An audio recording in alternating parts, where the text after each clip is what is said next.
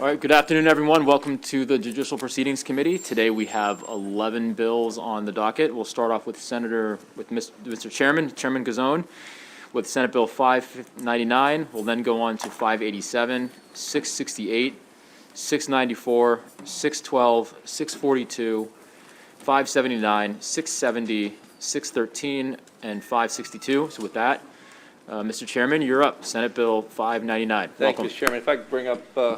Of course. Yep, thank you. I've actually brought this bill to the committee last year. You guys have a seat. You can have a seat. This is simply about how we test students on their driving. And what this bill does is give driving instruction schools the ability, and it's not a requirement that people would go to them for their testing. The MBA would still keep their options open through their normal practices, but this is to give sort of another option to parents. This became particularly interesting to me because in Howard County, we don't have an MBA facility that does driving tests. And I have 3 kids, and I remember going back and forth multiple times across the state in various locations. And when these gentlemen came up to me, they said, you know, we could make this a lot easier, more convenient for parents and for students. This evidently is something that has been happening around the country.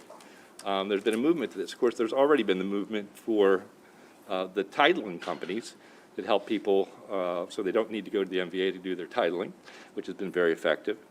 But now we have a number of states and localities around, particularly local ones, Washington, D.C., Pennsylvania, that have these kinds of programs.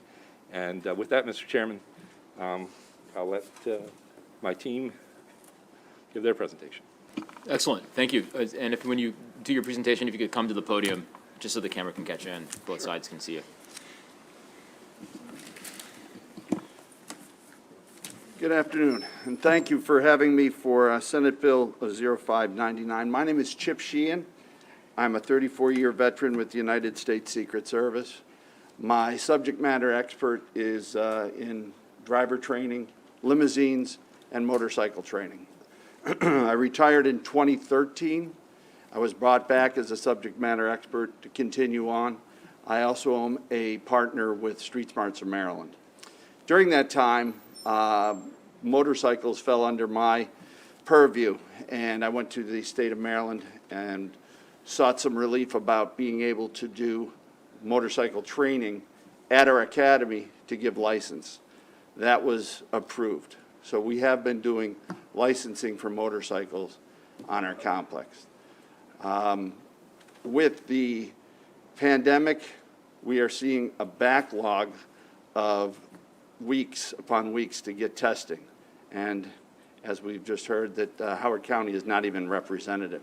A number of counties have more than one. Howard does not have one. One of the things that I did do the first day I retired, I showed up at the Glen Burnie MBA and helped them rewrite the curriculum that is still being used today for driver training. So I would hope that the committee would see our dedication and that we could take this on. It would be a very easy practice for us. We've already teach the students to that point, and just implementing the test would be just the natural progression of that test. Excellent, well, thank you very much. And Mr. Sheehan, I may have asked you this last time, but do you know Danny Spriggs? Does that name? Absolutely. You got the right guy. Yeah, there you go. That's my cousin, so that's great. That's right. Haven't seen him in a while. All right, well, tell him you said hello. Thank you. Good. How are you? And thank you. My name is Jason Fidishin. I am a partner in Street Smarts of Maryland. I also own a company called John's Driving School in PA. We're the largest driving school and testing center in Pennsylvania, or private testing center, with 8 locations. In the 4 years it's been happening in PA, the private testing, we've done thousands of tests, and the backlog has gone down. Currently in Maryland, I believe that the backlog is about 6 weeks. What this would relieve is if somebody fails their test and they're trying to get a job, they've got to wait 6 weeks to get another test. It's only hurting people trying to get a job. It also allows more people with COVID to not be in one area at one time. The test does not become easier. It's the same exact test. It just provides the customer with a better experience and more options. It's all self-sufficient, self-funded. And like I said, it stimulates the economy by getting people jobs quicker. You know, the requirements are vigorous to make sure that you're putting the right people in the right spots and that there's no fraud going on. That's pretty much all I got. Thank you very much. All right.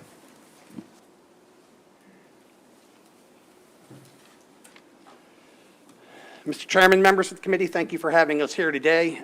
My name is John Meinall, and I'm speaking to you as a parent as well as an instructor here in the state of Maryland. As a parent, my wife and I have a combined 7 kids, so I have been through the MVA process more times than I like to think of, and fortunately, most of that was prior to the pandemic. But I will say that it was never easy. So my kids had to take off a couple hours from school. I would have to take off a couple hours from work just to get the kids to their appointment. In the summertime, it was virtually impossible to get an appointment unless we really, scheduled early. In fact, my daughter, she had to schedule her test all the way down in Easton, Maryland, because there was nothing local prior to the beginning of the school year. As a driving instructor, I continue to hear it from my students, from the parents, how long it's taken to get an appointment at the MVA. So one of the things third party can do by allowing this bill to go forward is think about the convenience factor. I mean, the kids wouldn't have to miss school, parents wouldn't have to miss work. The third party providers could provide convenience as evening hours, weekend hours, holiday hours. Just make it so much more convenient for everybody involved. Again, third party testing with the tag and title is already there. Makes it life very convenient. I grew up in Howard County, went to school in Howard County. I worked for Howard County. Howard County does not have a location where we could take our kids to get tested. It was either up to Westminster, Frederick, or down to Glen Burnie. So by able to have some third-party providers throughout the state who could also help supplement what's being done at the MVA, it would just be convenient and just as practical as the kids going to the MVA. So thank you for your consideration.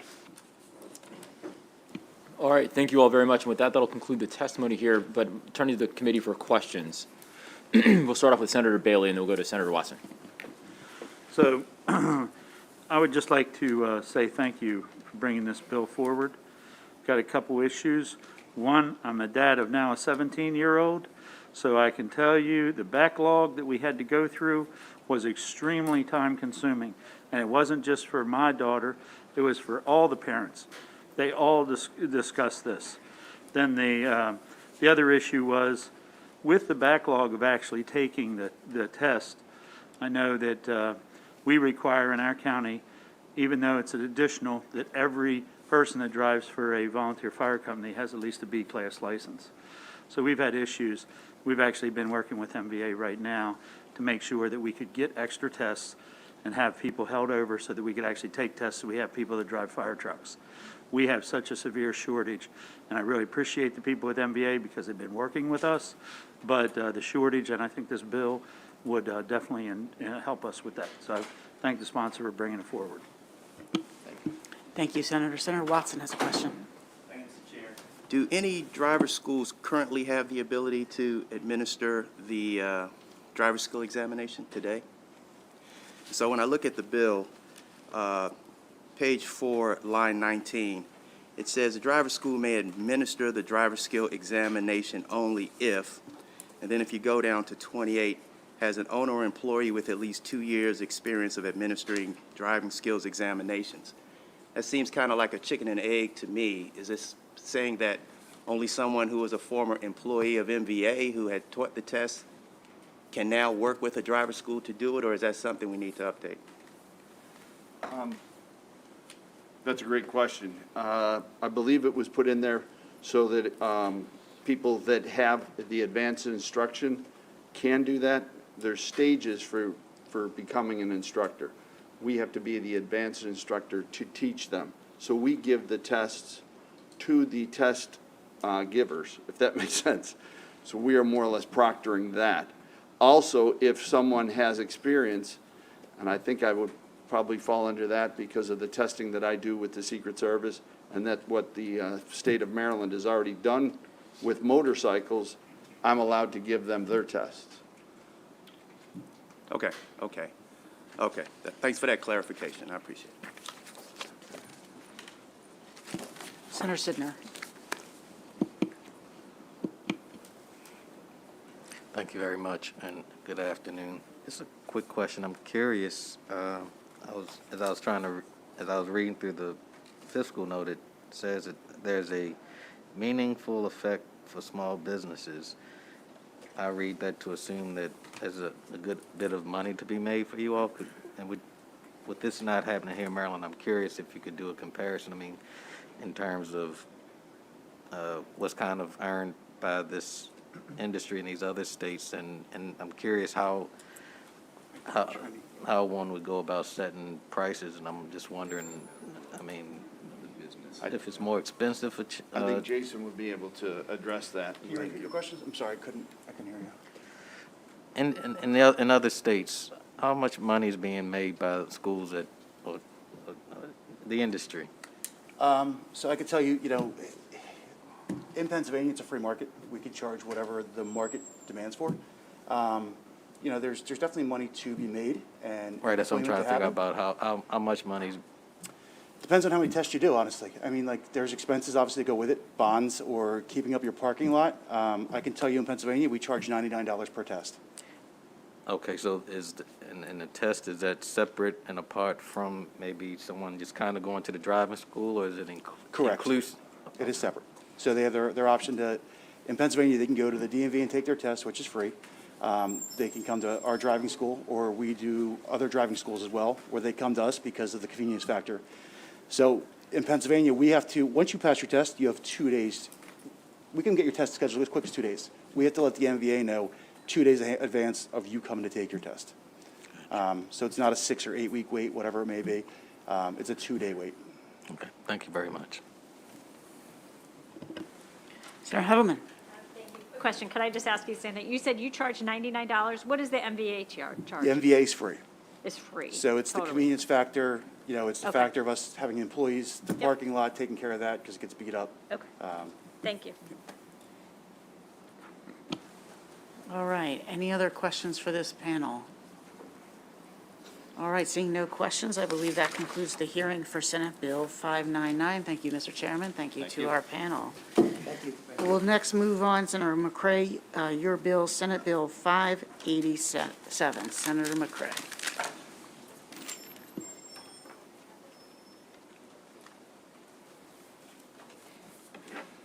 Thank you, Mr. Chair, and thank you, members of the committee. We come back before you. Unfortunately, Senator West isn't here. He was saying, hope the city has some bills. But this is a bill that I come on behalf in reference to parole or probation. It's unfortunate that I also chair Public Safety, Transportation, and Environment, and their hearings in the subcommittee for their budget is actually going on right now. But one of the things that I'm very, very concerned about just dealing with our public safety is the amount of folks that are on parole or probation specifically that are involved in non-fatal shootings or just public safety in general under the purview of the Department of Public Safety. Senate Bill 587 is pretty much very, very simple. It asks in reference to that after action, or what are we doing in reference to those folks that are involved in the shootings? And specifically, I just want to say that I'm very laser focused on the non-fatal shootings where people are involved in the non-fatal shootings. And I was pretty disturbed because me and Secretary Green have a really, really, really good relationship. And I think that for the most part, we move in the right direction on many, many issues. But unfortunately, when I looked at the testimony, and I'm going to be pointing out a number of things in his testimony, I thought that we looked at more excuses versus just figuring out tangible opportunities to be able to resolve issues. And when I looked at the first page of the letter of information that was provided, I was thrown back because it says Senate Bill 587 asserts several factors in the preamble language that are factually incorrect and conflict with the data provided to the Department's Office of Data Development and is provided in a Joint Chairman report. So basically was challenging the preamble that was for Senate Bill 587. And when I looked at the next comment, he rationed, whereas the state of Maryland has been facing an ongoing crisis in which the Department of Public Safety and Corrections Service Division of Parole and Probation plays a vital role. I do not see where that's unfactual. The reality is that we all are engaged in this public safety crime fight across the state of Maryland. That's the courts, that's the police department, that's parole and probation, it's our executive leadership where we have at this moment, and it's our legislative leadership. And then it goes on to say that Maryland, and he justifies this comment by saying Maryland and Baltimore City both outpaced the nation in decreasing crime from calendar 2019 to 2020. Now, while some numbers may be going down, the reality is that people are concerned about people that's murdered and shot, and we should be addressing and looking at that issue. We cannot act like it's a non-existent issue. We cannot minimize that the issue is taking place, and we cannot minimize that Department of Public Safety, specifically parole and probation, has a role in this. The second one that he challenged was, whereas there's an alarming correlation between homicides in Maryland and supervised offenders, as a vast number of murders and non-fatal shootings are individuals under the purview of the Division of Parole and Probation. And he talks about how there was, the thing that I just want to lift up is that there was an evaluation of Division of Parole and Probation. This is a nonpartisan agency with DLS that did the scope and evaluation. And it was acknowledged that 30%, and specifically it was even a higher concentration in a subset that they had taken from the report in October 2020. So 30% were involved in some form of non-fatal shooting or some form of murder, and I do not think that that this isn't alarming. This should be alarming to everyone, especially those folks that are under parole or probation. The next one that he asserts is, I put, whereas in Maryland, 2019, 2020, the state has encountered a consistent average of 118 people murdered. So that's 2019, 2020, 2021 that were murdered in the streets of Maryland. This is not unfactual. This is information that they actually submitted. This can be found as early as November 1st, 2021, the department's response. It can be found on page 6 where I highlight and I circle that this actually takes place. The second part of the preamble talks about 255 people being involved in non-fatal shootings. This is not unfactual information. This is information that's from what they submitted. But then they go on and say 3% of the supervisories, because they justify that these are unfactual or try to substantiate that these are unfactual, 3% of the supervisories were involved in homicidal non-fatal shootings. Colleagues, I say to you that when we talk about a homicide closure rate of 37% and sometimes moving at 40-some%, we're not going to know all of the suspects that's engaged within a homicide. But I tell you what we will know. We will know everybody that's engaged in a murder or non-fatal shooting, and we know that on average there are 118 that were murdered the last 3 years, and we know that 255 was engaged in the non-fatal shootings. One of the things that concerns me, because I talk to folks in reference to public safety a good bit, is what are we doing after that person has gotten shot? With 140 vacancies, we cannot say that we're doing the best case management and that all of the resources are allocated to that respective person because we have a large shortage. This is the great resignation, and we have to acknowledge that piece of it and make sure that we incentivize that piece of it. He goes on to talk about the number of things that he's doing in reference to try to address the 140 vacancies, and I don't challenge that he's not doing those types of things, but I do think that this is a sense of urgency. I think that we've saw murders go up, not just in Baltimore City, but 11 jurisdictions across the state of Maryland, and we should be taking this serious. We should not be making excuses or talking about things that are unfactual. We should be figuring out how do we move forward with the information that we have at that moment. Colleagues, I also want to bring you, I'll close by bringing you some more alarming trends. 37.6, this is their information too. 37.8 of the homicide suspects who were under supervision and existing unenforced warrants at the time. So we just had a bill in reference to making sure that we can address warrants, but it also talks about the large percentage of folks that had warrants. 43.9% of DPP-involved homicide suspects were compliant. So that means that less than half of them are compliant with their respective parole or probation. And this can still be found on page 8 of what was submitted in November 2021. 42.5% of non-fatal shooting suspects were compliant. That means that less than half of them were compliant. These are things that we should be looking at. This is data that we have in front of us. All that I'm asking parole or probation is to take a look at what type of case management, what type of resources are being there, especially for the folks that are engaged in non-fatal shootings.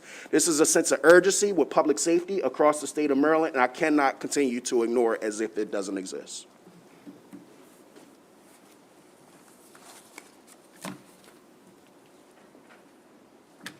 Thank you, Senator. Mr. Mayor. Good afternoon, Mr. Chair and members of the committee. Thank you for having me back. I am here in support of Senate Bill 587, which you heard from my senator requires the Division of Parole and Probation to review incidents of non-fatal shootings that were carried out or where those persons were the victim of a non-fatal shooting. And I think the senator said it very eloquently, but I'll just try to give it a little more personal experience. And I mentioned this yesterday. I was on a homicide scene last summer and the summer before that, and we had one recently where the victim was dead in a car with an ankle bracelet on. We know we are better than that. We have to be better than that. We know that we can do better than that. Probation and parole plays an important role in our justice system by providing a structure to a person who has come in contact with the courts and connecting them with training, jobs, education, housing, and more. I could talk about several other high-profile incidents in Baltimore where people were murdered or harmed by people who were under or simply just released from supervision, including my friend and brother Dante Barksdale, who was a Safe Streets leader for us. We must focus in on the relatively small groups of individuals who generate the bulk of serious violent crimes in Baltimore City and also are very high risk to be the victims themselves. I have increased the use of shooting and fatality reviews to problem solve around violent crime as a part of our comprehensive violence prevention plan. In preparation for our group violence reduction strategy that we just started in the Western District, researchers from the University of Pennsylvania conducted a systematic analysis of homicides and shooting in that district, which really drives violence in Baltimore. Among the key findings was the recognition that the small number of extremely high-risk individuals are involved in gun violence, and the people at the center of gun violence in Baltimore are mostly well known to the system. Not a shock to any of us. In Baltimore, we are also adding policy changes to child fatality review and relaunching the domestic violence fatality review team to get at this issue from every single angle. This bill seeks to address the disproportionately high rates of Baltimoreans under supervision who are involved in violent crime. According to 2020 scope and evaluation, 45% of Baltimore City murder victims were under DPP supervision when they were murdered. This is something that we can all work on together. Of all DPP supervised individuals involved in either a homicide or a non-fatal shooting over the past 3 years, either as a victim of a suspect, 64% lived in Baltimore City, 16% lived in Prince George's County, and 6.5% lived in Baltimore County. And as of January the 1st, 2020, there were 143 DPP agents who oversaw approximately 9,345 cases. We must use this moment to analyze the current probation and problems and adapt to best practices around probation and parole rather than continue to do what we have been doing. We have to work and be better. This bill is a step in that right direction, and with that, I urge your support and a favorable report. Thank you. Thank you, Mr. Mayor. Senator Cassily has a question. For either one of the speakers, thank you. So as I look at the data, and I think the mayor just highlighted the piece that I found most telling, that during the study, the 3-year study period, that in Baltimore, 64% of those involved, 64% of murders or non-fatal shootings involved either as a victim or as a suspect, someone who is on parole or probation. I think I've stated that right. So we can draw a couple of possible conclusions from that. One is that maybe parole and probation is could be a better job of monitoring people. But the other conclusion is that these people never should have been on parole or probation in the first place, right? That we're pushing people out, people who are convicted of a crime, come out on the street when they never should have been on the street. That we're putting people on parole and probation who have absolutely no business being on parole or probation. And so, and that would be a problem of either the state's attorneys or the courts or both not supervising people. So I'm very open to the idea that maybe we have to do some more supervising with parole and probation, but are you equally as open to the other side of this, that maybe we've got a court system that between the prosecutor and the courts is pushing people out that have no business being out and should still be incarcerated? Let me be clear, I'm open to anything that helps address the issues that's going on across the city of Baltimore, state of Maryland. I do want to also be clear that this bill specifically deals with parole or probation. It's not dealing with the courts. It's not dealing with the state's attorney. And I think that you acknowledged the 64%. I think that I've acknowledged the piece of the murders and the non-fatal shootings specifically in my testimony, so I'm open. But this one right here deals with, it wasn't decided how they got on parole or probation. It's that they're on parole or probation, and that what's taking place should, after someone gets shot, after someone gets murdered, there should be some form of an after action to understand what was the case review, what did take place from that. And that scope and evaluation that we had also states that a lot of what we thought should be taking place wasn't always taking place, too, that they could have did a better job on the case management. Yeah, I guess that's the part I struggle with, because I've never been a parole or probation agent, and so I know they've come in here, asked for arrest authority, they've asked for various enhancements to their capabilities over the year, and there's usually pushback to making them be more of police officers instead of sort of adult babysitters, and I just wonder if we can, they're there to make sure, hey, are you getting the job? Are you living where you said you're living? Did you get the job? They don't stay with these people 24/7. They check in with them periodically, make sure they haven't wandered off and moved out of the state. But I just wonder if it's possible to develop a parole and probation monitoring system that's going to be able to control people who shouldn't be on parole and probation. Because if you come after being convicted of a crime of violence and you've been released back onto the streets without doing any substantial amount of time, you probably don't really have much fear of the system or parole and probation agents in general. So I'm just curious whether, I know you're focused on parole and probation agents, but it seems to me the other side of this, which may not just be the other side, it may be 90% of the problem. Maybe there's 10% of this is parole and probation, but maybe 90% of this is the courts and the state's attorneys putting people out there who shouldn't be out there. So I'd hate to see us look at this stuff and just look at it and find out, oh, that's just 5 or 10% of the problem. We can beef this up a little bit, but you're not really making a meaningful step, because I got so many people out there, and in order to monitor them, I have to sign a 24/7 parole and probation armed guard to stay with them every day of the week. So I'd just like any comments you have on that. It looked like my mayor want to comment, but I do want to comment. I want to first lift up that I'm not a parole or probation agent either. But I do salute each and every one that works within that public safety space and helping us to address the issues. I think that it is important to say that we're all legislators.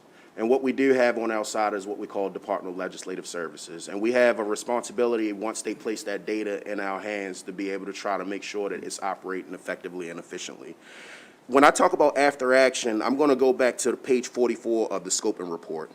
And then it talks about, of the 33 homicides, suspects or victims requiring the CIA. It talked about 4 were completed and entered within the mandated 10 days, Senator Cassily. It talked about 8 were entered into OCMS past the mandated 10 working days. 4 were completed on paper and staff, but were not uploaded into the OCMS. So obviously, scoping and evaluation is acknowledging that there is some form of an issue.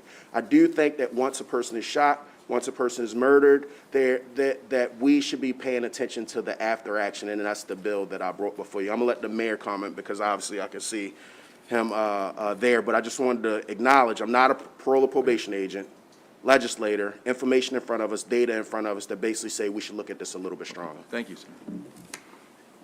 No, very quickly, Senator, and I agree with my senator and you, this is not a one agency responsibility, right? This is why I restarted the Criminal Justice Coordinating Council. There's been basically for all of my lifetime a finger pointing of who's responsible for why someone's out. We have to bring everybody back to the table. That has been going well so far, but I think it's a little deeper, right? Because when you're talking about, for us, the focus for me is about folks that are violent offenses, right? And we don't want folks who have these lesser offenses. There's a different approach. And when you think about, for example, how we do our group violence reduction strategy, the intensity in which you focus on these people to do in that effort, either or. This is your last chance to change your life. We have all of these resources for you to do that. And if you don't, and for the first time, and what I would honor to you is that the city said that before, but there was never the investment into those resources for people to change their life. We have that now. We have to have that balance, but we have to also support the great folks at Parole and Probation who need more help. They do great work in each and every day. They need that. They need to be coordinating more, and that's what we're going to do through CJGC and through this legislation that the senator has, bringing everyone back to the table to discuss, because nobody dealing with public safety in Maryland and Baltimore is not at fault for what we have. Everybody working in that system can improve in some way. Thank you. Thank you for that thoughtful response. Senator Carter. So, thank you for bringing the bill. Thanks, nice to see you again, second day in a row, Mayor. So, believe it or not, I'm going to shock everybody on this committee and start off by saying I agree with my colleague, Senator Cassily. He voiced a lot of the same thoughts that I was having. I'm very familiar with the process of parole and probation.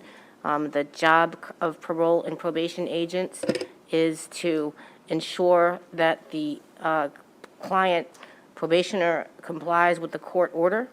And when they don't comply with the mandates of the court order, they can then issue a warrant for their arrest. The probationer has certain responsibilities. They have to report if they are in compliance. They have to report if they're arrested. And so you mentioned the situation of dealing with warrants. So once a probation agent has filled out the warrant, that's the end of their responsibility. They've now put it back into the hands of the court. I appreciate the spirit of the bill.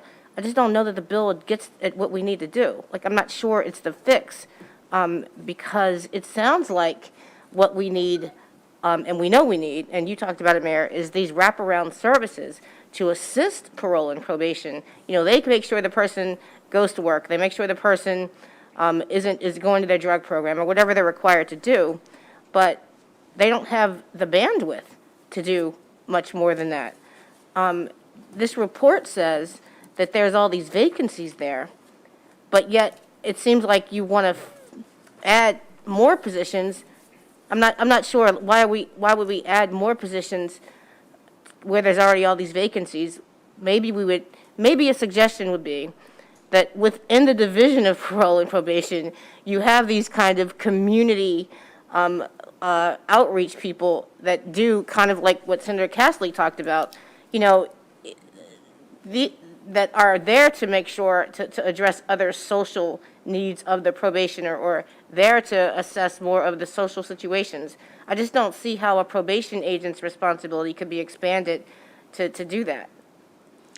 So I would like to comment on it because this was, the several pieces that have been brought for you in the last couple of days are very, very thoughtful and very intentional from that piece of it. So parole does have the ability to go after the warrants, that piece of it. So I just want to acknowledge that piece of it. Probation officers don't. Parole does have that unit that can serve warrants. What happens is even Governor Hogan has acknowledged that. That's why he put Secretary Green in charge of his active warrant task force in combination with BPD and a number of other law enforcement agents, because we have a high number of folks on parole or probation that have these active warrants. It's also inside of the scoping piece of it, so they do play some form of a role. I think that when you look at DPP's testimony, they're not even acknowledging that it's a problem. So everything that's there is factual.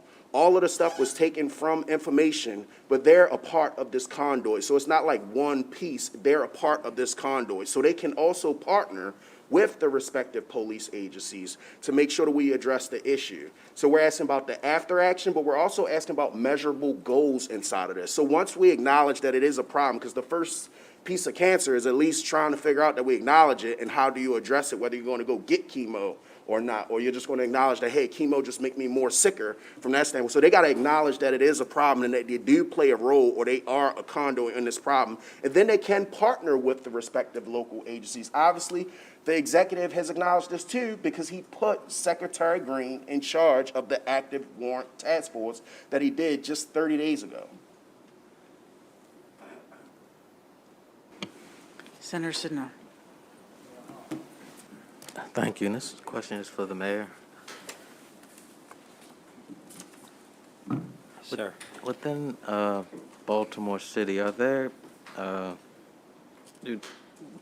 parole and probation, are they sharing offices with Baltimore City's police department? Yes, so we now have them, this is something in my first meeting with the governor, we were able to get that back where we have them inside of our 9 police districts. Okay. So that's not yet, that's going to start? No, it's already happened. It is That's happening. already happened. They're probably there right now. Okay. There's a guy named Donnie Bowers. too. Yeah, and then, yes, and Donnie Bauer, who is a retired homicide commander from Baltimore City, is leading and working with us in that partnership, and also working with us in partnership on VOP warrants. And because, well, I guess with this panel, my father was a parole and probation officer, and he just retired after spending 40 years, and I know, so living with a parole and probation officer for your life is almost as good. So, I mean, I used to hear some of his comments and things about things that he thought worked and things that were undermined when people, well, when politics happens and things change every 4 years and everybody wants to put their own mark on things. But I know in the times that I've spoken with him, he always talked real fondly about the Hotspots program, where he was partnered with a police officer in Pigtown.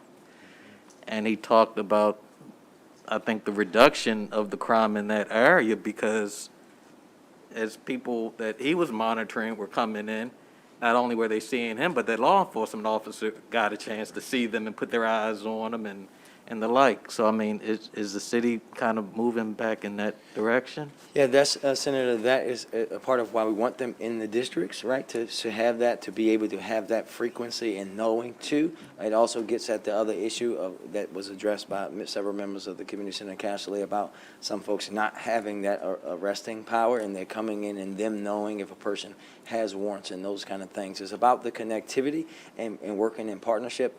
As I said in my comments earlier, it's also for us digging deeper through the Criminal Justice Coordinating Council to see how we can have more innovation there, making sure that we are supporting them in every way that they can, that information is shared in a quicker fashion, that we're dealing with all the issues around supervision. And I can talk to you ad nauseum about that, between, you know, the private contractors that are doing the home monitoring, all of those things.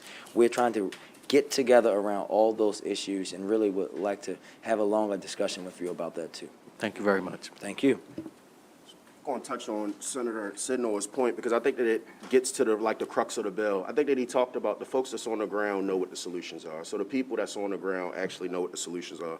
If you look at the last page of this bill, it talks about how parole or probation simply has to report on the activities of the division intended to reduce the number of murdered and involved and offenders. It talks about the actions that's being taken, the recommendations from a policy standpoint, the programs that the secretary is putting in place. The secretary is a phenomenal gentleman. He's a phenomenal leader. But the reality is that we as oversight have to make sure that we're on the same page and can be able to articulate it. I tell you, senators, when I look at numbers like, and I said it 118, but I don't think I did it justice. I said on average the last 3 years has been 118. But when I look at consistent numbers like fiscal year 2019 and it say 117. I look at fiscal year 2020 and it say 117. And I look at fiscal year 2021 and it says 122. I know that nothing is changing at that point. When I look at the non-fatal shootings, and I said 255 on average, but this probably makes it hit a little bit harder. Fiscal year 2019, 249. Fiscal year 2020, 268.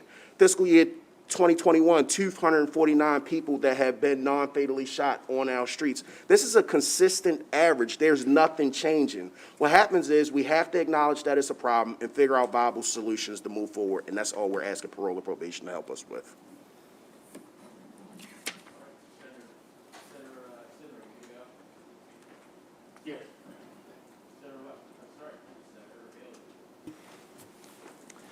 Thank you very much. Senator, if you go to the last page of the bill, number 3, when we talk about offenders that were supervised, it says the number of offenders supervised by the division that were shooting victims, homicide victims, were charged with, and then it says, or identified as suspects.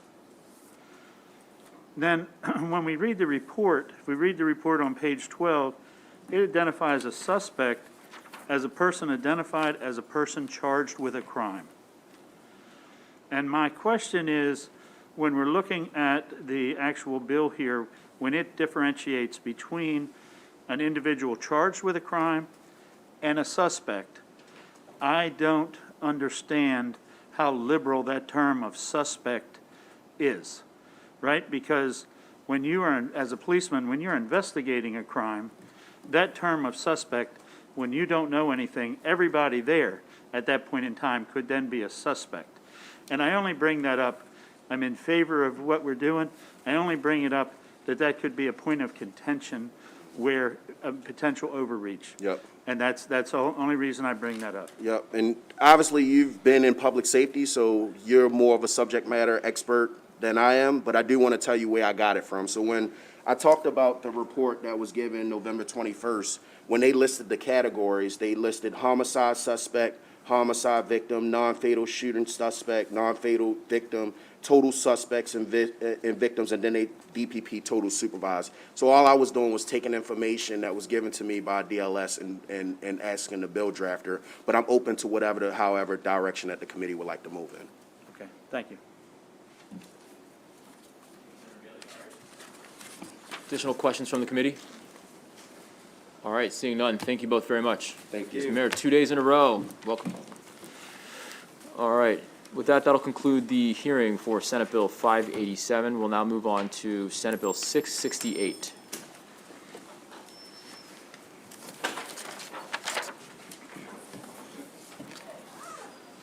Good afternoon, Mr. Chairman. Let me introduce to you Gray Barton to my left, who is in charge of our problem-solving courts. And that is what this bill is all about. Thank you very much. My name is Judge Ronald Silkworth. I appreciate the opportunity to be here today to talk to you in strong support of Senate Bill 668, entitled Juveniles Truancy Reduction Pilot Program Expansion. I appeared today to urge your favorable consideration and support for Senate Bill 668, a bill that the judiciary believes, I believe, will strengthen the state's truancy courts and truancy court efforts and help reduce truancy, enabling more children to be the best that they can be. As a circuit court judge in Anne Arundel County for 26 years and a trial lawyer before that for 20 years, I have seen firsthand and very often the impact on children in the court system, the juvenile system, the adversarial custody system process, and sadly too often in the criminal dockets when the underlying causes of truancy of their behavior have gone unaddressed. For at least 6 years, I presided over in Anne Arundel County, not through the courts, because truancy can be addressed not just through formal truancy programs, but I presided over a volunteer truancy program. With multiple judges in Anne Arundel County, we helped to plan and implement a school-based truancy program in various schools in Anne Arundel, Brooklyn Park Middle, Lindale, North County High School, Meade, and others. I saw children dealing with issues such as loss of a parent, incarceration, drug addiction, mental health issues, divorce and separation, and many of these children suffer from, in fact, most of these children suffer from what we call the adverse childhood experiences, the ACEs. If unaddressed, those will threaten not only their ability to succeed in school, but their long-term future health. Many of these children find themselves in roles as an adult, taking care of other siblings and assuming the responsibilities of absent parents. We utilize a collaborative, mentoring, and problem-solving approach, and were able to improve outcomes of most of the children that we saw to help them identify and resolve their problems. And candidly, this was perhaps some of the most gratifying work I have performed in my career. That is what truancy courts are all about. They're about helping children be the best they can be, rehabilitation. Truancy courts are problem-solving courts. They operate within the juvenile court system and address for each child who comes before the court the reasons why they're not attending school.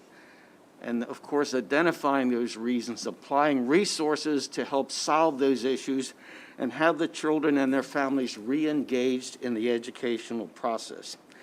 This bill grew out of the recommendation of a judiciary work group, of which I was proud to be a member. Established by judges and magistrates who've been involved with truancy courts, among other things. For some time, the work group considered changes to the statute that would support further truancy reduction efforts. The group concluded that amendments to Courts Article Title III, Subtitle 8, could increase the effectiveness of the law as a truancy reduction tool. The proposed changes do three main things. Recognize that after 18 years now it's been since the law was enacted, truancy courts they're no longer a pilot. They're fully recognized as problem-solving courts. And so the first thing it does is to remove the term pilot program from the court's name. Secondly, streamline the process for establishing a truancy court by repealing the requirement that each county come to the legislature to seek a permission or approval to establish a court, and place the responsibility on the courts with the guidance and permission of the administrative circuit or county administrative judges. And lastly, to emphasize and focus and strengthen the rehabilitative force or focus of the truancy courts by, one, changing the name to Truancy Court, Truancy Reduction and School Re-Engagement Program. Two, by establishing a clear rehabilitative purpose for the program. And three, by expanding the dispositional tools available to the court. What this bill does not do is to supplant the role of the schools. The schools are on the front line. They know and see the students who have the issues. And they, of course, obviously need to be and must be principally responsible and involved in that. Obviously, for a truancy court, the school system is the starting point. It's the school that, under the truancy program, would file a petition that seeks court involvement. The other thing this bill is not, and what truancy courts are not about, is about criminalizing truancy. That's the last thing that we want to do. Juvenile court itself is not a punitive. It is purely a rehabilitative court, and the sole function of truancy courts would be to assist the students rehabilitate themselves and solve these issues. There are civil proceedings, no civil sanctions to the participants. In fact, in my role, and any role that I've had in working, I don't think that punishing students is going to solve the issue that they face when their parents are dead, incarcerated, or simply because of mental health addiction is not available to provide them with the necessary guidance. It's not a function. Most of the students who have these issues, it's really not their fault. We hope that you will support Senate Bill 668.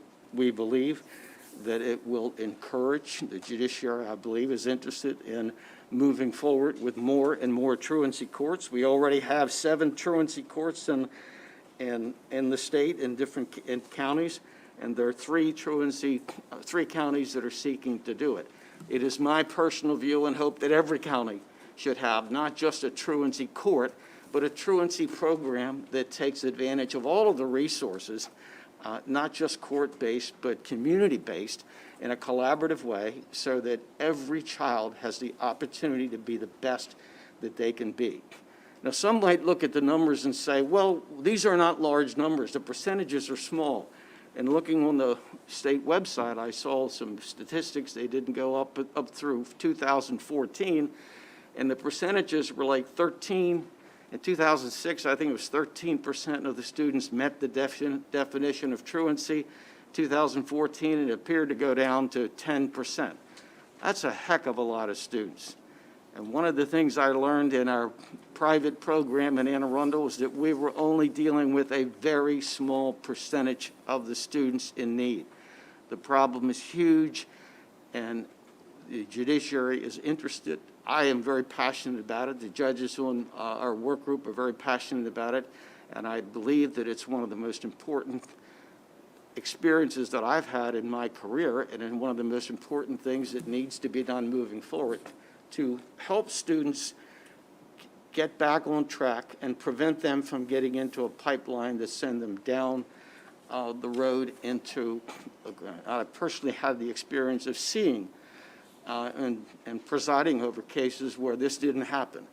I've actually on many occasions asked myself as I was about to sentence a young man or a young person who had been involved, and I look in their background and see 5 and 6 and 7 efforts to deal with issues in juvenile court, not attending school, and things that just seem to go unaddressed. Well, we can address them.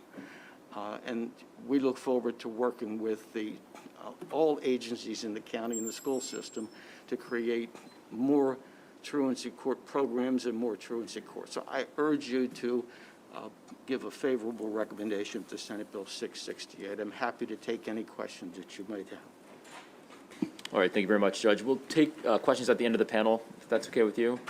So let's step up and see, we've got a few questions already. Thank you, Senator.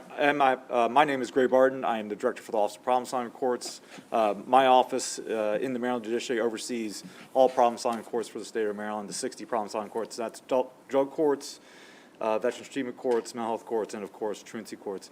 I can see my time. Judge Silkworth was my presenter for this. Thank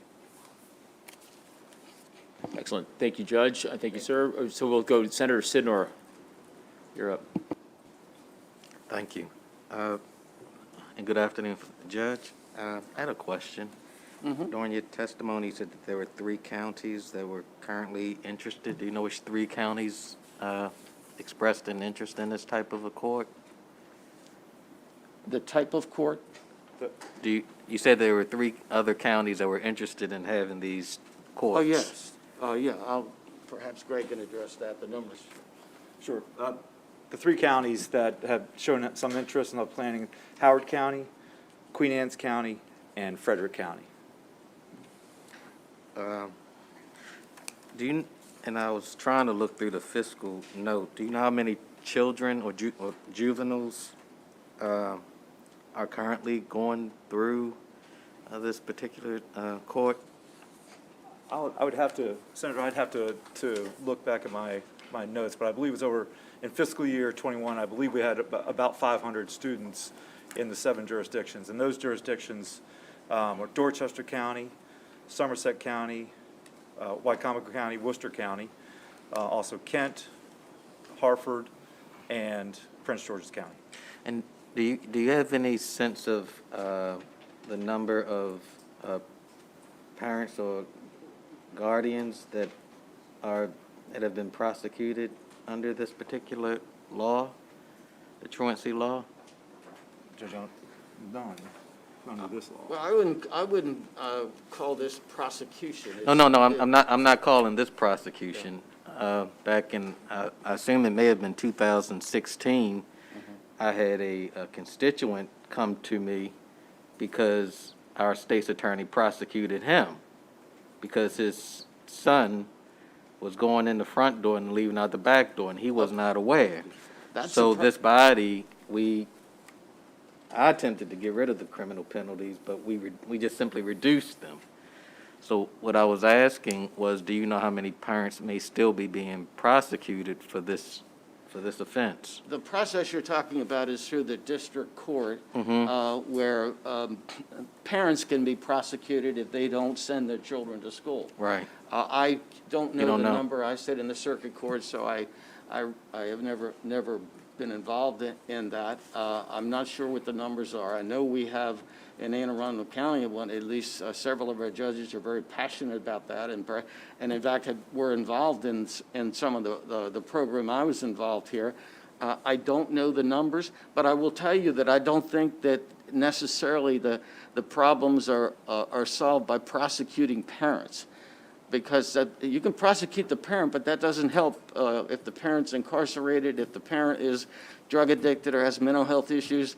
You know, that might take care of and try to hold the parent responsible. You still have a child in need of the supervision that they are missing.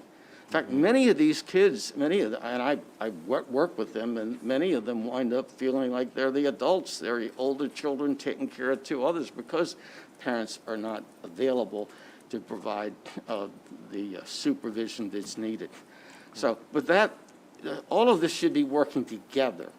I mean, my view is that every county should have a truancy plan, which includes the district court approach, which includes a truancy court, which includes an approach using voluntarism, all of which needs to be based upon a collaborative approach, working with the school board, the Board of Education, the courts, and all the agencies in the county that provide the resources. Because part of the problem, at least I experienced, was the school system, at least in Anne Arundel, wasn't really aware that there was this resource or that resource or that. So what I'm And please suggesting is don't mistake my questions for opposition. I'm glad to see that this program is expanding because, again, when I looked into this, I was surprised there was only a handful of courts that had the program, and my county certainly wasn't one of them. So that's why I was asking who the three were. So thank you.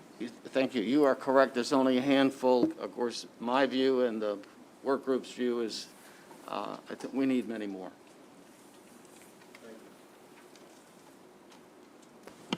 All right, seeing no further questions, thank you both very much. Thank you. And with that, that will conclude the hearing for Senate Bill 668. We'll now move on to Senate Bill 694. And, yep, Alex, there you are.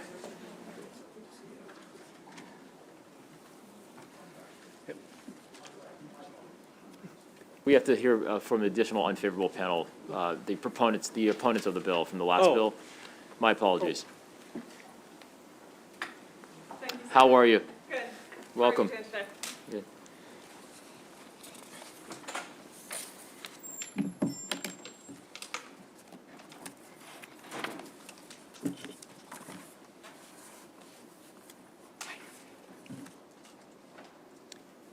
Matt, thank you. So good afternoon. I'm Crystal Williams with the Office of the Public Defender. I'm here, and I know Mahal Gross was originally scheduled to testify. She wasn't able to be here today. So I'm here on her behalf, but as part of the agency, we are here in opposition of SB 668. While this is a well-intended bill, we do have reasons for opposing the expansion of the truancy reduction pilot program. The research we provided in our written statement, and I also have additional research that I can provide to this committee, has shown that, repeatedly shown that court appearances actually increase the chance that a child will drop out of school. And there has been limited evidence shown by the evaluation of the programs that were discussed. There are 3 programs in the state of Maryland that do currently address truancy. And those programs were found to have limited evidence of effectiveness in reducing absenteeism. The one program in particular that is being expanded by this particular bill was the least effective. And in fact, the report actually recommended that the judiciary should consider continuing its support for the 2 external programs, the programs that are outside of the court system, Be Smart and the Teen Court Program, with the idea of improving the operation of these programs and conducting more rigorous evaluation of program effectiveness. However, we are here today, over 10 years later, and the expansion of this that's proposed by this bill comes without that additional evidence or research. While the agency, the Office of the Public Defender, does agree that young people are more likely to thrive when they attend and are engaged in school, we do not believe that the involvement in a truancy court program that directly involves the court system achieves that goal. So, in fact, we believe that this will in turn funnel children into the school-to-prison pipeline for a status offense, which is contrary to the current best practices for juvenile justice. If I may briefly conclude. Thank you. For states, well, federal law actually prohibits the incarceration of youth for truancy and other status offenses alone, but a child can be detained for a violation of a valid court order. And for states that have run truancy prevention programs through the formal court system, this actually leads to the incarceration for children for truancy-related reasons. The Office of the Public Defender has long participated in the truancy court program that is one of the external programs outside of the court system, and we believe that that is a better model if that should be utilized and expanded. That particular model offers programs such as family assistance, transportation, homelessness, uniforms, tutoring, mentoring, and we believe that expanding these types of programs, as recommended by the 2011 report, such as would actually be the most effective way to address truancy concerns. And so I would ask that this bill be reported unfavorably by the committee. Thank you. And I can answer any questions if the committee has any questions. Excellent. Thank you very much. And again, Ms. Williams, my apologies for that. No worries. Thank you. Thanks. All right, seeing no further questions, that really does conclude the testimony for Senate Bill 668. We'll now move on to Mr. Harlan, Alex, with Senate Bill 694.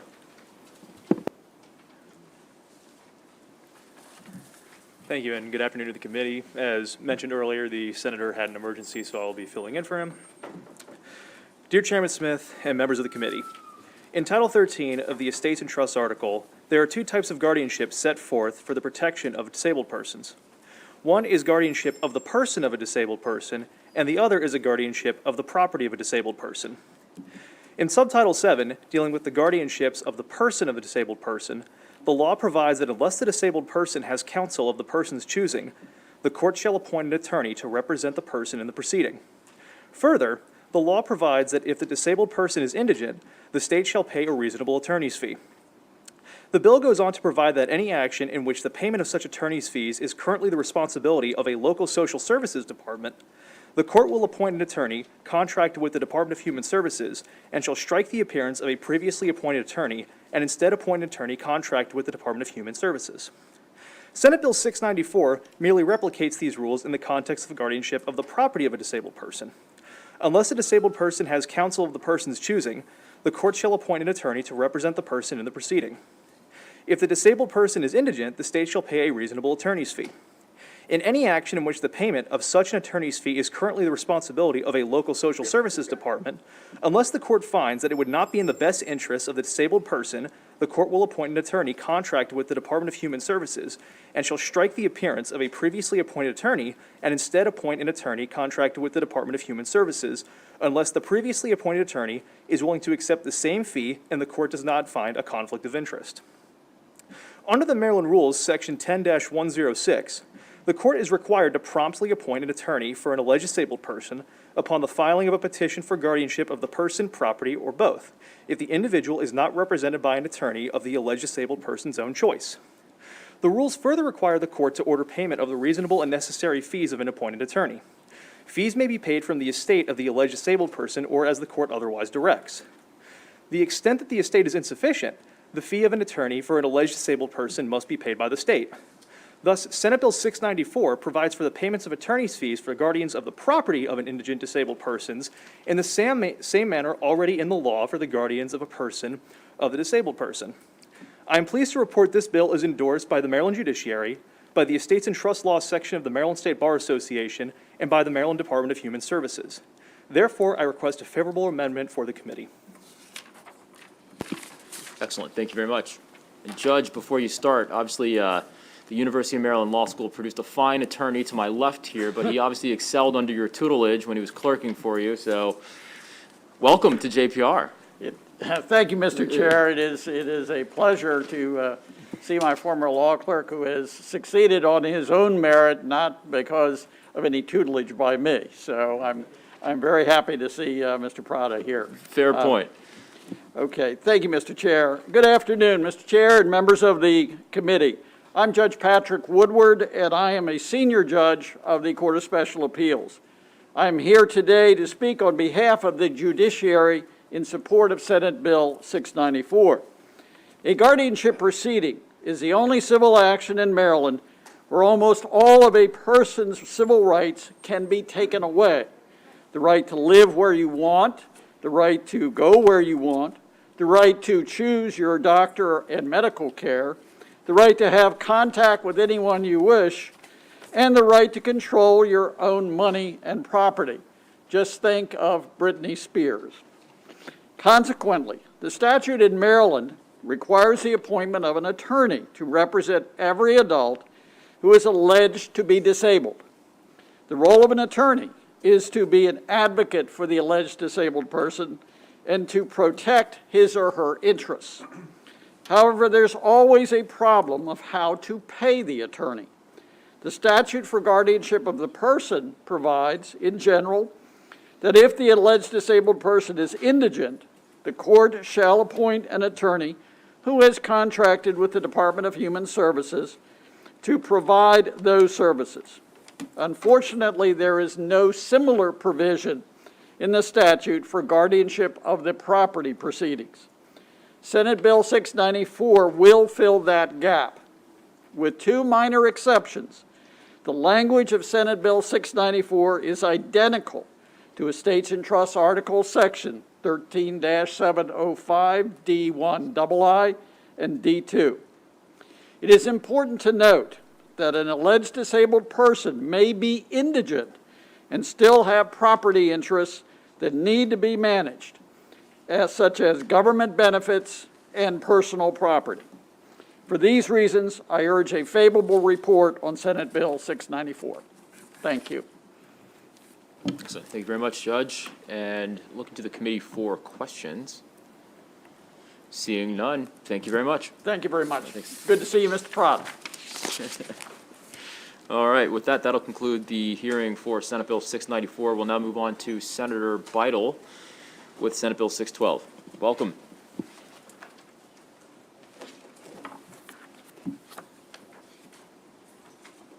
Mr. Chair, can I bring up my panel, please?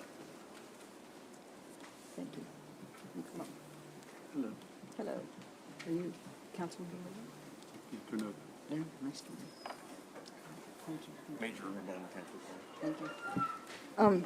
Mr. Chair and members of Judicial Proceedings, Vice Chair Wallstreicher, thank you for hearing Senate Bill 612.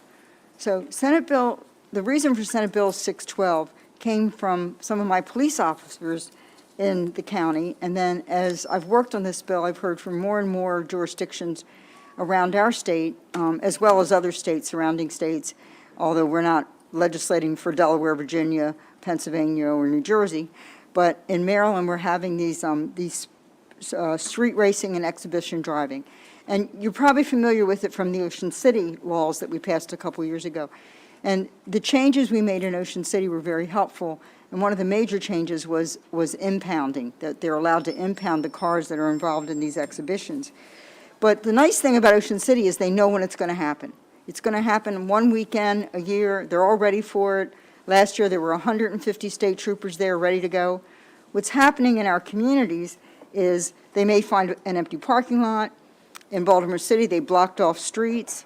On 495 and 270, they blocked off the highway, actually blocked the highway. There was even one time they blocked the Bay Bridge, and a car gets in the middle and does, whatever they do, wheelies.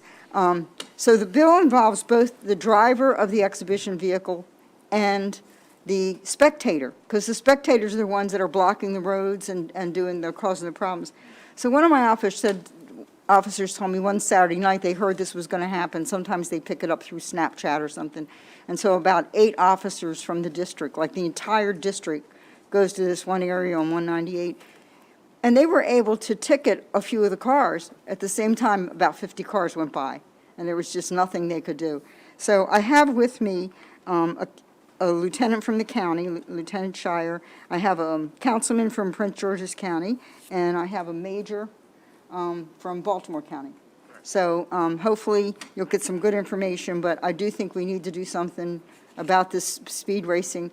I also have, you'll see in your packet, a letter of support from the state troopers, the Maryland state troopers. They weren't allowed to come testify, but they were allowed to write a letter of support. So if you'll please pay attention to that, I appreciate it. So thank you, Mr. Chairman and members of the committee. Thank you very much, Senator Beidel. I think the term you're looking for, the technical term, is called, it's donuts. Donuts, Yeah, there you that's go. a technical. I'm kidding. I've never done one, Mr. Chair. No, but it's a big problem, because even in downtown Silver Spring, in my district, there was a huge event where this happened, organized on social media. So I definitely thank you for the bill. And I'd like to mention, too, I don't have a must appear in my bill. Oh, yeah, I gotta stop it, yeah. But I don't have a must appear in this bill. There's a House bill that has a must appear, but doesn't have impounding. So I think someone told me they were putting an amendment in for must appear, so you may want to watch for that. Thank got you. it. Well, thank you very much, Senator, and we'll go on to your panel. Okay. If you can go in whichever order you choose, or I can call you up. Michael Shire. Yep, thank you.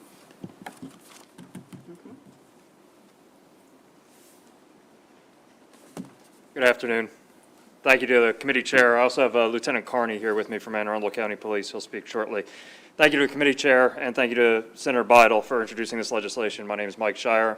I'm a board member of the Anne Arundel County Fraternal Order of Police. I serve as a lieutenant with 18 years of law enforcement experience with Anne Arundel County Police, and I'm an attorney barred and practicing in the state of Maryland. Over the past few years, our state has seen a dramatic and troubling increase in the occurrences of street racing and exhibition driving. Throughout the region, groups suddenly gather by the hundreds. They close down major roadways, including interstate highways. They block traffic, harass innocent motorists as they engage in extreme reckless driving. The problem has grown far beyond what we've seen in Ocean City. It's spreading across our state and across the entire region. These crowds gather and mob mentality rules as tons of metal and plastic are tossed about like children playing with Hot Wheels cars. They cordon off roads while innocent motorists get trapped in their midst as they skid, slide, and speed across the roadways.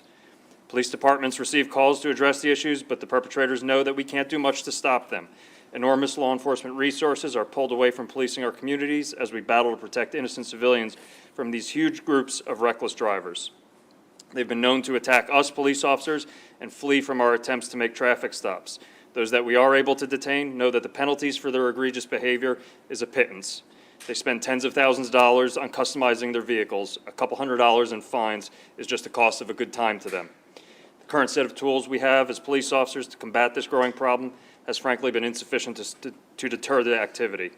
Instead, our lack of enforcement tools has empowered these groups to grow and flourish. They know they can get away with their behavior with no substantive cost. Senate Bill 612 is a major step towards making sure these drivers and the spectators that cheer them on know that this behavior is no longer tolerated in Maryland. The bill shows that we recognize the problem and are working to curtail it before the worst happens. Steep fines, the hopeful possibility of jail time, insurance points, and very importantly, the ability to tow violating vehicles will all go a long way towards discouraging this activity in Maryland. Remember, these drivers are car enthusiasts, and the worst thing for them is having to walk home. Please report favorably, pass this legislation. Send the message early on that this behavior is unacceptable. Don't wait to have to explain to a grieving family why we didn't do anything to stop this problem before it devolved into the death of one of their loved ones. Thank you very much. Excellent. Thank you very much. All right, next we'll hear from Mr. Irwin.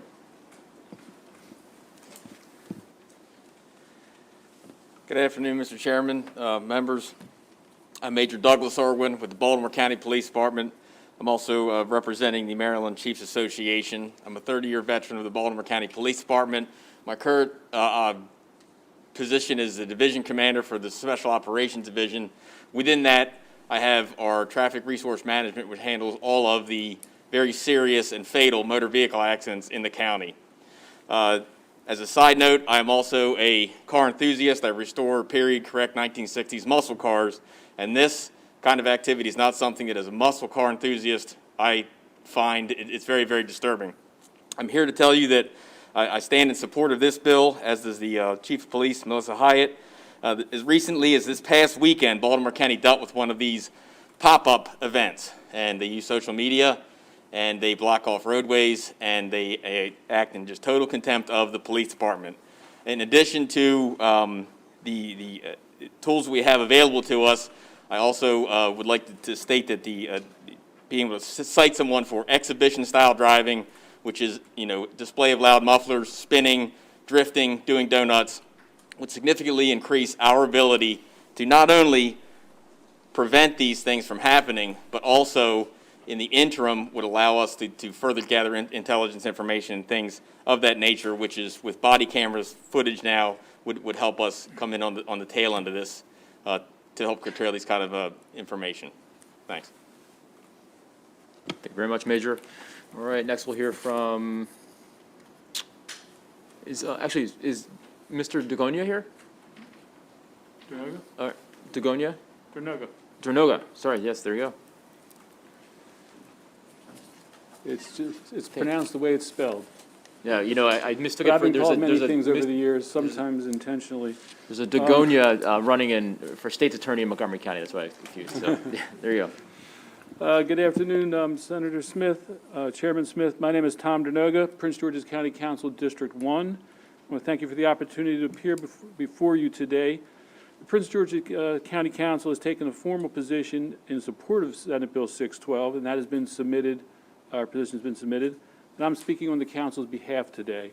I want to thank Senator Beidel for her leadership in seeking a solution to a serious public safety issue. The County Council strongly supports Senate Bill 612 and even recommends a couple of revisions to strengthen it. First, as was alluded to by the Senator, for many events, participants come from across the state and even from out of state. This requiring a court appearance rather than prepayment of fines will serve as a strong deterrent. And as was mentioned, House Bill 102 contains an appearance provision, and we would like to see that added to this bill. Second, we believe that in addition to impoundment, in extreme circumstances, vehicles should be subject to forfeiture. Racing and exhibitions have long gotten out of control, and these are organized events with hundreds of participants that overwhelm police resources, and some participants seek to intimidate the police. Apart from the great threat to public safety and the unnerving and unceasing noise and traumatizing entire communities, efforts to rein in these events require a wasteful expenditure of limited police resources. I represent District 1, which is the Northern Triangle of Prince George's County, Senator Smith, and it's at the confluence of Montgomery, Howard, and Anne Arundel counties. By virtue of the geography, District 1 has been at the epicenter of cross-jurisdictional events. Last night, I had another of my regular monthly virtual town hall meetings, and the leading issue again was speeding, exhibition driving, and noise, all related to this topic. I assume that I know this is a regional issue. I know from where I'm located, you see a lot of these events on I-95 in my district. They come out of Silver Spring. I'm not holding you responsible, Senator. Sometimes we send them from Beltsville to Silver Spring. They come from Burdensville. They go across 198 to Anne Arundel County. The impact is tremendous, and we strongly request the Senate committee support for Senate Bill 612. Thank you. Thank you, Councilmember. I really appreciate your testimony, and yes, it is definitely a regional thing. We definitely get it in Silver Spring. So tell your son, Matt, I said hello. Give him my best. I will do that. All right. All right. My pleasure. Thank you. I think we have one more witness, but let's take questions for this panel first, then we'll go to the last witness. So I saw Senator Sidnor first, then we'll go to Senator Watson. Thank you. I'm looking at page 4 of the bill, section 21-1116, period 1, and I'm curious, line 22, 23, it says a person may not attend any engagement of exhibition driving as a spectator. The penalty is what, 60 days or a fine not exceeding $1,000 if you're a spectator? The question that, and this actually is for law enforcement. I mean, how are you going to enforce that with? I mean, if you have hundreds of spectators, how are you picking out who you're going to prosecute? I mean, or to have prosecuted? The important thing to realize when these groups occur, they're massive groups, and they go to places where they can do their activity without having other people around, right, for the most part. You'll sometimes see them in intersections, though. When we're talking about spectators, we're not talking about the person who gets trapped in the intersection and may be subject to this. These are the people who are there specifically to view and cheer on the activities that are going on. And we believe that when you have no audience, there is no show. So by deterring the audience from appearing in the first place, you're going to substantially reduce these occurrences. So it's, obviously it's up to the police officers to determine who is there for the specific purpose of observing the activity and participating in the activity versus somebody who's a happenstance passerby that just happens to see what's going on. All right, but again, I'm thinking if the crowd is that large, the only way you're going to fairly arrest everybody is going to have a large response from the police department. We already have to have a large response. When you talk about hundreds of cars that are coming, we're throwing huge amounts of resources into it. We are partnering with, neighboring jurisdictions. Anne Arundel County will work with Annapolis City or Maryland State Police or whoever's around that can lend a hand. We're really trying to corral a large crowd and pick off as many people as we can. They're probably playing the odds a little bit. We're going to get as many as we can with the resources we have. We've got a lot of times we're calling out our helicopters, which have, the cost of flight hours. This is not an inexpensive venture trying to deal with these enormous crowds. And in looking at the penalty in section C2, states a person convicted of a violation of subsection A1 of this section that results in serious bodily injury, and it mentions or references an article's definition, or the death of another person is subject to the imprisonment not exceeding 1 year, or a fine not exceeding $1,000, or both. And this is for someone who it says is on a highway or any private property that is used for driving by the public in general. A person may not engage.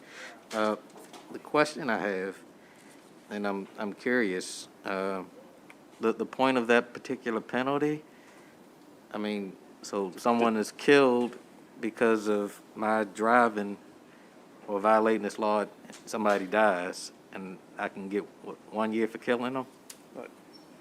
This is for the, specific to the driver you're talking about? No, it says, this is specific to the violation of on any highway or any private property that is used for driving. So a person may not engage in exhibition driving, so. Right, so this is going to be in addition to any vehicular manslaughter charges that can be brought. So this is an additional charge to increase the penalties for the recognition that this is not just your average reckless driving behavior. This is a pretty extreme reckless driving behavior. This is not somebody who's just speeding lonely down the roadway. This is somebody skidding, sliding, doing donuts, as the chairman mentioned, and extreme reckless driving. I also want to add when we're talking about the spectators, we're also talking about the passengers in these vehicles. They don't come just a driver. So when you're talking about passengers, the people who are filming these activities, they're posting them on social media, they're all participants in the fact that they're egging this situation on and increasing the danger and pushing people to more and more extreme behaviors that increase the danger to innocents and the participants alike. It actually goes to another question I was thinking about. We're talking about exhibition driving, because you said the driver. So the definition is the operation of, so I'm curious, from your experience, is it only the driver that's deemed to be an operation of the motor vehicle, or are we talking about passengers? No, passengers are generally not operators. The operator of the motor vehicle is the driver. So we're just talking about the driver? Yeah, the passengers could be placed under the spectator category. Thank you very much. You're welcome. Thank you. Thank you. And thank you, Senator Sidnor. I just see that being problematic when you talk about spectators, and depending on the roadway you're on, I mean, is it possible that somebody could sit on the stoop of their property and just watch the cars go up and down, and would they be wrapped up in this? Or if it's, you know, some kind of city street and folks are coming out of a 7-Eleven and they notice this, if they're standing there and just watching this take place, would they be swept up in it inadvertently?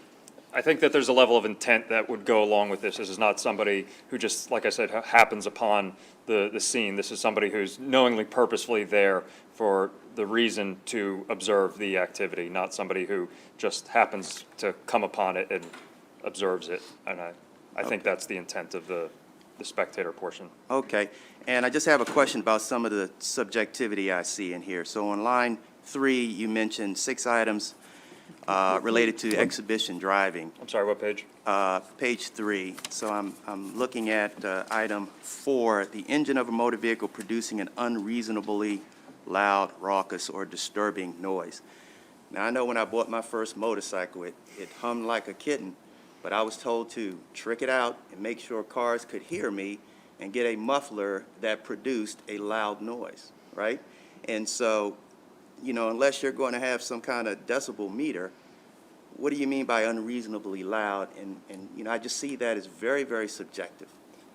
So I can understand that. I'm a motorcycle rider as well and can sympathize with that.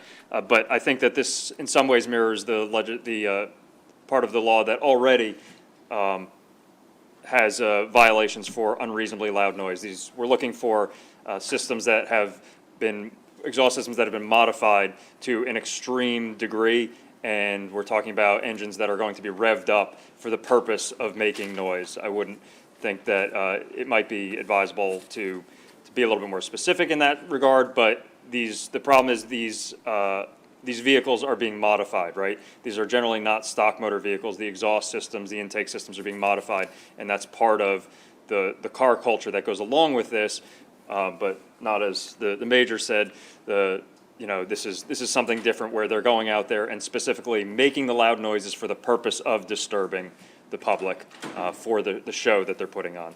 Well, you know, for the purpose of disturbing and for the purpose of getting attention, I think are two subjective things. But, you know, I'm just, you know, cautious on the motorcycle thing. When I was really, really into motorcycles, you know, customizing your motorcycle, switching out canned parts and putting new, better performing things, louder lights and all of that. But you're not taking a motorcycle that you spend all that money on and popping wheelies with that thing. I mean, that's just like for, you know, cruising and letting folks turn heads. You and I, yes, maybe some other people. And so I'm just wondering, you know, from the motorcycle perspective, I understand the intent of the bill. I agree with it, and I thank Councilman Dornoga, who represents a portion of my district, for coming in and bringing this to our attention. But is it possible to somehow make a distinction that kind of separates out motorcycles?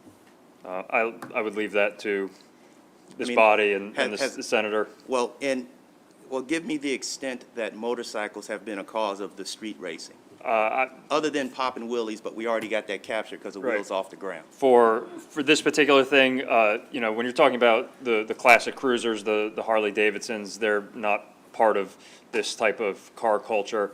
But again, I would refer back to the other laws that already talk about engine loud noise. I don't think they're being used to capture that population of vehicles in the scope of that law, so I wouldn't see it being applied in this law either, if that makes sense. You ever stood on the side of the road and watched Rolling Thunder come down the street? Yes, it's loud. It get pretty loud, okay, just saying. Thank you very much. You're welcome. Thank you. Officer, I have just a couple of questions. Sure. Obviously, we want to make sure in law enforcement that you have all the tools in the toolbox that you can utilize. And I appreciate the fact, obviously, you take somebody's car, and I see that's what this legislation is doing. that would definitely slow them down about participating. But when we talk about participating in a race or a speed contest, how do you go about stopping those drivers? Carefully. Well, some tactics that we've used include, I don't want to say roadblocks, but trying to block their entry and exit paths when we have these large groups, being able to kind of cordon them into an enforcement area. Sometimes, honestly, they don't stop. As I mentioned in my testimony, they flee. And most agencies in metropolitan areas do not have policies that allow us to chase vehicles for violation of the transportation articles solely because of the dangers that are accompanying such chases. We actually had a bill yesterday that was presented to us about, mandating that no police department could pursue a fleeing vehicle. But my question is, what are the conditions if are you allowed to deploy a tire deflating system or stick? That would be up to the individual agency's policy in whatever certain cases.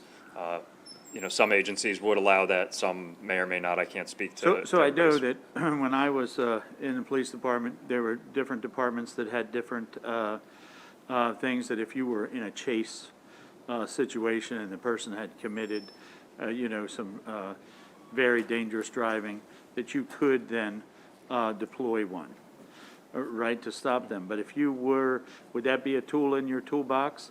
That if you had a group of these people that you knew were going to you're going to seize their car, why not deflate all their tires, right? Then it seems like it would be pretty easy picking them off on the side of the road. That would be.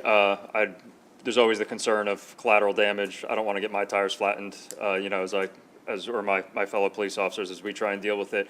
But certainly being able to, somehow disable their vehicle so that they can't flee would certainly reduce the danger, because just them fleeing, even if we don't pursue them, causes a danger. Right. We've all been on the Beltway in the evenings when a group of them come through, and it's if you aren't a seasoned driver, it's definitely dangerous. Absolutely. So, thank you. You're welcome. All right. Thank you all very much. That'll conclude the testimony for this panel. We have one more witness, Mr. Carney.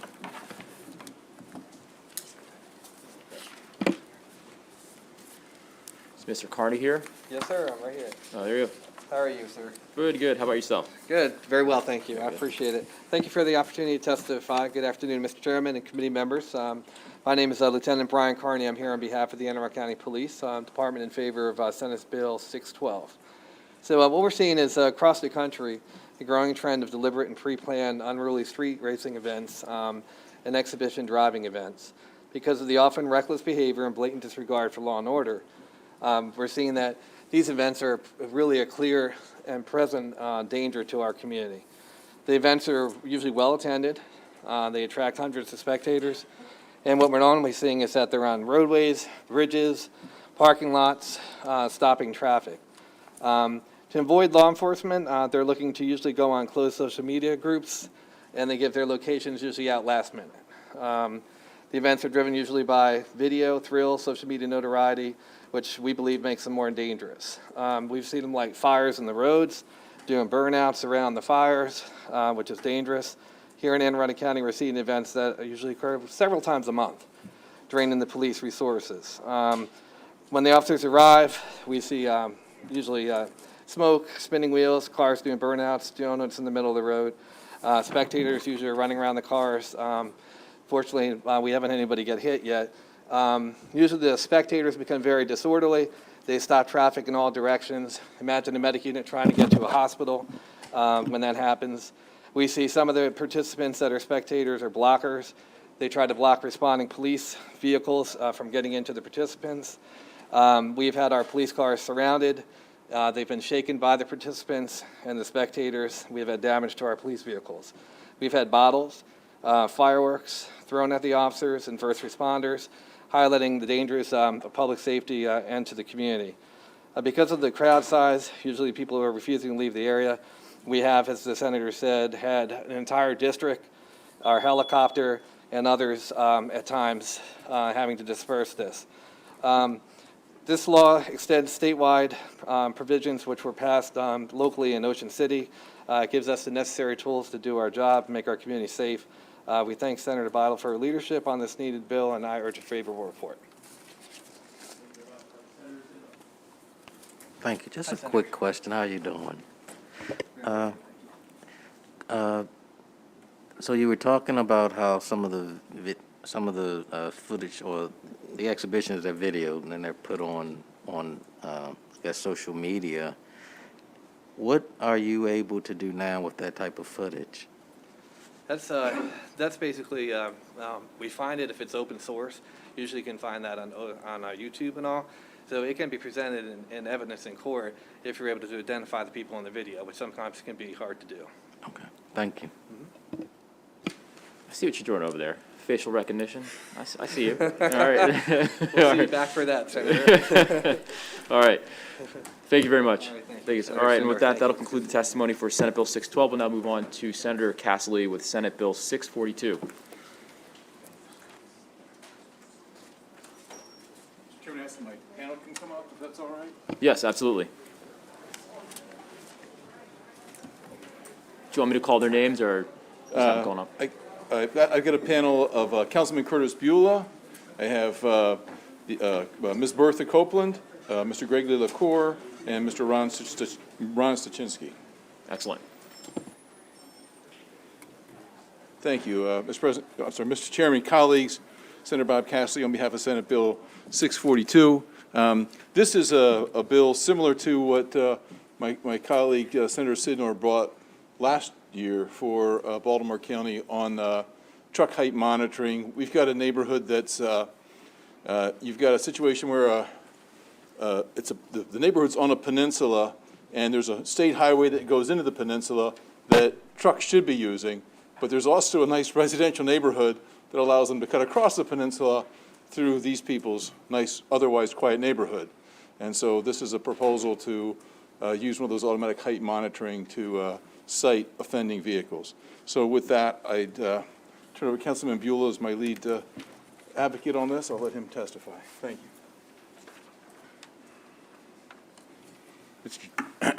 Mr. Chair, committee members, thank you for giving me the opportunity to speak to you this afternoon. As Senator Cassily said, I'm Curtis Beulah, County Councilman, Harford County Councilman, representing District F, which the Perryman Peninsula is a part of my district. One of the major problems that I've had to deal with over the past 7 years is traffic safety on the peninsula. And one particular area is Mitchell Road, Old Stephanie, and Pasucia Road. There are signs clearly marked that there's no 18-wheeler traffic allowed. I've had the deputies from the sheriff's office come out, hand out tickets. I've had state troopers come out and hand out tickets. Well, they hand out a few tickets, it goes back to normal. And, you know, I've had complaints from the residents, and I've went out there myself. They're going through there all hours of the night. And, you know, an 18-wheeler, you're trying to sleep, it's very noisy.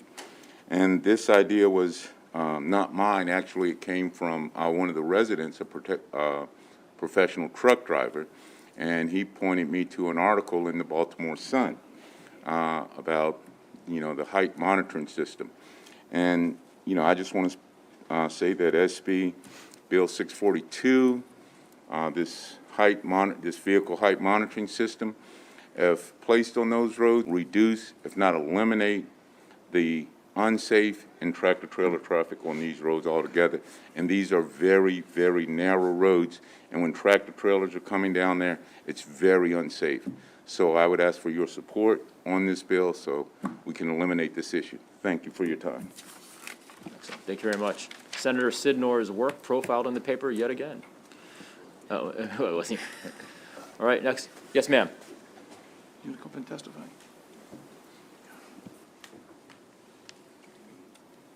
Good afternoon. My name is Bertha Copeland, and I've lived at 19 Pasucia Road for 52 years. And the trucks are very dangerous. Children can't play out there in the yards. They're afraid to play. And I live on almost on a corner. And when you turn the corner, they just turn and get up on the curb because they can't have enough room in the road. And we're upset about it. And like I said, it was a quiet neighborhood until 7, 8 years ago. Now it's getting worse. And we hope that you'll be able to do something to help us. Thank you. Thank you very much, Ms. Copeland. All right, Mr. Stuczynski? Thank you. I know that's a hard one, so you did pretty good with that one. I'm extremely concerned about the safety of our community due to the increased amount of truck traffic stemming from numerous warehouses that have been built in our area recently. Trucks continue to ignore all our posted signs. They take the shortest route instead of the legal and safe route. These are roads where our children wait on school buses, residents use to walk to and from our small hometown grocery store, and families travel to their residential homes. This is a simple two-lane highway, two-lane road that contains no shoulders, no sidewalks. It just shoots straight through our residential neighborhood on our small peninsula.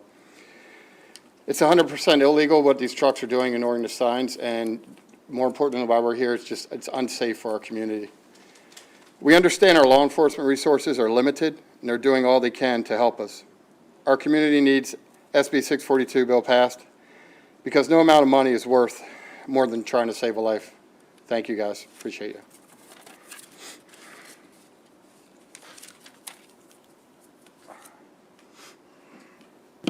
Thank you. Is there anyone from this panel who has yet to testify? Good afternoon, Greg LaCour. I had the pleasure of taking Miss Bertha down here to have her voice her opinion about the safety on this road. My young friend here is 92 years young, and I've known her with my church, and that she drives to our church, and she volunteers for the food ministry. What I fear is that when she gets on this road, and it might only be 50 yards from Route 40 to her home, it's to turn into her driveway. It's a nightmare, and when these trucks come down, these are small 2 lanes, and when the trucks are coming down here, it's just boxing everyone in, and everybody just gets pushed over, and there is just, it is a safety hazard, and we just need to get it addressed. She said that this started about 7 years ago, and it's just with the expansion of warehouses in our peninsula. And this is going to continue because there is like a property that is up, for purchase right now on the Permian Peninsula to put in mega warehouses. All this is going to do is just take on more traffic, not only just for the people that are working in these warehouses, but the trucks that have to get there. And all we're asking is just to give the police a little bit of help. And I know that, this height monitor is wonderful, but if we could even get, a speed camera on there, that would be just a beautiful amendment to this. And I just appreciate you all having the opportunity to talk to you all. Thank you. Thank you. Senator Sidner has a question. Thank you very much. Actually, just more of a statement of correction. My colleague gave me the credit, but this is actually a 2020 bill that was put forth by Senator Lamb. And I just wanted to also make note that the Maryland Motor Truck Association really worked with Baltimore County to get a bill in order that everyone could agree on. And I see they have a letter of support with amendments. So my advice would be just, work with them, and they'll certainly work with you all. And we've got a proposed amendment for the voting session, which is working with the Maryland Motor Truck Association to do exactly as you just said, get a working group. Same resolution framework. Thank you. Thank you. Senator Bailey. My question would be for the sponsor of the bill.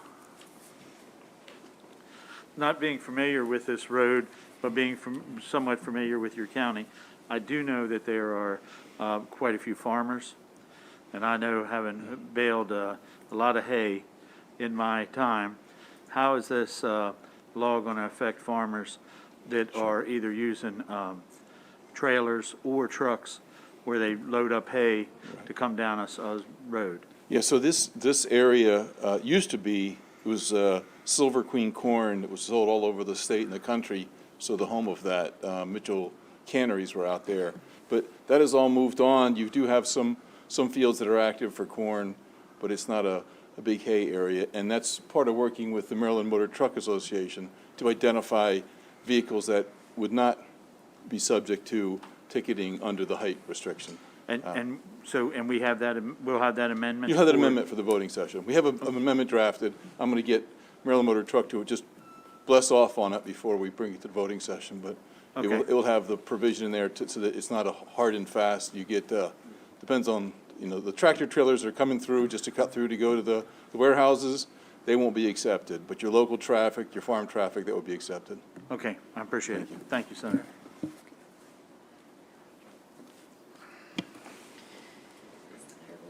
Senator Lee has a question.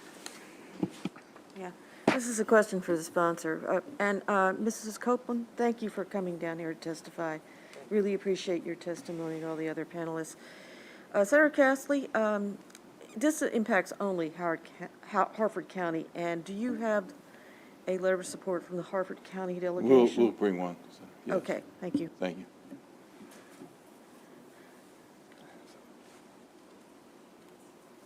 Thank you to this panel. I just want to add one thing, just in response to, just so you understand, we have legal ways to get through around our communities to everything that's there. But what's happening is these vehicles are using our two-lane residential, cut-throughs to try and save on time. That's kind of why we're here for what we're here for. But I mean, there's plenty of way for them to legally get into our community.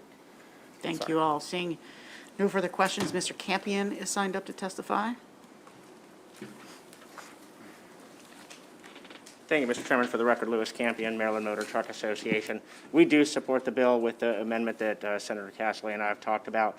We have worked greatly with Baltimore County, who did an amazing job, with PG on their legislation last year, and with Baltimore City on these programs. We know they work, and I'm never going to support illegal truck traffic cutting through neighborhoods. Our intent is just to make sure that people like household goods movers or e-commerce deliveries or trash trucks don't get caught up in the citation process. And that's really what our amendment tries to address, but otherwise we support the legislation. So thank you. Any questions for Mr. Campion? Thank you, Mr. Campion. Seeing no further questions. That concludes the hearing on Senate Bill 642. Senator Bailey, you are next up, Senate Bill 579.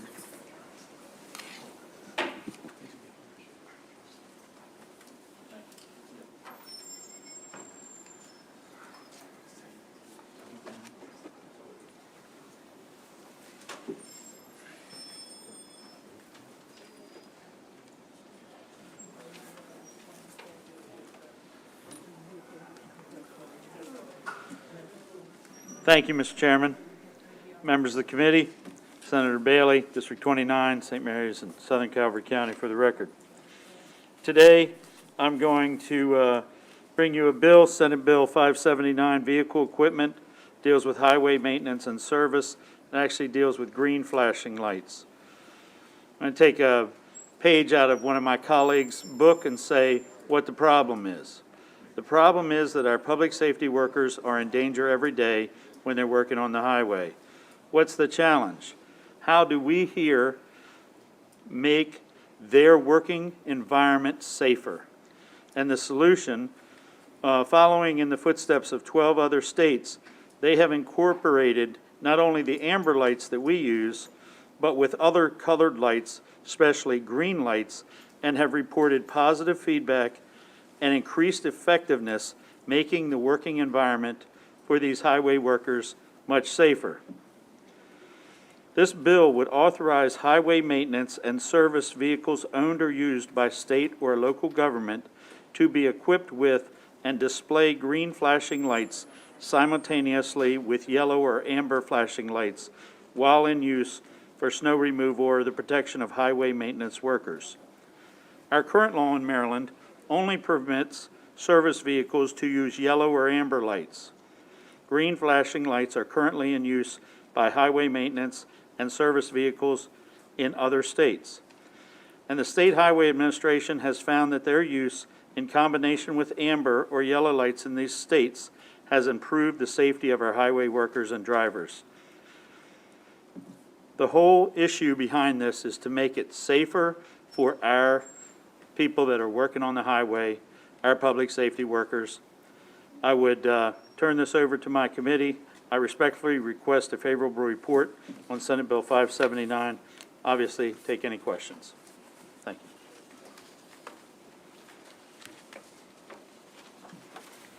Good afternoon, Chairman Smith, Vice Chairman Wallstreicher, members of the committee. For the record, my name is Mike Mikowski. I am the Director of the Office of Maintenance for the Maryland Department of Transportation State Highway Administration. Thank you, Senator Bailey, for introducing the bill. Pretty much took a lot of the words out of my mouth. And so the Senate Bill 579 would authorize the use of green lights on highway emergency and transportation vehicles and equipment.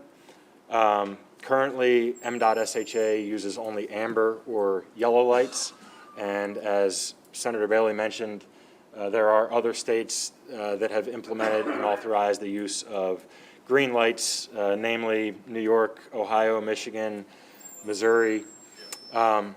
Michigan State University did a study, a comprehensive study a few years ago on the effectiveness of green lights in contrast to amber. And what they found was that there was a 20% increase in conspicuity or noticeability of a green-amber flashing pattern as opposed to amber only. Additionally, driver action on average, and that means taking your foot off the gas pedal, applying the brakes, or beginning a lane-changing maneuver, occurred 750 feet prior to an object. With amber lights, that was 600 feet. So an increase in distance of driver action. MDOT-SHA provided in its written testimony a comparison of the green to the yellow and also just a schematic of where the lights would be located on our vehicles. Safety is MDOT-SHA's #1 priority, and we believe that this would make the improve safety for the traveling public as well as our transportation workforce. And for these reasons, that's why we ask the committee, respectfully ask the committee to take a favorable stance on Senate Bill 579. Thank you. Thank you, Mr. Mikowski. You are the final witness signed up to testify. Is anyone else here? Okay. Yes, sir. Understood. Questions for this panel or the sponsor? All right, seeing no questions, that concludes the hearing for Senate Bill 579. So the chairman has stepped out for a moment. So Chairman Middleton, we're going to head to Senate Bill 613, and I'm going to step up to the microphone.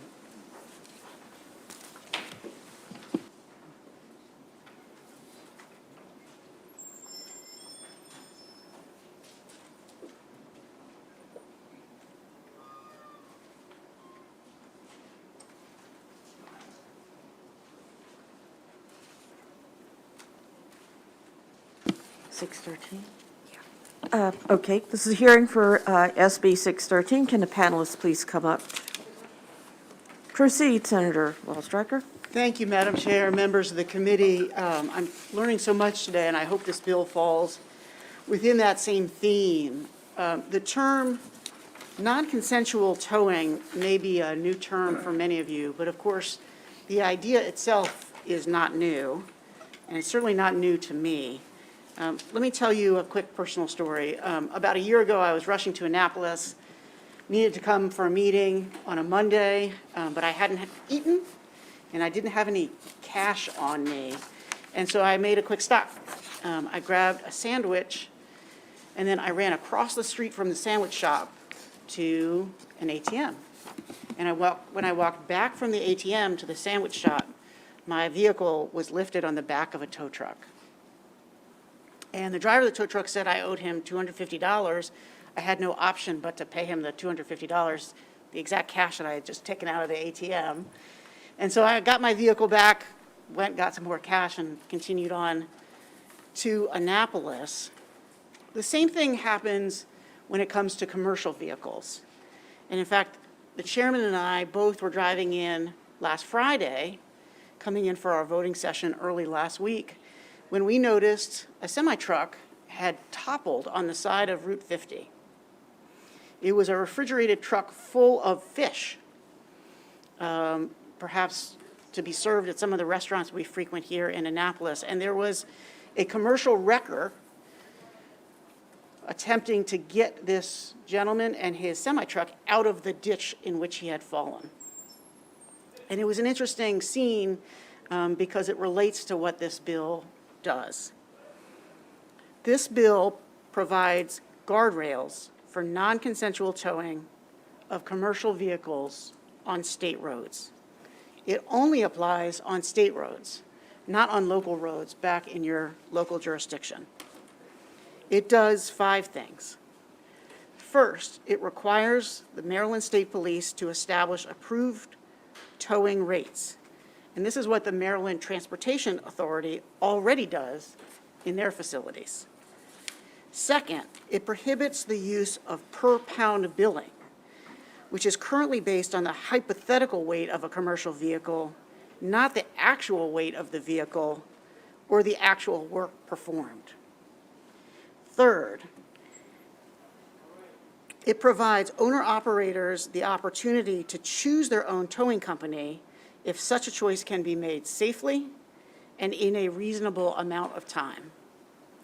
Fourth, it establishes an administrative complaint process to ensure fairness and equity in the industry. And lastly, and most importantly, it prohibits companies from holding towed cargo as leverage for payment of legitimately disputed charges. And that last one, let me relate back to the story I just told. If the fish were being held by the commercial tower because of a legitimately disputed charge, then that commercial tower has tremendous leverage over the owner-operator because the fish will go bad shortly. And there's a lot of cargo that falls into that category. And even cargo that is not perishable is often worth thousands, tens of thousands, hundreds of thousands of dollars. There is no circumstance where you have no choice as to some vendor in an industry where the government does not provide some guardrails. When you buy gas to heat your home or electricity to light your home, the government steps in and provides guardrails as to those rates. The same thing is happening here. For non-consensual towing, we need guardrails in the state of Maryland, and this bill does just that. Thank you, Mr. Chairman. I hope for a favorable report on this bill. Excellent. Thank you very much, Mr. Vice Chair. And I don't know if you were telling the same story I was, but I remember when I was coming into town last week, I saw a fish truck. Okay, yeah. I thought of this bill as soon as I saw that. I was like, there you go, some perishable produce on board. Okay, we're going to finish with the panel, and then we'll take questions from the committee, if that's okay. All right. Mr. Middleton, Senator Middleton. Mr. Chairman. Thank you very much, Chairman Smith. For a social extrovert like myself, it's a pleasure to be back in Annapolis with some of my former colleagues and friends. Thank you very much for the opportunity to testify in support of Senate Bill 613. For the record, I am Mac Middleton. I'm a senior associate with the Cornerstone Government Affairs Group, and I'm here today supporting this legislation also to introduce Mike Matusek from OIDA. OIDA stands for the Owner-Operator Independent Drivers Association. They're stationed out of Missouri, and this, I believe, is their first legislative venture here in the state of Maryland.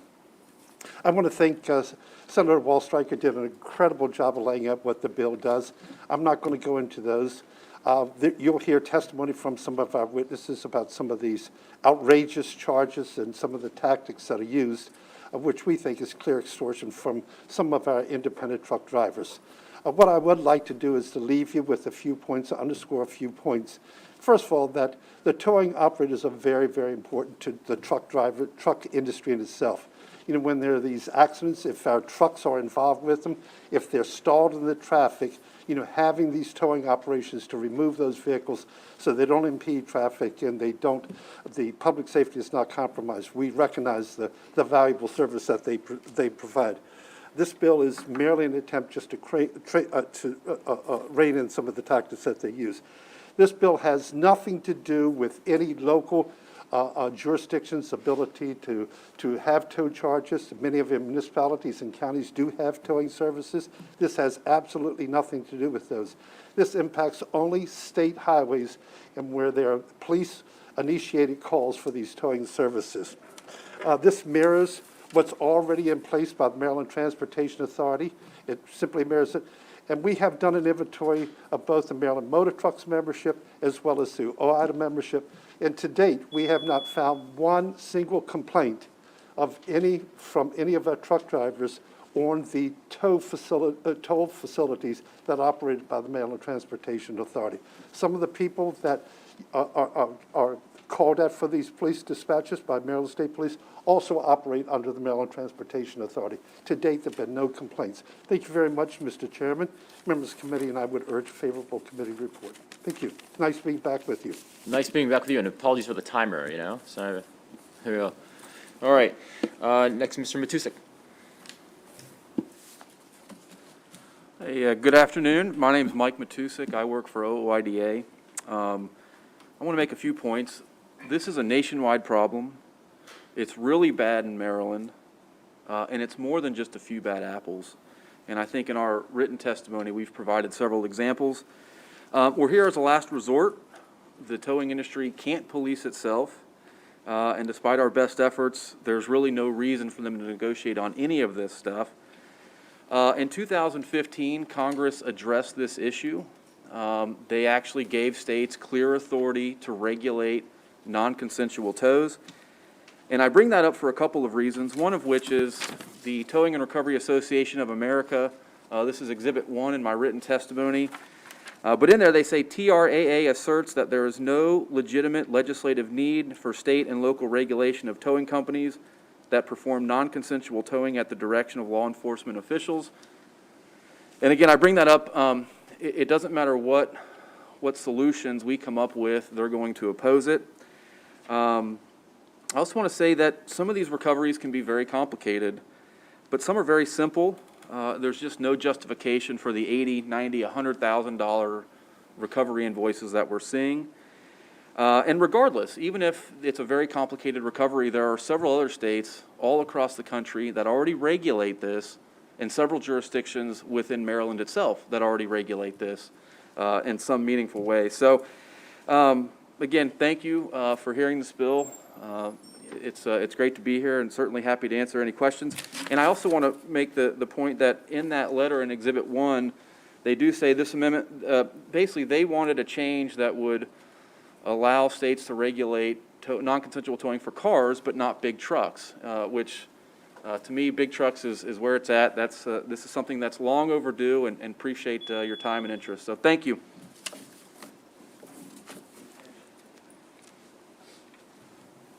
Thank you, Mr. Chairman. For the record, Lewis Campion, Maryland Motor Truck Association. Let me just frame this, $142,000 for one single tow. Another tow that charged $86,000 for 90 minutes of work, more than $50,000 an hour. Those examples and more are in my written testimony, and unfortunately, they are not limited to one tower, but several different tow companies. For more than 5 years, we have tried to work with the towing industry to address this. In the House, I had to sit and listen to tower after tower say we blindsided them with this legislation and never reached out to them. But you know what? I save emails. So you will see numerous emails to their towing association in my written testimony that highlights requests for meetings that went ignored by the towing industry. Now they want to come in and obstruct because they're afraid of this bill. In any other industry, as has already been observed, if the state regulates who you can choose, water, electricity, they set rates and offer protection. That's all we're trying to do here. They are doing this on the Transportation Authority roads. They are also doing this in places like Harford, Anne Arundel, and Montgomery counties. Those jurisdictions have set pricing, they have consumer protections, and we are just asking for that here. I remind you that no tower has to participate in the state police's list. It's voluntary if you want to apply for it. But we don't get to choose whether or not we use the tower that we would like to use in these instances.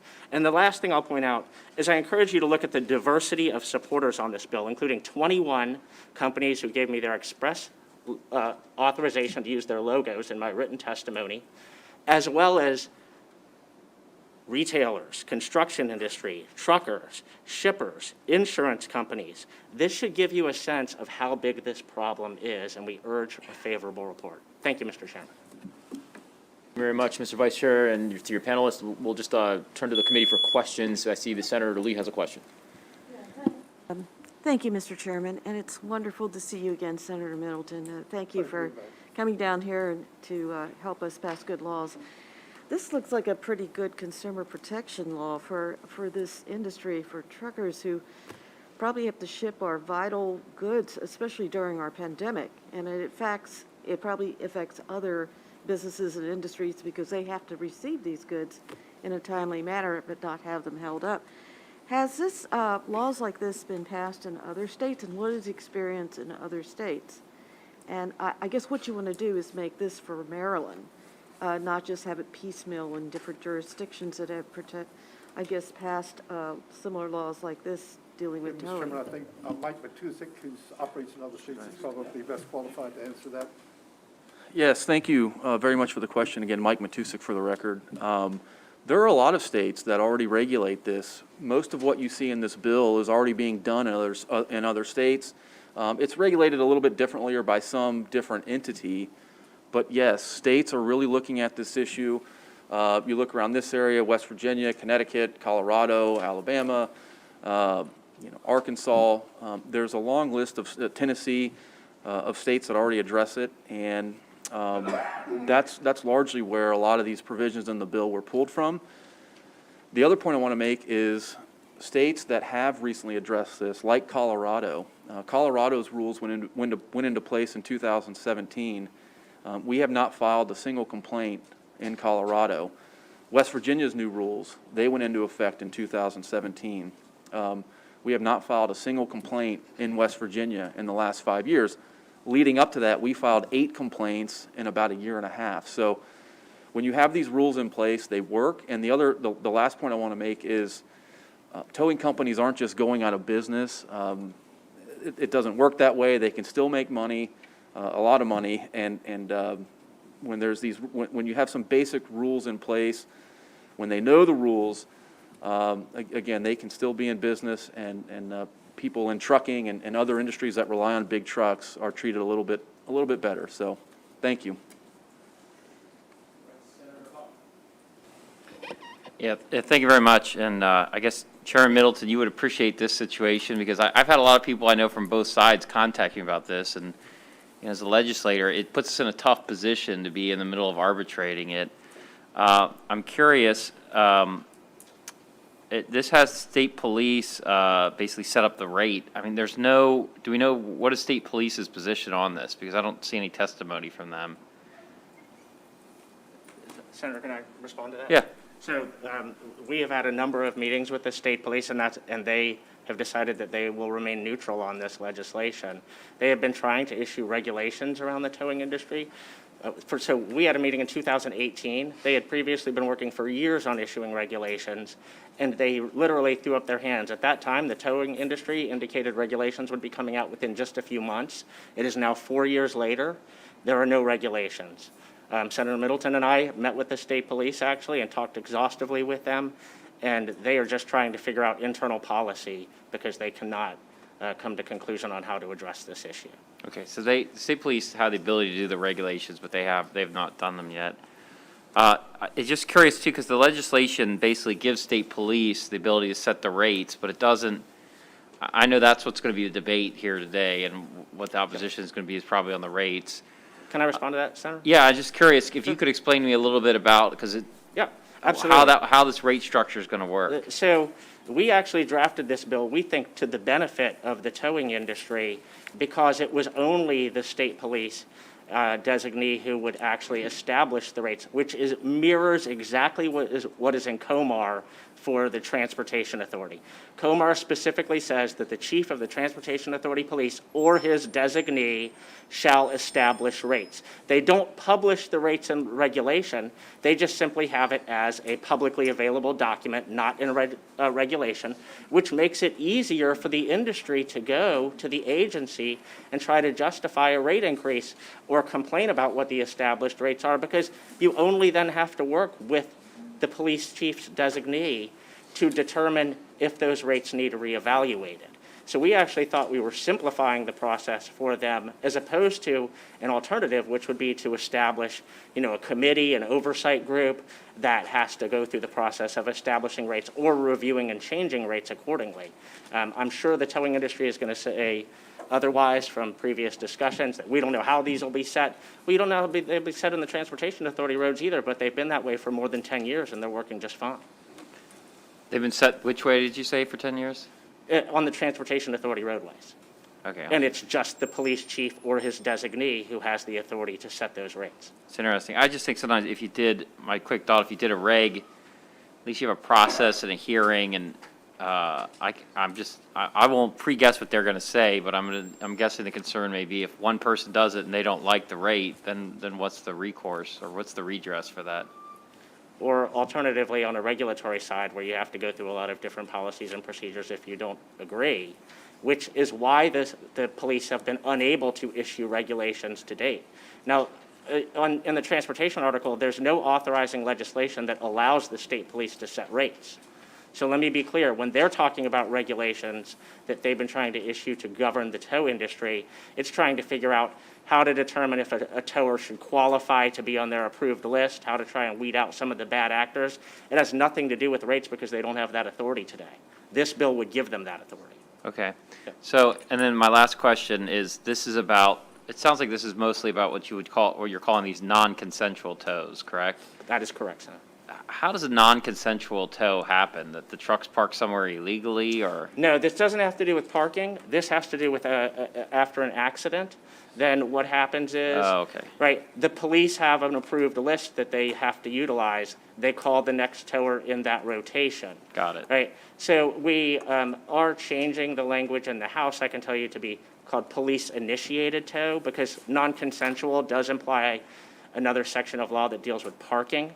This has nothing to do with parking. Okay, I got This is you, I got literally you. where I'm we don't sorry, get to and choose the tower. The sponsor probably, I walked in the middle of his testimony, so I'm sure he was explaining that. I lied, I got one more question. So there's also, from the towing industry, that, I don't know if you've had a chance to see their testimony yet, they're basically saying that the categories they think are incorrect, that you don't have, like, there's an ultra heavyweight one that you're not addressing, and they're taking qualm with the categorization and the weight limits in the bill. Have you seen that? I have not seen that specific testimony. Okay. But certainly, we'd be happy to review that. The good thing about our legislation, as it's drafted, is that it gives the police the discretion to establish rates in accordance with what they, research with the agent, with the towing industry, right? Because they can work together to identify what appropriate rates are. And the great thing is that they already have an example, because I can pull out the one pager that MDTA has been using for all the toll roads. It's all right there. Okay, thank you. Thank you.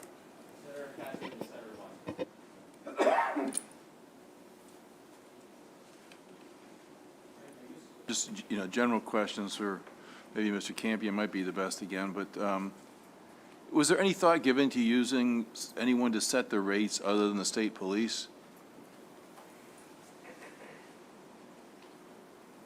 So the answer to that is no, Senator Cassily, because again, we were looking at what was already an existing law with the Transportation Authority, and because they identified the chief of police as being the authority for setting those rates on toll roads, then no, we did not pursue anything different than that. But which police force is used for that? Is that the MDTA police? MDTA police, that's correct. Okay, but not MSP? Correct, that's correct. And in your rate-setting process, is it governed by the administrative processes of hearings and the like, or they just go ahead and set the rates? Actually, the way it is written in Comar, it doesn't require hearings. It simply sets that the chief of police or his designee has the authority to set the rates. But because it's not in regulation in terms of how they publish the rates, then it doesn't go through, for example, an AELR process or anything of that sort. I just look at MSP a little bit differently than MDTA, that one is all about transportation and the other, that's sort of a piece of a lot of stuff they do. They also do handgun permits and the like. And so a little bit different in their mission. Do I understand that you all have not yet had a chance to sit down with the towing industry to try to work through their concerns? And that'd be completely inaccurate if the towing industry is implying that. In fact, if you look at my... I'm just, because you had said you would, they didn't say that to me. I just inferred that because you said you had sent them a lot of email to try to work this out. It never happened. Now we have the legislation. Yep. Since the legislation was filed. We have met on 2 occasions prior to the House bill hearing. Okay. In cooperation with the House sponsor. Okay. Any progress at all, or? We have agreed to some modest adjustments at their request, like the definition, not calling it a non-consensual tow, for example, but I am sure that you will find that the towing industry will oppose the bill regardless of what concessions we make. Okay. And they do raise the issue of the non-consensual tow being a contradictory term. Yeah. They say a customer request is when the customer gives consent for the tow company to perform the service. Can you respond on that one, please? So that's why in the House they are going to amend that term and call it a police-initiated tow as opposed to a non-consensual tow. Okay, because when the police initiate a tow, does the driver get an option, or the truck No. tows? I'm No. sorry? That's the key difference. One of the key differences between the Transportation Authority in Comar, which again we tried to mirror as well with this legislation, is that it does have a provision that allows for tower of choice. This bill would offer that similar language, providing that the tower can arrive within 30 minutes or less, or unless the officer deems there to be an unusual safety interest, for example, then he can override that and just call whoever he would deem necessary on the tow list. So we really were trying to mirror something that already is working on the toll roads. Okay, thank you. Yes, sir. I don't know, Chairman Milton. Yeah, Mr. Chairman, if I may, from here, let's save some time. I think it's important to just remember what the Maryland Transportation Authority has under its jurisdiction. The Bay Bridge, look at the horrendous accidents that have occurred on the Bay Bridge. The Harbor Tunnel, all of that, anything that's got a toll plaza, 95. So you have the Transportation Authority where there have been no problems whatsoever. They have is just horrendous accidents and whatnot occurrences on those that are under their jurisdictions as the state police have under theirs. There's no shortage of towers that are discharged to tow in the Maryland Transportation Authority. We have ample amounts in every area of the state, so it's working well there. And what we're trying to do is just replicate with the state police what we already have with the Maryland Transportation Authority. That is working well. I just want to add, sir, on the definition part, whether it's a non-consensual tow or a police-initiated tow, the important part there is to consider all police dispatch tows as a non-consensual tow. And the reason I say that is what we've seen in other states, when law enforcement will dispatch a tow company, the tow company will show up on scene, they'll have a consent form, right? And these are in states that regulate this. And the tow company will have a consent form, and they get the driver to basically sign it, right? And the reason for that, now most states basically reject this, and I'll give you an example, but they try to get the driver to sign that to basically make it a consensual tow, thus the non-consensual, the consumer protections that would otherwise apply don't apply if it's a consensual thing. Now, other states, like we challenge this in West Virginia, Louisiana, states that are looking at this issue, whether you're calling it a non-consensual tow or a police-initiated tow, the important part is to say that all police-initiated tows are non-consensual and effectively would have to comply with any rules that you guys would set up. So that's the importance of the definition from my perspective. So, thank you.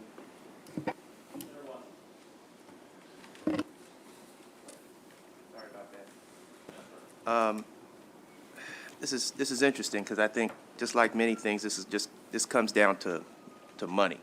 And we operate in a free market society. It's what the market will bear. And it sounds like what you're trying to do is to create some type of GSA rates to be able to do business with state highway administration, so when they make the call, there's some sort of cap as to what the person who's retrieving their equipment can expect to pay. Is that a fair statement? Can I respond to that, Senator? Yes. So there's one big difference, actually, in that I'm a believer in the free market. The free market involves choice. I want to go to a grocery store, I get to pick what grocery store I go to. If I want to hire a tow company, I pay their rate. There's a dispute between us if I don't like what they charged me. We're not hiring these towers. The state police is calling them, demanding that we use them. They take our truck, they take our cargo, they hold it hostage, they charge anything they want, and they refuse to give it back until we pay whatever they want us to pay. So it's not a scenario that is a free market enterprise system.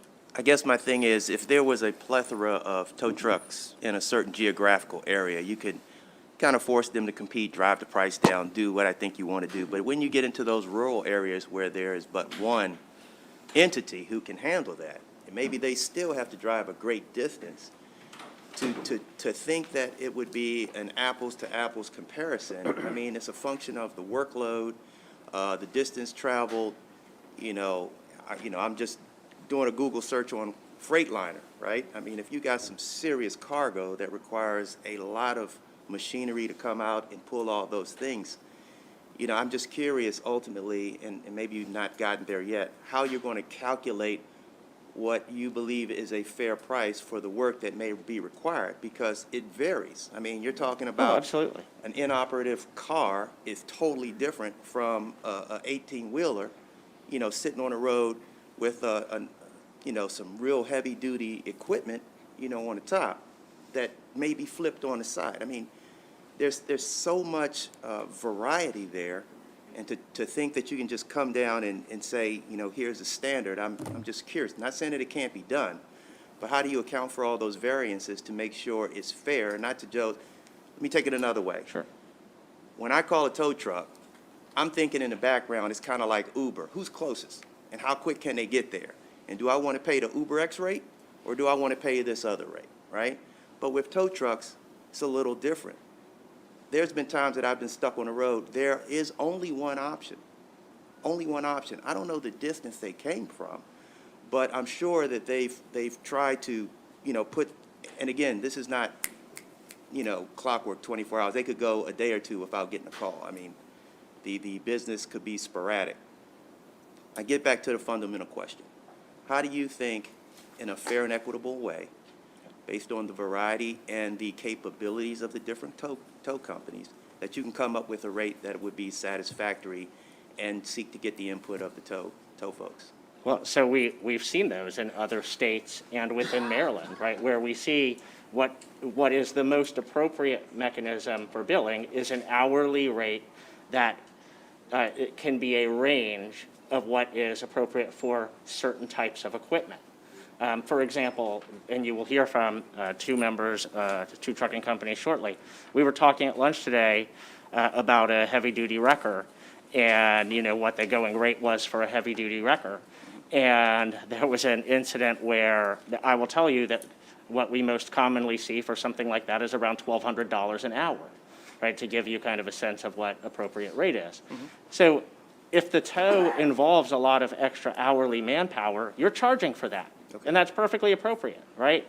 What's not appropriate is if the rate is typically around $1,200 and then you get a charge for $2,500 or $2,700. That's pretty obvious that that's not actually a fair rate. Another way that you know is if you hire a lawyer and you call them, if you call a tow company and they've charged you $75,000 and with one phone call they drop the bill to $25,000, it tells you exactly how much excess they're charging.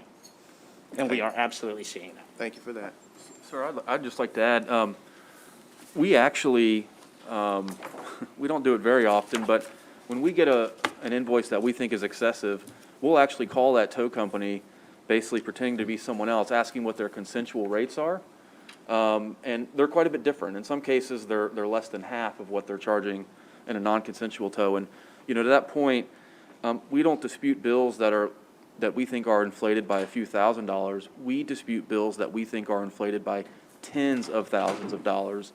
We see these things all across the country, so when we see, you know, the way they calculate it here in Maryland, some of it equates to like $3,000 an hour for a heavy-duty wrecker. Other states, like Louisiana, for example, it's like $650 an hour for that same piece of equipment.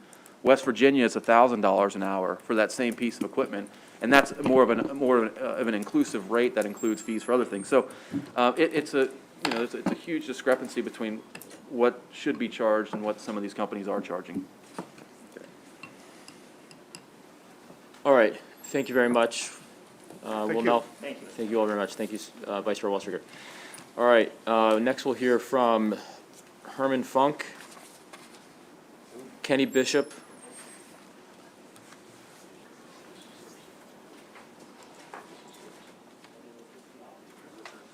Step right up. Good afternoon, and thank you for the opportunity to voice our strong support for this Senate Bill 613. I'm Herman Funk. I'm General Counsel with Cowan Systems. We're located in Baltimore County, Maryland, and we're the largest truckload transportation provider in Maryland. We have about 2,900 employees, and we operate 2,300 power units throughout the nation.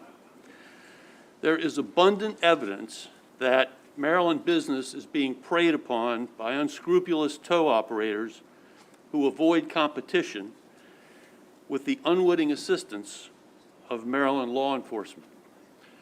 Senate Bill 613 is intended to provide transparency and competition in billing rates and billing practices, to give us a mechanism for filing complaints and adjudicating complaints when a tow operator sends us an unwarranted invoice. In 2020, after a very simple one-vehicle rollover accident, I received an invoice for $72,000 by the tow operator. The tow usually at that time cost about $25,000. The invoice in question used a fictitious per-pound billing rate and charged so many cents per pound for 80,000 pounds, because it's a maximum gross weight of a truck is 80,000 pounds. It included restocking fees. It included charges for food and beverages for the employees. And the tow operator refused to release our equipment as leverage to make us pay the bill immediately. Recently, I received an invoice from a tow operator here in Baltimore that charged $2,500 an hour for the use of a rotator, what they call a rotator crane. Customarily, those invoices ranged between $900 and $1,500 an hour. So there's really no consistency in the manner in which these things are invoiced. The tow operators if you could briefly conclude. The tow operators impound our equipment. In fact, the invoices normally say impound at the top of them in order to force us to hold our cargo, our customers' property hostage to enforce the payment of the bill. And they charge storage fees for every day that you try to negotiate the bill. So it costs $300 a day just to negotiate to try to change the bill. All right, Mr. Funk, thank you very much. Thank you. Thank you, excellent, thank you. Mr. Bishop.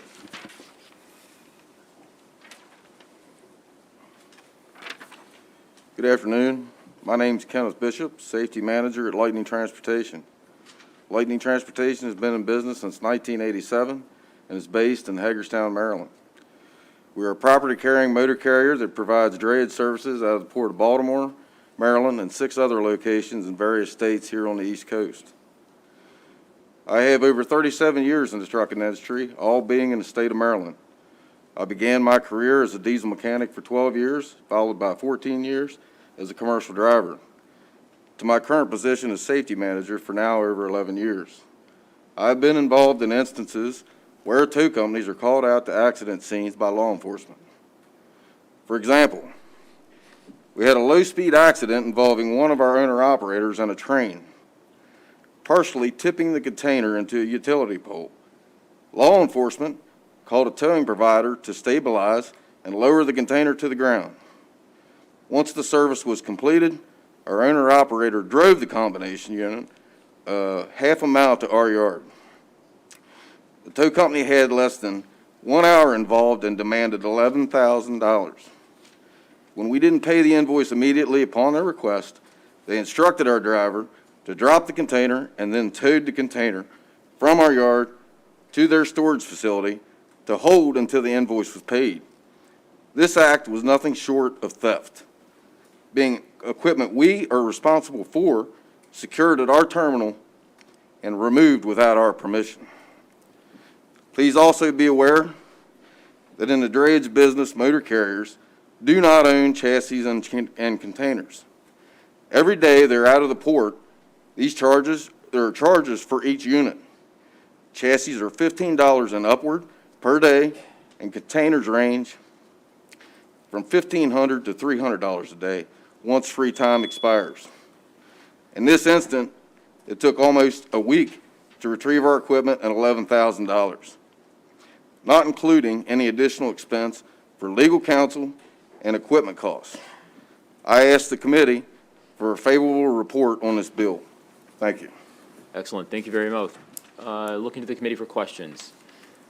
Seeing none, thank you both very much. That'll conclude the testimony for the proponents of the bill. We'll now switch over to the opposition panel, and we'll hear from Vince Fluke, Wayne Sullivan, Andrea Mansfield, and Charles Parrish.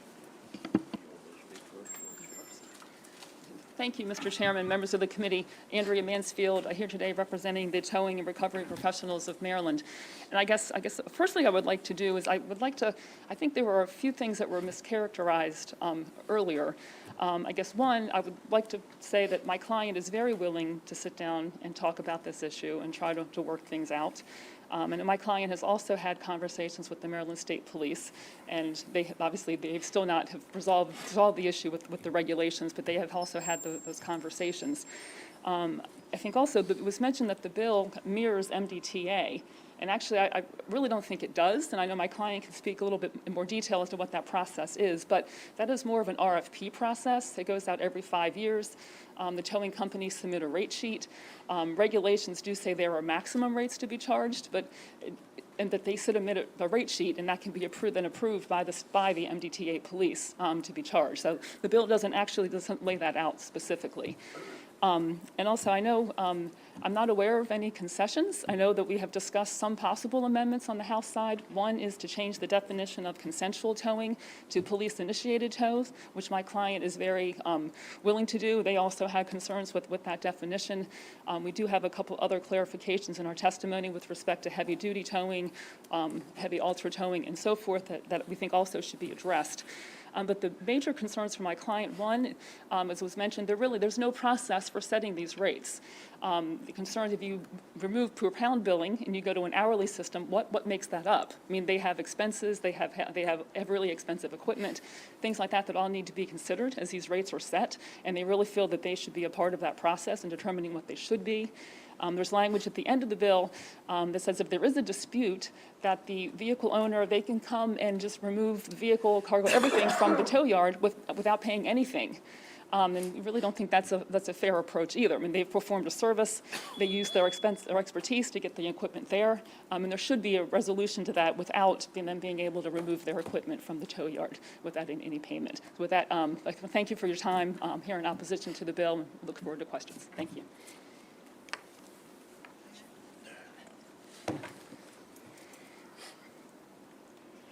Good afternoon. Great to be in these chambers again. My name is Charles Parrish. I'm the legislative chairman for the Towing Recovery Professionals of Maryland, as well as the executive board member for the all licensed municipal towers for Baltimore County.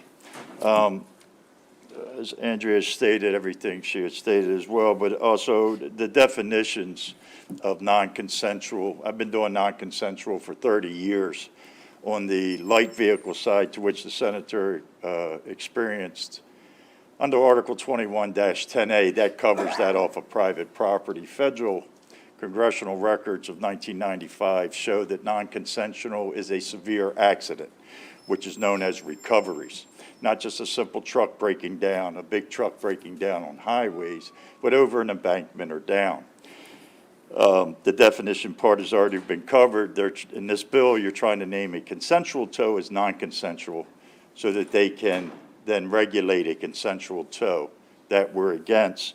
And I personally do not have a problem with non-consensual being regulated.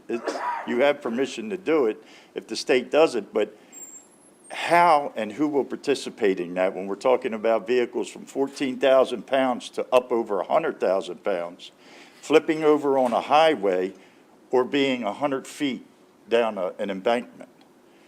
That is our concern on that. And then if we're going to have these prices regulated, then why are we having sections that allows them not to pay us at all, and we have to give it back to them, and then we have to file for the court? That I don't believe is fair either. And as far as us talking, we had one conversation prior to House bill, and like I said, I've been on the legislative committee for 20 years, been doing it for 30. We had one, there wasn't communication, there was assumption that all towers are scrupulous, which isn't true. I personally have assisted the state, whether on a local municipality level or the state level, to help get rid of these towers. I participated in the 2012 task force to reestablish Section 2110A for private property towing. I know my time's up. Thank you. Thank you for having me. I'm Vince Fluke, Vinny's Towing and Recovery. I'm out of Frederick in Hagerstown, Maryland. I'm also the second vice president of the Towing and Recovery Professionals of Maryland. A couple of things I just want to go over here. All right, so as far as that they don't have a choice of who tows them, that's not accurate. When the police department shows up to an accident scene, if the driver says, hey, Vinny's on the way, they're going to call Vinny and say, hey, what's your ETA? Are you coming here? Yep, what's your ETA? I tell them, okay, perfect, we'll see you then. If the driver doesn't know who to call, then that's when they revert back to their list of who to call. The issue with a lot of the trucking companies is that they've got such a long wait time for their driver to even get a hold of anybody on the phone that if they were to call, say, hey, I have an accident, the officer's not going to wait 30, 45, or an hour for them to get a hold of somebody to see who their vendor is in that area. So that's where they run into that problem. We met with them one time. It had nothing to do with this. If they have emails or anything like that, I'm not sure of. I know that Jeff Hurley wasn't able to be here. He's the president. He's ill. But I've been on the board for 16 years. He's been on much longer than me. And from anybody I can talk to that's been on the board from day one, there's only been one meeting, and that meeting, to the best of my knowledge, was successful. So we'd be happy to meet with them to get things figured out and get something that's beneficial for everyone.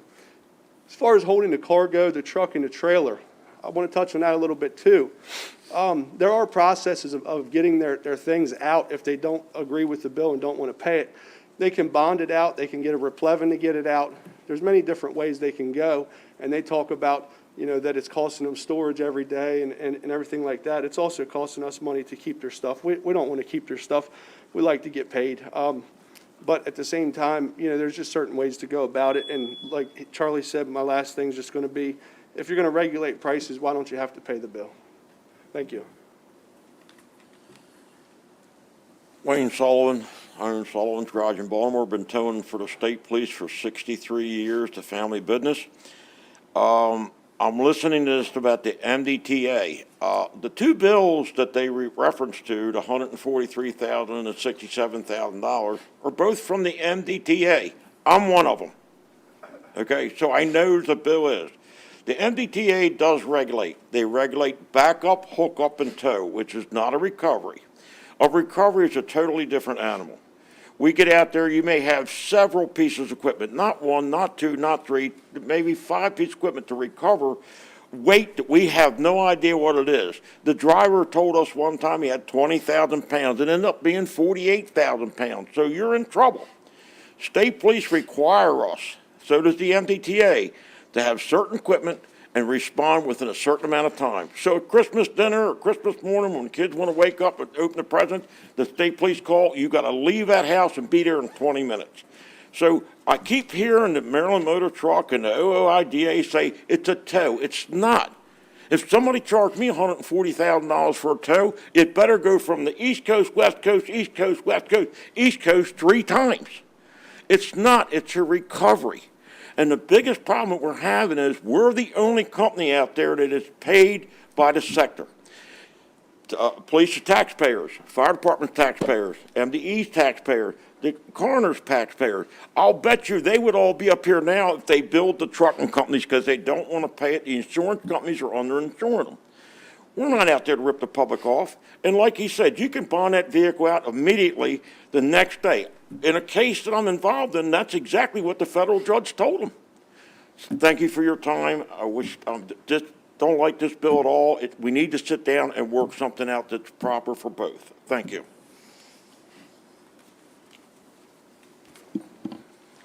I'm John Hessman, a private tower in Montgomery, Prince George's, Howard, Anne Arundel, tow for multiple different Maryland State Police barracks.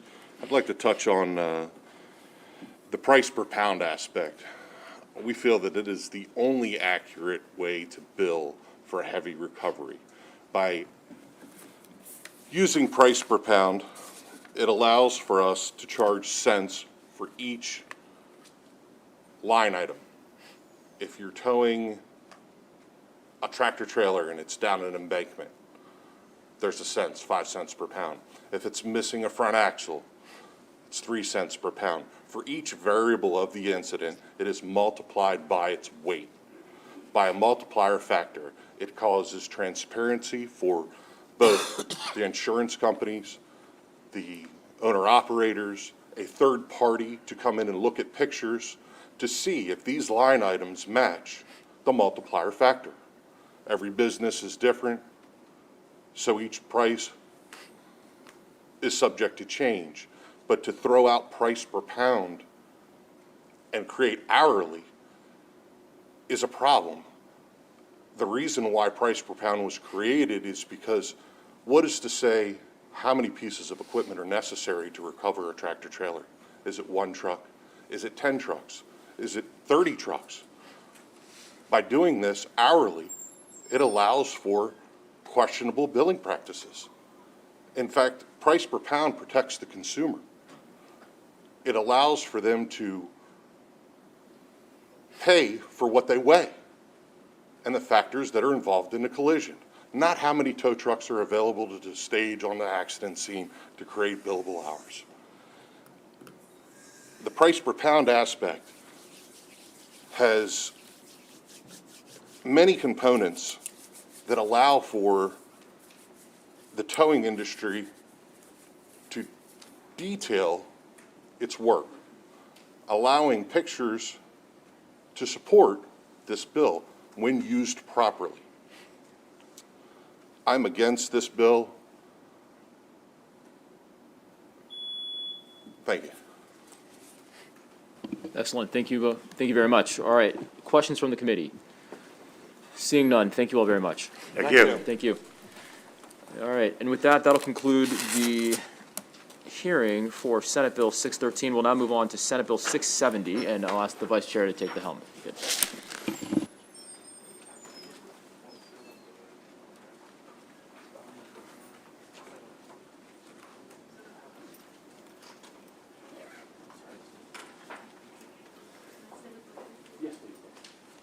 Mr. Campion, are you?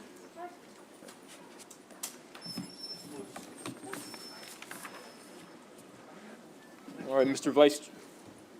Vice Chair, members of the committee, Senator Smith here to testify on behalf of Senate Bill 670. I've often said this, but one of the best parts of having this job is that you can meet with people, you can hear about a problem, you can identify a problem, craft a legislative solution, put it in during the legislative session, and by the next year, you have a piece of policy that's gone into effect that can make some impact and change people's lives. This is, I think, one such occasion. We've had this bill here before, a couple of years ago, and we had this hearing. I think Senator Washington carried the bill at the time, and my witness here, Ms. Drizzen, she came and testified on behalf of this bill because she has, I think, a particularly meaningful and tragic experience for why we need this piece of legislation. Another great aspect of the citizen legislature is that you get to hear stories from people. You not only have, you don't just think in the abstract, you can actually relate to people, bring people in, people come before us to testify and tell you their stories. And I think the stories are really important to help us craft and shape policy that actually makes a difference in people's lives. And so this bill here is fairly straightforward.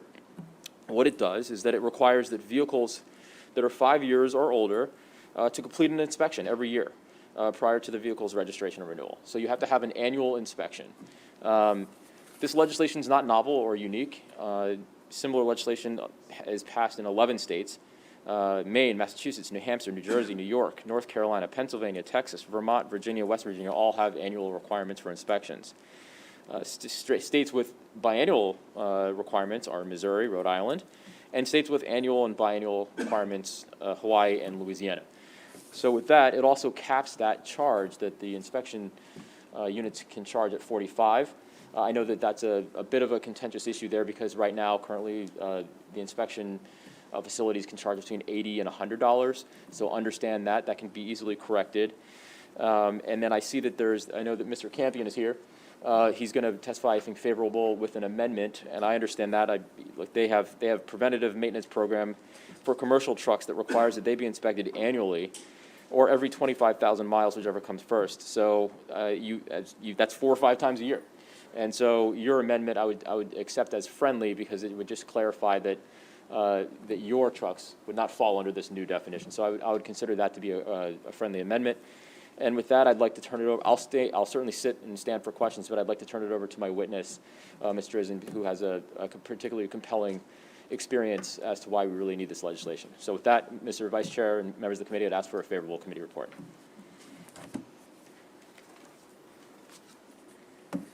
Thank you, Senator Smith. Good afternoon. My name is Julie Drizzen. I've been a resident of Maryland for 27 years. I urge you to pass SB 670, and here's why. On a beautiful Sunday morning in August 2019, my sister and I went for a bike ride. Heading home, we pedaled uphill on an empty sidewalk. Sorry, I'm losing my breath in this mask. We were pedaling up an empty sidewalk when a 2-ton Chevy Tahoe slammed into me. I never saw it coming. My sister said she saw an SUV driving erratically, then she heard a loud sound, turned around and didn't see me. Then she spotted my helmet in a tall patch of grass. She dropped her bike, ran over to find me lying unconscious on the ground. She thought I was dead. I could have been. My sister recalls that Nicole Foster, the driver of the 20-year-old SUV, ran over and said, "Oh my God, I'm so sorry. I've been meaning to get my brakes checked." That said it all. She knowingly, dangerously drove a vehicle in disrepair. Nicole Foster's negligence left me with a fractured pelvis, a broken hip, and in excruciating pain. I needed emergency surgery to repair an internal bleed. I then spent 10 days in intensive care, a month in a rehab facility, then 6 weeks in a 1-story Airbnb until I could put weight on my leg and go home. For 2.5 months, I was away from my family, my home, unable to work, and in a lot of pain. Nicole Foster is to blame for what happened to me, but so is the state of Maryland for allowing her and other residents to drive vehicles with failing brakes, broken seat belts, missing rear view mirrors, balding tires, and lights or horns that don't work. SB 670 is my hope that something good can come of my tragedy. This is your chance to right a wrong. You can prevent another driver, passenger, or pedestrian from being killed, traumatized, or permanently disabled. How is it possible that every state that touches Maryland, Pennsylvania, Delaware, the District of Columbia, Virginia, West Virginia, all recognize that mandatory auto inspections save lives, while the Free State does not? Even Uber and Lyft require that their drivers' cars pass an annual safety inspection. This accident disrupted my world. The day I was hit, I was in the best physical shape of my life. That health status was stolen from me in an instant. Now I walk with a limp, have chronic hip pain, and PTSD. I know it could have been so much worse. I'm alive, I'm not paralyzed, I'm not addicted to opioids, I did not lose my job. I am I have good health insurance. Blue Cross spent about $70,000 on my care, and I could afford the $12,000 in out-of-pocket costs. Still, I'm angry at the state of Maryland for not protecting me. Driving is a privilege, not a right. We require people to pass a test to get a driver's license. We do this to make sure they know how to drive safely. But a person's driving skills don't matter if their vehicle is unsafe. The cost of a safety inspection pales in comparison to the cost of not getting a safety inspection. Mandatory auto inspections save lives.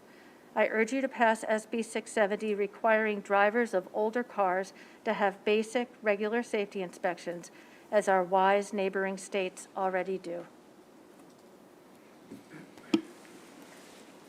Thank you for sharing your story, and we're so sorry to hear about what happened to you. Questions for the sponsor, the chairman, or the witness? Senator Heddleman.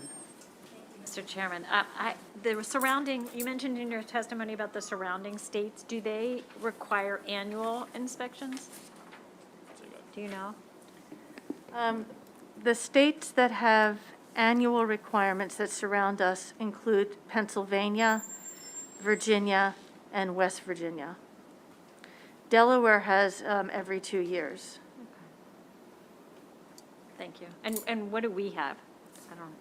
We have, you get inspected when you buy a new car. When you buy a used car, it has to have passed inspection. And then we have no subsequent one? No, you can continue driving it until it dies. Okay, thank you. Senator Cassily. Yeah, I just wondered what the response would be. I mean, clearly this would have a disproportionate impact on minority, especially black and brown communities in the state, whose automobiles would be pulled off the road and who tend to drive an older automobile. So I know we frequently reject legislation because of that. I'm just wondering how we balance that in this particular case. Well, I think you have to balance that with, again, and that's what the intent of the $45 fee was, and then you run into the opposite question, the opposite problem of people need to be able to charge a reasonable fee for the service that they provide. I think it's a balance between public safety and that issue, and I know that's something that Senator Carter addressed last time, and I know that something was brought up the last time we had this bill. So certainly flexible with the fee charge, the balancing business interest and public safety, but the point is, the current regime that we've got right now is the status quo is not acceptable in terms of the inspection and the safety of the vehicles that are on the road today. I think when we looked at this bill last time, the numbers were pretty low on how much this would actually impact. We don't get many citations for this, but you will have the impact of people with a car that they're not able to make the repairs. It's not just the cost of the inspection, it's the cost of the repairs. So that window ding that you were going to overlook because you needed that car, you really couldn't afford a new window, but now you can't afford it anyway, so now you lost your car, and now you lost your job, and because of that, maybe you're forced into crime or something like that. So I just looking at how we balance these things out, because you say it's a matter of public safety. Well, keeping some people in jail longer would also enhance public safety, but we reject doing that. But we'll take their cars because that increases public safety. I don't know, it's interesting balancing here. Thank you. Senator Watson. Thank you very much. I think Senator Cassily helped me answer my question. I was trying to see if there was any redundance of what would be identified during the normal VEEP inspection with an automobile.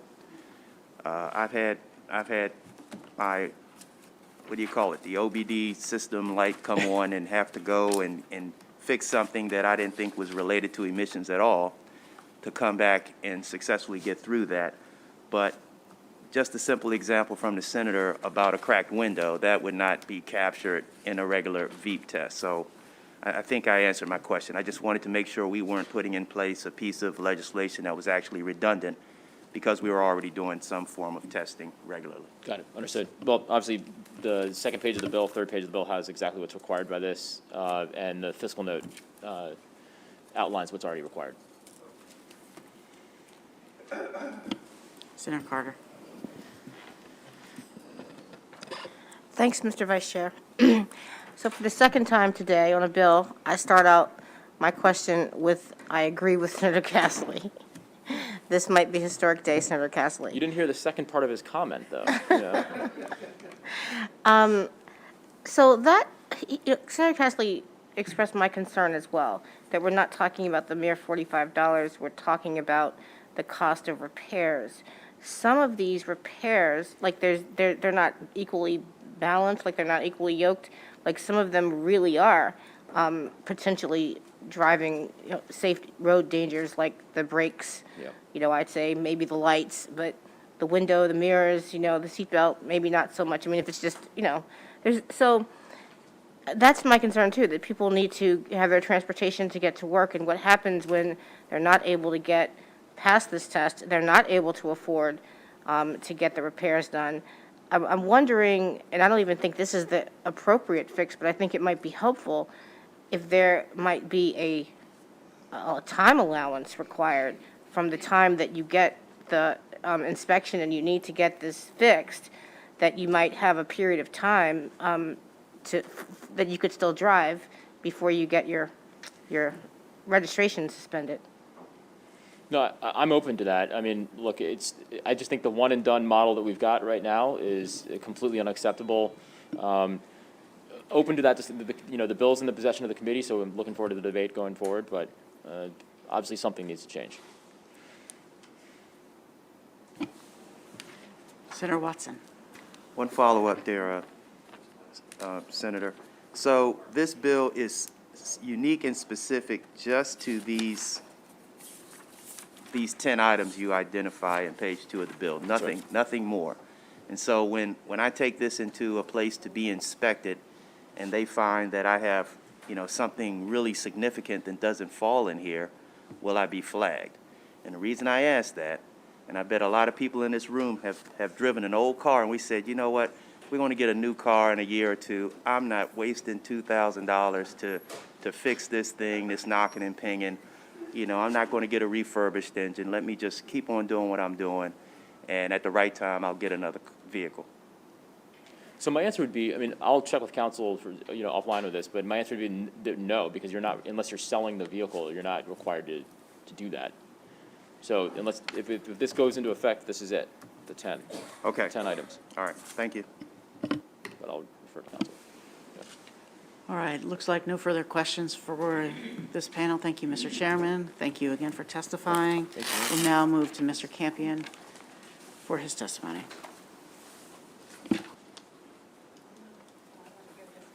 Thank you, Mr. Chairman. For the record, Lewis Campion, Maryland Motor Truck Association. We are here supporting with amendments, and the sponsor actually alluded to our amendment being a friendly amendment, and it just recognizes that we actually are subject to as many as 4 to 5 inspections per year, a minimum of an annual inspection, and it's all based on how many miles you operate. Every 25,000 miles or annually, whichever occurs first, you must get inspected in a commercial motor vehicle.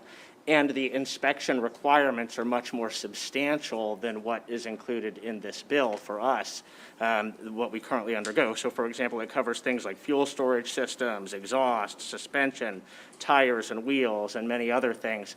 So we're simply asking that if the committee chooses to move forward with this legislation, you recognize that we are already going well beyond this through the preventive maintenance program that is required in both Maryland and federal law, and that we would not be subject to this additional inspection then that is far less than what we currently do.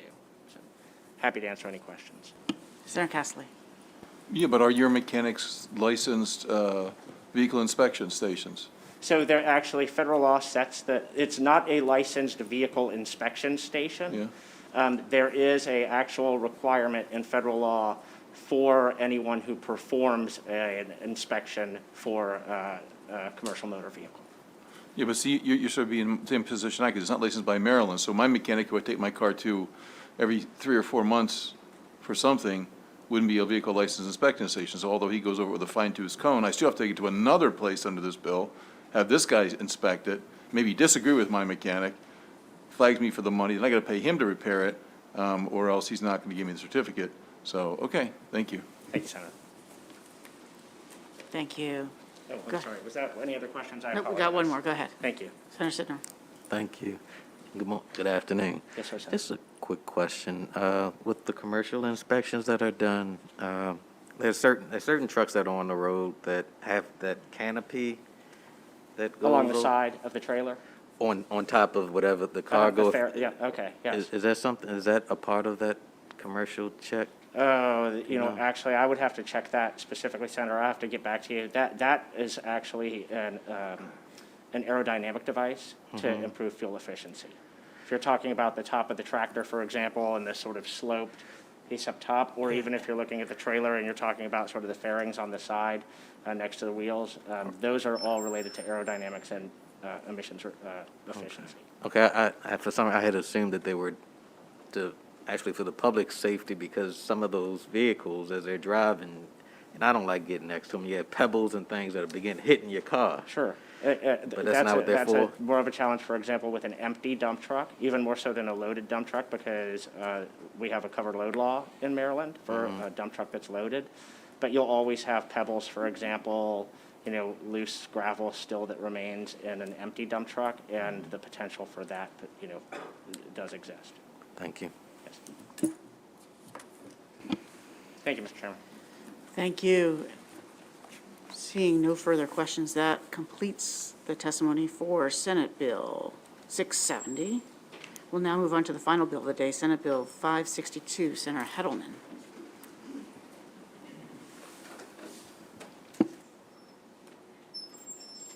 If I can have my panel come, please.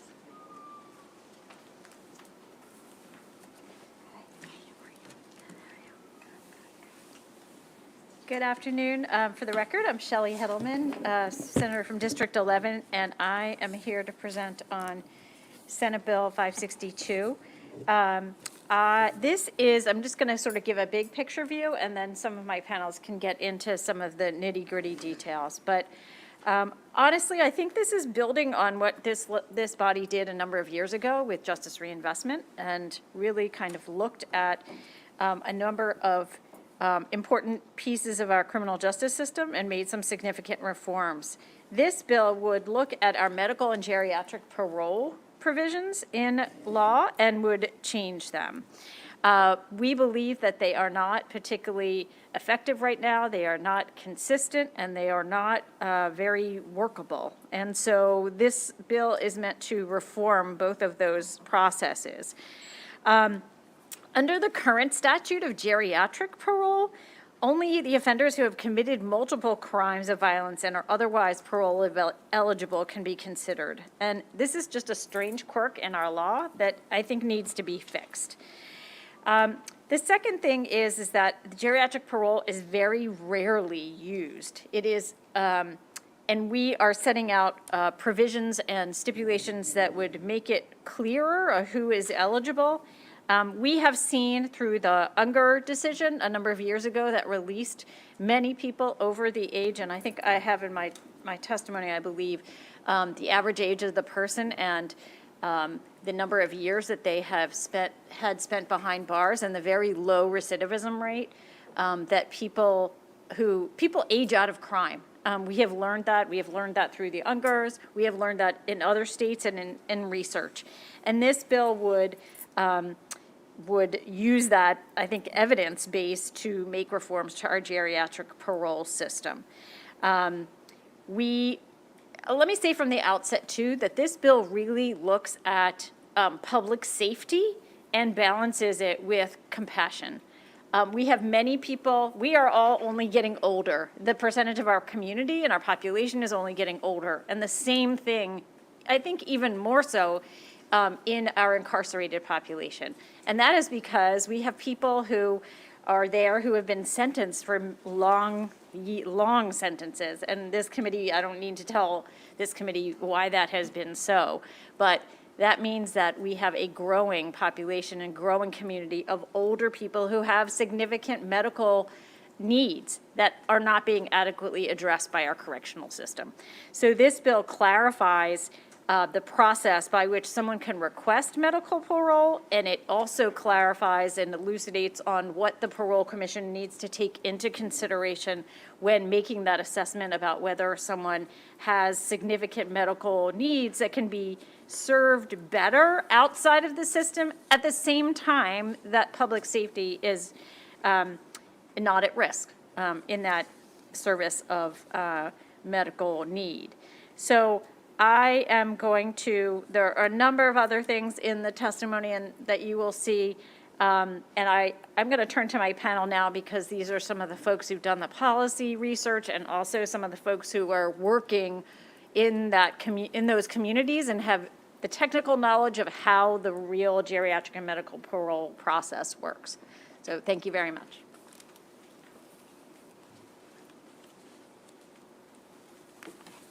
Good afternoon. My name is Lila Meadows, and I'm a clinical faculty member at the University of Maryland School of Law.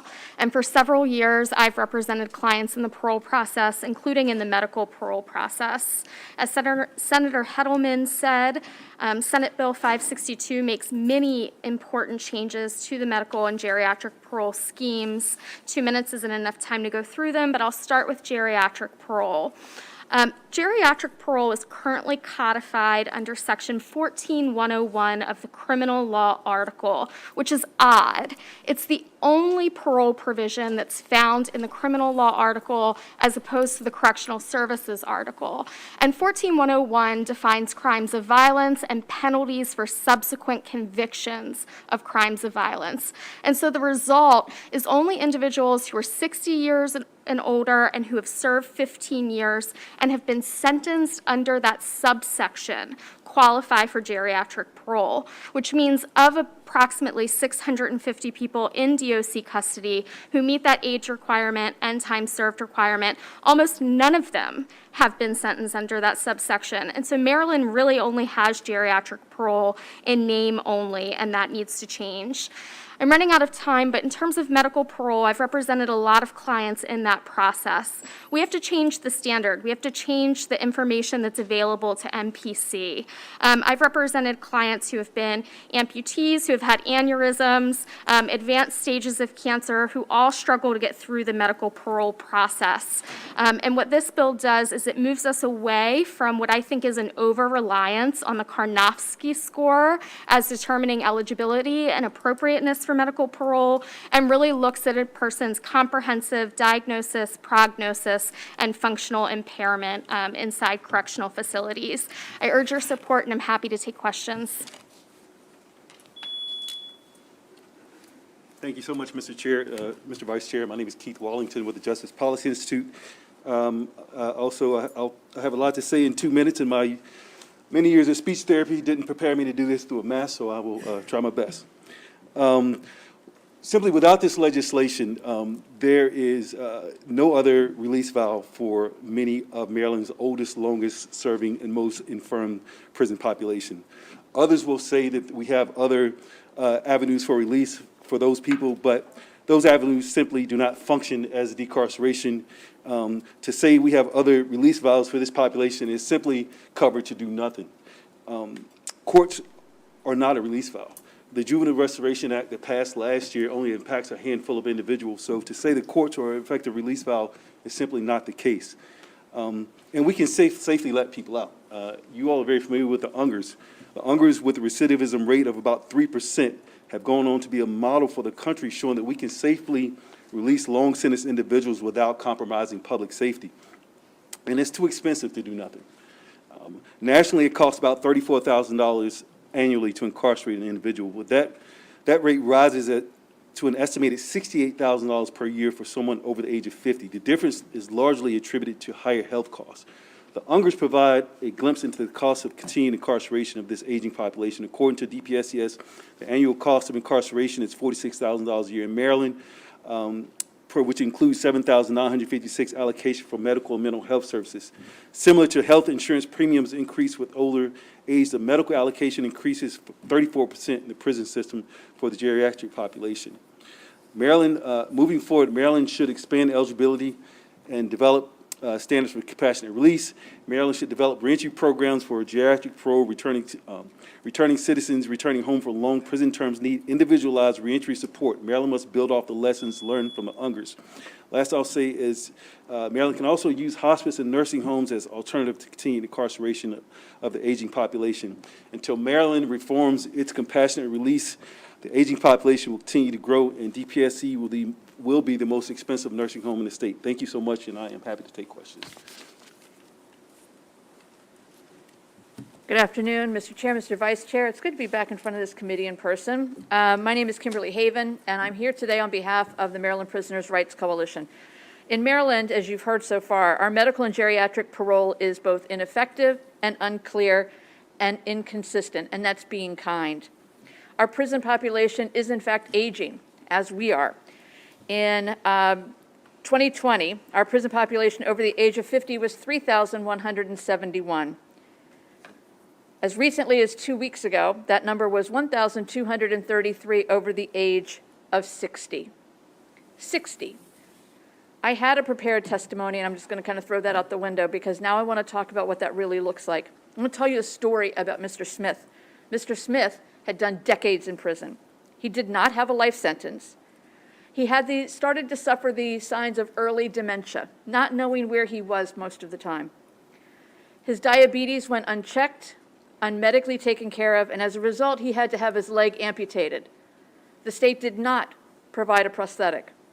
He then fell from a steel cot to a concrete floor, which caused an aneurysm. He then developed congestive heart failure. He was put up for medical parole and was denied. Had it not been for an attorney stepping in, he would have just died in prison. But this attorney got that overturned, and he was released to a nursing home where he died 4 days later. Mr. Smith is not unique, sadly. Between the 5-year period of 2015 to 2020, there were 253 requests denied, 86 in that 5-year period were approved. Had Mr. Smith not had an amazing attorney who stepped in, he would have died in prison, alone and unaware of what was happening to him. I urge a favorable report of Senate Bill 562 for Mr. Smith. Thank you. I also hate that clock. I know, I know. He said it, not me. I know. But truer word. Yeah. All right. Questions from the committee? Senator Cassily. I just have a few. Somebody had said that Maryland has medical parole in name only. I mean, some people are getting out on medical parole, right? I mean, what are the numbers?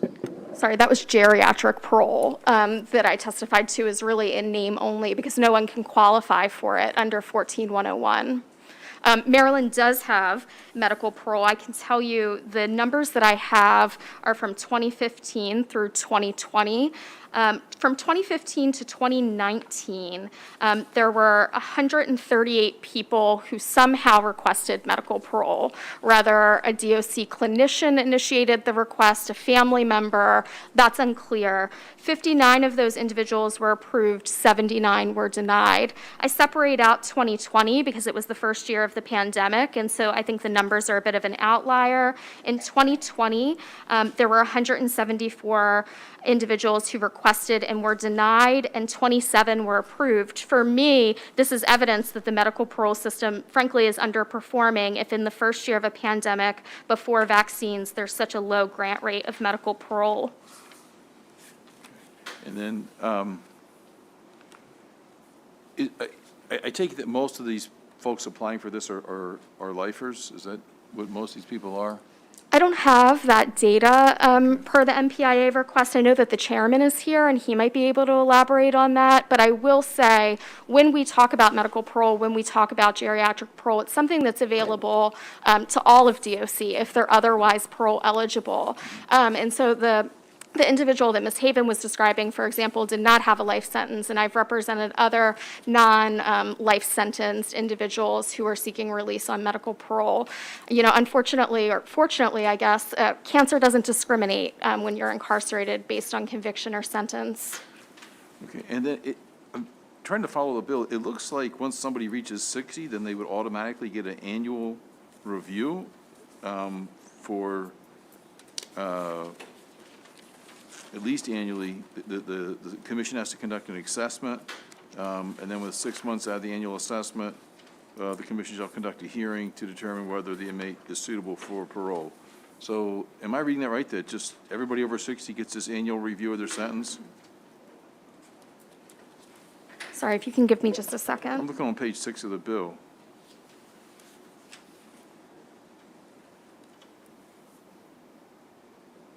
I'm so sorry, Senator Cassily. Can you give me the line? Sure, it's page 6, line 21.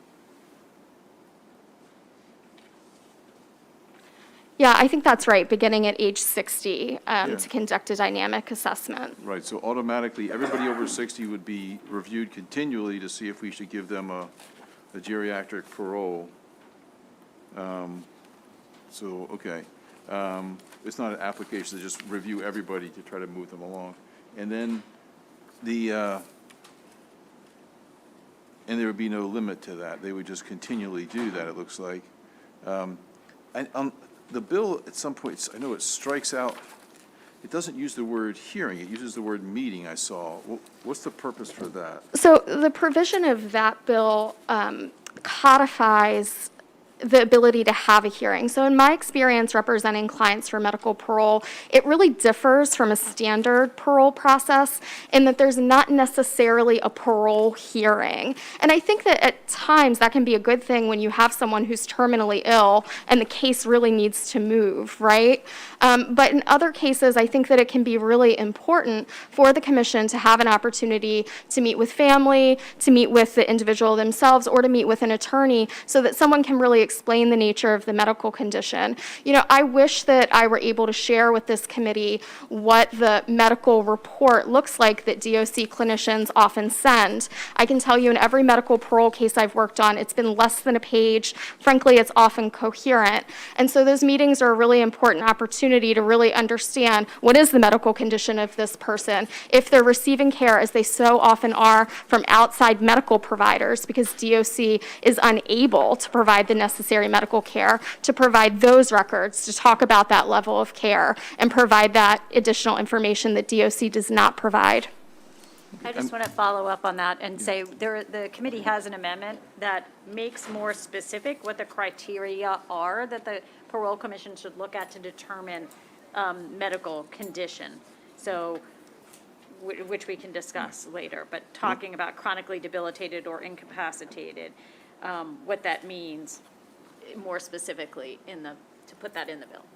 Right, and then I'm looking on page 3, that's that lines with the meetings, and what concerns me is that under Maryland Declaration of Rights, victims do have rights, and it looks like, and victims would have to be part of hearings, but now we're exchanging information on a parolee without the victim's family being a part of that, and I guess that goes along with the entire premise of this bill. That appears that the only issue here is whether the person being released presents a danger to the community. That's the only factor we're considering here. That's how it comes across to me, and maybe I'm misreading this. No, there are still opportunities and still has to be taken into consideration the updated victim impact statement and all the other criteria that the commission uses currently. Well, so it's I'm just looking, it says on D, we can get a meeting, and then within 30 days after the meeting, following review, the commissioner may find the request to be consistent with public interest or take no further action. And then so now the commissioner is going to take action based upon the representations made at this private meeting. We're going to have, the commission is going to be taking action, which would be a subsequent hearing, but they've already started the ball moving, and the victim's family never knew about this. So to me, that suggests that we're not considering the interests of the victim. If I could speak to this. Sure. So I think what the language basically says is if a meeting is requested, MPC has to hold that meeting within 30 days. I do think that there needs to, looking at the language of this, potentially be a change to comply with victim notification requirements, which for a standard parole hearing, the law requires, I believe, and again, the chairman will correct me when he's up there, I think it's 180 days for victim notification under the regular parole statute. However, Currently, MPC holds meetings at headquarters with attorneys, with family members, upon request for regular parole, and victims aren't involved in those meetings. Again, what the statute requires is that victims have an opportunity to either provide a written victim impact statement to the committee ahead of a parole hearing, or to attend and open the parole hearing where they can attend and make a statement. But I think what this bill is trying to get at is that often in medical parole, there may not be a hearing at all. It's sort of a review and a decision. But victim notification does attach to that process, and I know that MPC does complete victim notification where it's required in cases. Okay, on page 4 of the bill, at the bottom, line 28, it says if a medical evaluation is requested under paragraph 1I2 of this subsection, is that medical evaluation, is that the one that's conducted by the commission, or is that a different one? It's a different one, which the statute already provides for. So under current law, you can request an outside medical evaluation. So this specifically refers, this section I'm referring to here on page 4 at the bottom, the medical evaluation is specifically referring to the outside medical evaluation. It is. Okay, and then this section says, the commission shall place priority consideration of the findings of that evaluation in any medical condition in determining whether to grant medical parole. So my question is, this is an outside medical evaluation requested by the inmate or people connected to the inmate, which of course I would fully expect to be biased in favor of the inmate, or he never would have, it would be stupid for him to pay for that. So we're going to put priority consideration to an outside evaluation paid for by the people who want to get the inmate out, and that's going to take priority consideration in the evaluation, any medical conditions detailed. So doesn't this set up almost a sham process here? Because if I'm going to say that, Mr. Inmate, you go ahead and hire somebody, and if they say, whatever they say your condition is, we'll take that. No. That's what this seems to say. So if you look at page 4, under number 2, you'll see that that evaluation is actually done at no cost to the incarcerated individual. DOC picks up the bill for that evaluation. I personally have never been able to utilize this portion of the statute. It's completely unclear to me how you even get this done through the Maryland Parole Commission. I'll tell you when it comes into play is, as I mentioned, so often people are receiving care from outside medical professionals. For example, at the University of Maryland, Block Cancer Center. And so what will happen is the treating oncologist will weigh in and provide medical records and provide a recommendation, because they are actually more familiar with a person's diagnosis and prognosis than any doctor working for the Department of Corrections, because they're just not equipped to provide the level of care for people who are sick enough to qualify for medical parole. So you're saying this medical evaluation, this outside medical evaluation, the evaluator is paid for by the commission? Per the current law. And what about under this bill? Not the correction, not the commission, the correctional, right? Department of Corrections. I honestly don't know who pays for it. It's paid for by the state. It's paid for by the state. Right. That's right. And then, and who chooses the evaluator? I've never been able to get it done. I think that's a good question for the chairman. I think he'll be able to answer that. Right, thank you. I think that's, all right, that's all I have for now. Thank you, Mr. Chairman. Yeah, thanks for bringing this bill in. We've been grappling with this for years. I was curious, I missed the number that you said. How many medical, what were the numbers you had there? Sure. So from 2015 to 2019, 59 individuals were approved for medical parole and 79 were denied. So it was about 138 who had consideration. 2020 I separate out because it's the first year of the pandemic, so the numbers are inconsistent with previous years. 27 individuals were approved for medical parole, 174 were denied for 201 total requests. And this was, the parole board was denying them based on this criteria? Yes. Okay, because I'm looking, I mean, it is, the language is, I guess my concern, I'm looking at it, the current language we have is a tough standard. Shoot, where was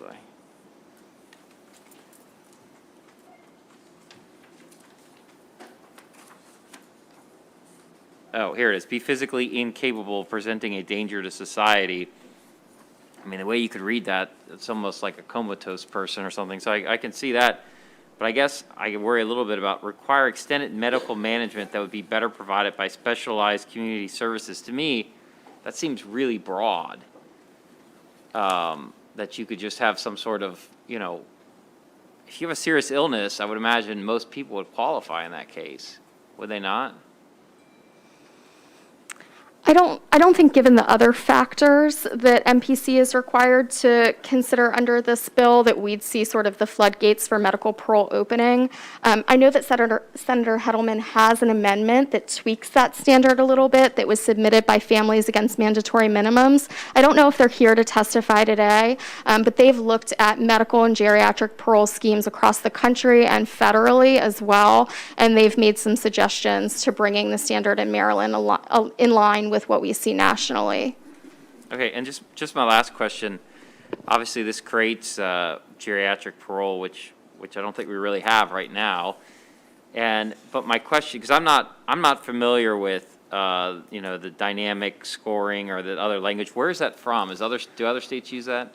They do. So the difference between a dynamic instrument and a static risk instrument, that's kind of the clinical language that's used. Static risk instruments look only at sort of who the person was and sort of the factors in their life at the time that they're convicted and of the initial onset of the incarceration. What dynamic instruments call for, and really, Keith, I should be letting you answer this, I'm sorry, but what they really call for is looking at who the person is now, taking into account things like age, because we know as someone ages, the risk of recidivism sort of falls off a cliff. Things like age, things like their record in DOC. Do they have a lot of tickets, for example, which is, of course, part of the normal parole consideration, but all of those things are used to adjust a person's current risk level. And that's really important in geriatric parole when we're talking about people who are elderly. So is there another state that has this law that looks like this for geriatric? Well, Washington State uses a. I was going to say, I can send you some information on Washington State. Yes, there is another state. So they have this, is this language taken from Washington State? I don't believe that it is taken from Washington State, no. But I think we did look at the language from Washington State in crafting this. Okay, thank you. To his line of questioning, can someone get the committee just more information on the Karnofsky score? What that means, the background, kind of just so we have it for our discussions. Sure, I can provide you with a copy of the instrument. Awesome. Senator Cassily. Mr. Chairman, no, I just found the language that we were discussing before, and we were all kind of looking for, but on how this all balances out. And I look on page 6 of the bill, and it says that at the parole hearing, on the hearing on this, they should give significant weight to the age. So this is in addition to the normal parole standards. They shall consider and give significant weight to, and then on page 7, the age of the inmate, the results of the safety test, and then the results of the health evaluation. So we've elevated. We don't say give significant weight to the other factors. You just consider the other factors, like the victim impact statement, the heinousness of the crime, those things. They're just factors. Significant weight goes towards this stuff. So again, we're putting, it seems like the whole tenor of this bill is kind of dumbing down victim impact and elevating the perpetrator above the victim's interest. And that becomes paramount here is, let's, once again, in the state of Maryland, let's take the victim, put them at the bottom of the pile, and elevate the perpetrator to the top. That's just one more thing, and I just defy you to tell me how this bill does not stand clear in testament to that. Once again, we were putting the victims to the bottom of the pile in the state of Maryland with this bill. Because it clearly does. Thank you. All right. Further questions from the committee? Seeing none, thank you all very much. All right, well, next we'll hear from Rachel Camus, Elise DeCidrio, Olinda Moy,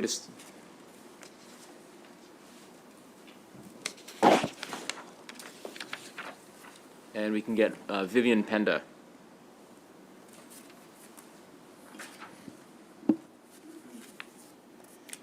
Good afternoon, Mr. Chairman and members of the committee. My name is Rachel Kamens. I'm with the Office of the Public Defender, and I'm here to urge a favorable report on Senate Bill 562.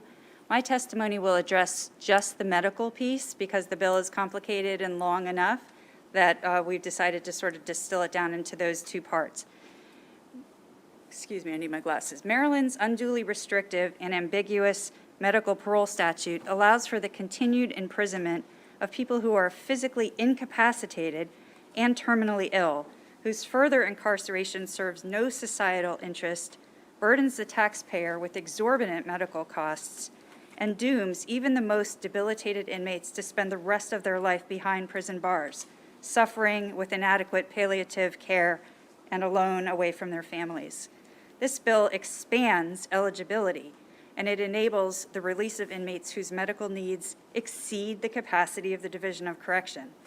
This is both humane and fiscally prudent. The bill says that if requested by the inmate, an independent medical evaluation at no cost to him is to be done and to be given priority consideration. The current bill already allows for such a medical evaluation. This bill simply elevates, to use your word, Senator Cassily, the importance of that medical evaluation because it's providing current live information about the inmate's circumstances. It also allows for a meeting or a hearing to take place where additional information can be provided to the commission. Both of these features of the bill enable a comprehensive assessment of the inmate's medical needs, the risk to public safety, and the risk to the inmate if parole is denied. Two quick stories that I don't have time for. So I'll just wrap up and say that change to this broken system is needed, and this bill would be that change. Thank you very much.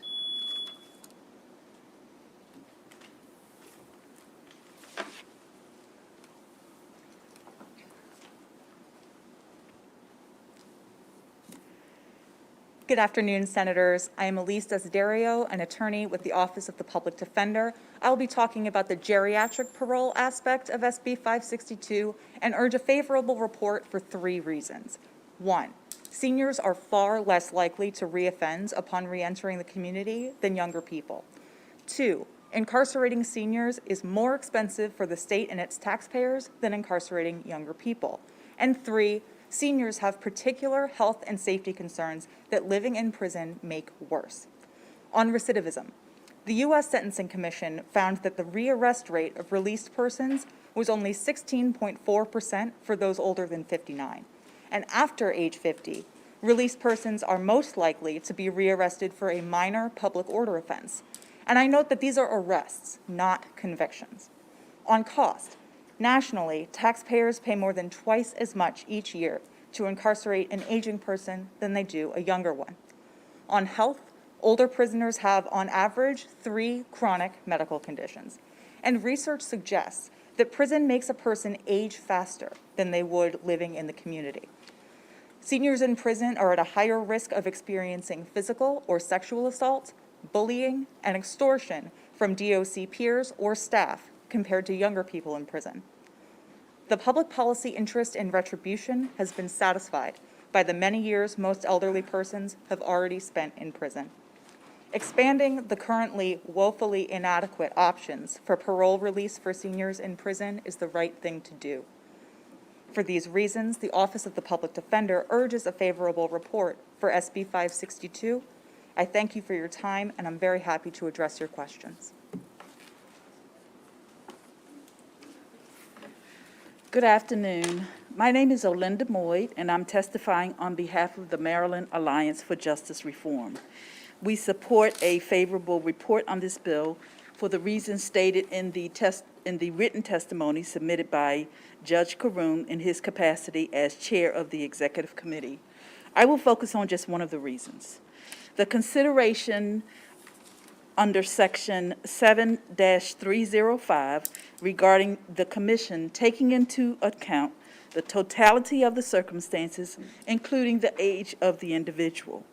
When I began my career as a prisoner's rights and parole attorney more than 35 years ago, one of the first things that I worked at the NAACP. We opened the first chapter of the NAACP behind the walls at the Maryland State Penitentiary. Some of the individuals that I met at that time are some of the same individuals who are still in prison throughout the state of Maryland. Unfortunately, over the years, I have witnessed the aging of many of these individuals as they have grown old and sickly while serving decades in prison. Even though they pose no safety risk, the probability of them reoffending is quite low, the cost to house them is quite high, they still remain in prison. One of these individuals is a man named Mr. T, who I've known for decades. I've watched him physically deteriorate over the years. He graduated from using a walker to using a cane to a walker. Now he's in a wheelchair, 74 years old. I recently represented him pro bono at a parole hearing. The focus of the parole hearing was solely on his original offense, not his age, not his recent cancer diagnosis. It was merely on his offense. The passage of this bill would be meaningful and provide hope for individuals like Mr. T. We urge a favorable report. Thank you.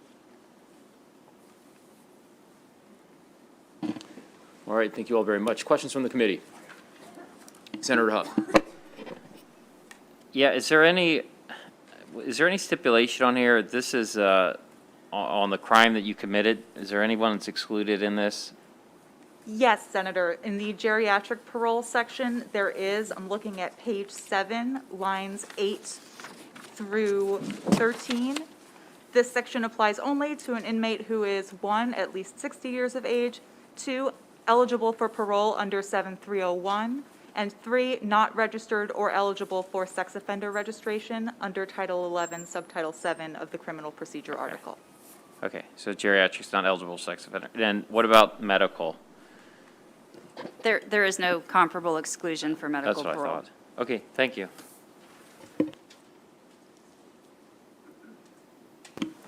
All right, excellent. Thank you all very much. Next we'll hear is, I called the name before, but is Vivian Penda here? Julie Magers? Paula Sortier? Gwendolyn Levy?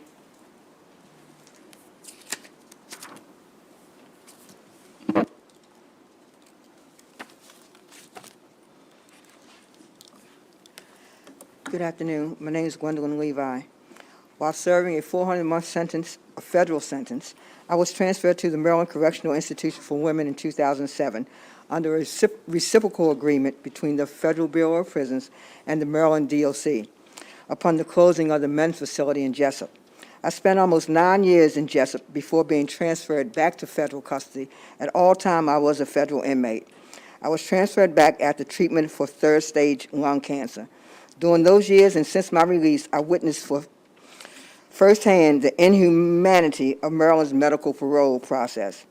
Passage of this bill will clarify and create an effective avenue to end the warehousing of the elderly, chronically ill, and incapacitated residents who are no longer a threat to our society or communities. I want to speak of a couple of women who could be used as a template for the passage of this bill. First, my friend, who was stricken in 2016 with ovarian and perineal cancer. For years, she was shuttled between the infirmary, hospital, even at times isolated in segregated housing units before and after her hospital visits. Even after medical and administrative recommendations for medical parole, she was denied. With a prognosis of a few weeks to live, she was finally released to hospice, where she died a few hours later. Even so, I suppose we can be grateful, for unlike some of her peers, she didn't die inside the walls. My second friend is 85 years old, 98 pounds, dismissed from her job due to failing eyesight and tremors of her hands. limited mobility. She uses a wheelchair and walkers to navigate to the infirmary each day for insulin, hypertension, and other daily medications. During the recent snowstorm, my friend was stranded outside at 4:30 in the morning because her walker wheels froze and she couldn't navigate through the snow until some of her peers rescued her. Oh yeah, I want to say I was released in 2000 under the federal parole system, under the CARES Act, a federal act that allowed me to go home on home confinement and to be finally released under compassion release. If I was a Maryland sentenced inmate, I would still be in prison. Please, this bill will rectify that. Thank you. Thank you very much, Ms. Levi. All right, questions from the committee? Seeing none, that'll conclude the testimony for the proponents of the bill. We'll now switch to the opposition panel, and we'll start off with Mr. Katzif, and then Mr. Blumberg, and Mr. Law.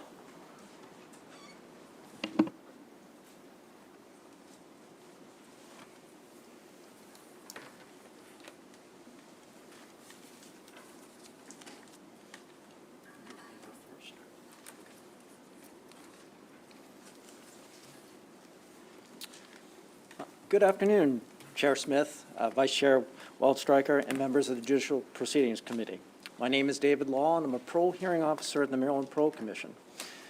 While we greatly appreciate the intent of the bill sponsor, we respectively oppose Senate Bill 562. This bill greatly expands the number of individuals who might become eligible for medical parole. Currently, there are 1,237 inmates over the age of 60 who are over the age of 60 are eligible for parole. I want to emphasize this point. Of the 1,237 individuals over the age of 60, 1,003 of them are serving sentences for crimes of violence or violent crimes, and over half of them have victim notification obligations. Additionally, 577 of those 1,237 inmates are serving life sentences. The bill would add subjective considerations to the parole process, such as the age of the inmate.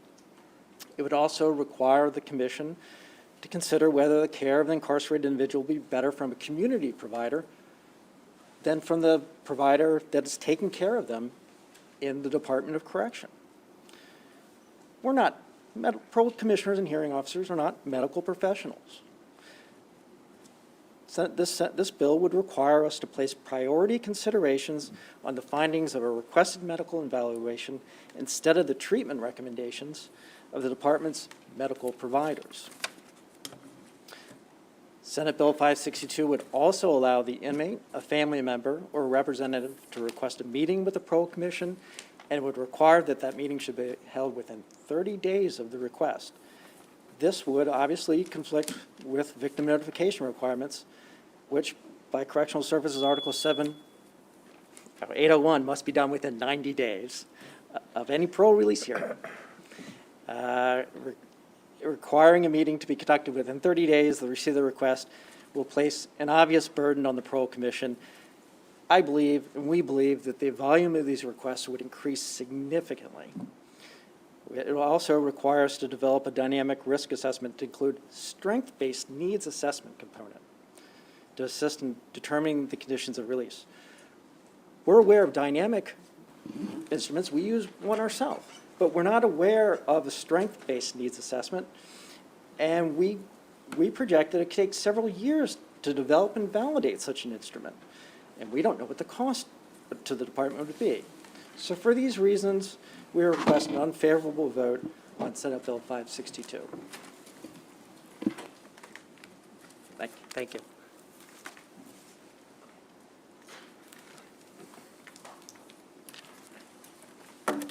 Chairman, members of the committee, my name is William Katzif. I'm an Assistant State's Attorney for Anne Arundel County, and I am here on behalf of the Maryland State's Attorneys Association in opposition to Senate Bill 562. One of the points that Senator Huff was brought up before, and that is the standards by which this particular bill would then apply. Under current law, the law requires that a person be physically incapable of presenting a danger to society. Now, this is replaced by requiring an extended medical management that would better provide would be better provided by specialized community services. Now, that just simply means the standard, at least as I read it, means if there's somewhat better facility, somewhat better service outside. Doesn't require that it be significantly better, but just that weighing the two, it would be better to have them outside than inside. I don't believe that that's a standard that should justify the person being granted benefit parole. Now, with regards to what happens if the person is no longer fits that particular criteria, there are no provisions for revoking the parole. I mean, obviously, if somebody commits a crime, then you can issue a retake warrant. But if somehow or another, if somebody goes into this facility and either leaves, absconds, doesn't properly participate in whatever it is that he's required or she's required to do, I think based upon what's in this bill, I think there's serious question as to whether the Parole Commission can issue a retake warrant, and that's of great concern. I just don't think that what's contained here is an appropriate substitute for the existing law. And with that in mind, I would ask for an unfavorable report.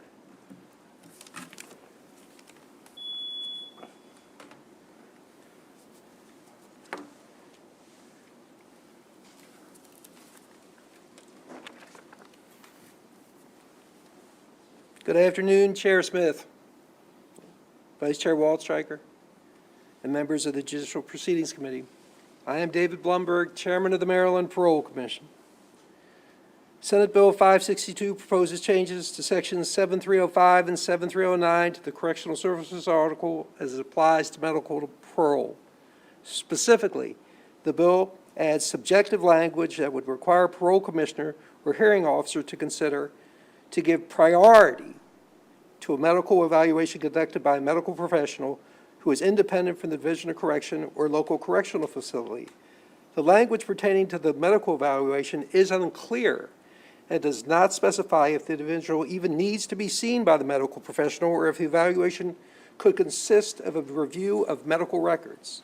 The bill strikes language requiring the use of a classification scale, including the Karnofsky Performance Scale Index, to determine the extent of an individual's physical impairment.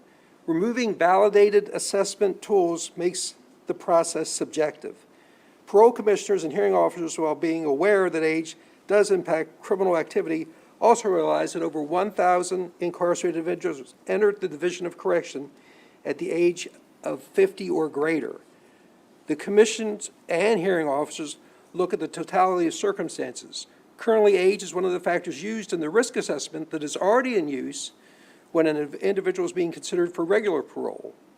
Finally, the bill requires a parole commission to develop a dynamic risk assessment instrument to assist in predicting the risk that an incarcerated individual will be convicted of a future offense if released on parole. As stated by my colleague, we are not aware of an existing instrument and anticipate that the development of one will be expensive and time-consuming. As these types of instruments must be validated over time, the process is expected to take several years from inception to implementation. For this reason, we respectfully request an unfavorable vote on Senate Bill 562.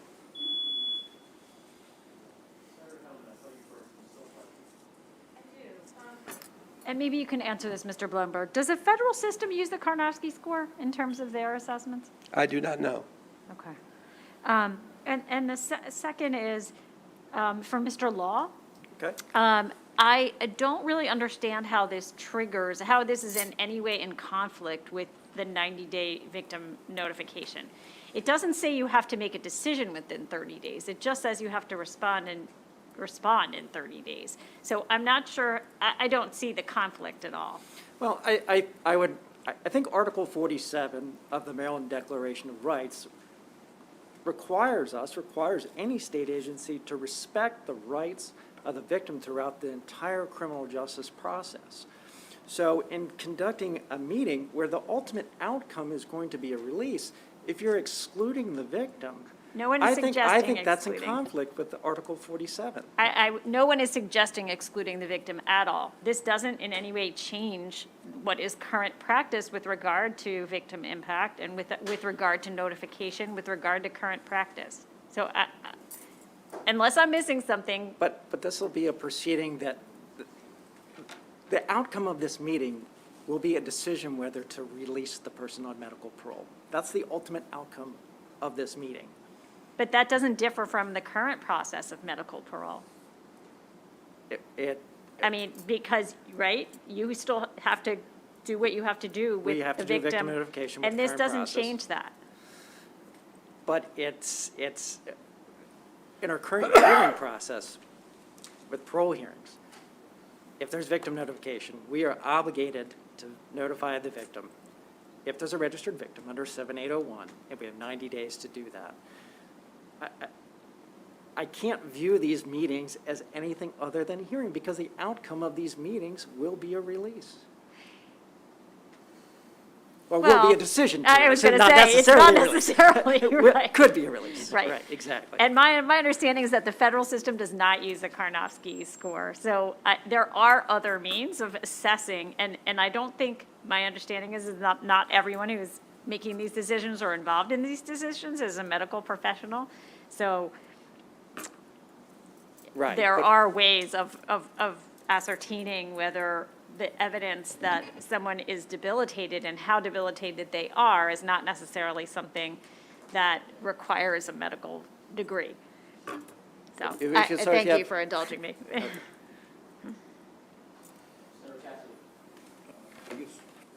Get some statistics right here. You opened up with saying there were 1,237 folks over 60 years who would be eligible under, or potentially eligible under this, under the statute or the bill. Yes. Then you said there were, how many of those are life sentences? 577 of those 1,237. 500, so half of these are life sentences. Your math's better than mine, but Well, yes. I mean, it's 577 and we got 1,200, so Yep. we're pretty close to half. Pretty close to half. Yeah. So if it's a life sentence, it had to be first-degree murder, first-degree rape, right? There are other crimes that can result in life sentences, but it's very rare. Subsequent offender for a crime of violence under very rare circumstances. But yes, normally, predominantly murder, first degree, and And then you said the volume of requests would increase significantly. Actually, every one of those people would have an annual review. So under this bill, it's not so much, I mean, I guess you could make a request, but it's also, once you hit 60, every one of them is entitled to an annual review. That is correct. That is my So, understanding, Mr. right. Cassily. And there was a term used about people, you say half of the 1,003 were for crimes of violence. You said half have victim notices. I just don't understand that term. What does that mean? Victim notification. So victim notification occurs that there's a circuit court mechanism for victim notification. So if the victim is first served with the notice that he or she can register as a victim, and then if they file for victim notification, that follows the offender to the Division of Correction. Okay. And if there's victim notification on file, then we, in advance of any parole hearing, we have to notify the victim that the inmate is going to be considered for parole, and they have 90 days to respond with either an office appointment, a victim impact statement, or in certain circumstances, they can open the parole hearing. Okay. So what if, I mean, there may be, say, 3 family members, but only one of them, you know, the mom registers, but the 2 kids don't, but then mom passes away after 10 years. Is there a mechanism for the kids to say, wait, mom's passed away, but we still want to have notices? Or is that something that has to be done in the circuit court from the beginning? You know what I'm saying? Is there a process for updating that? Yes. And what happens is, if someone does pass away, we do have, everyone can be registered, but if we're informed, then obviously we'll stop sending letters to the person that's deceased, but the other 2 remaining people will still be informed Okay. that a hearing will be held. All right. And then, thank you. And probably appropriate for you, Mr. Bloomberg, we were trying to understand this medical review process. So currently, the person is seen by, like, its medical staff in the DOC? Is that what happens? Yes. That's the automatic. And, I mean, I'm sure you don't have people who are experts in cancer treatment at the DOC, and, I mean, that's not, what do you do? How do you get those people? Who's reviewing them?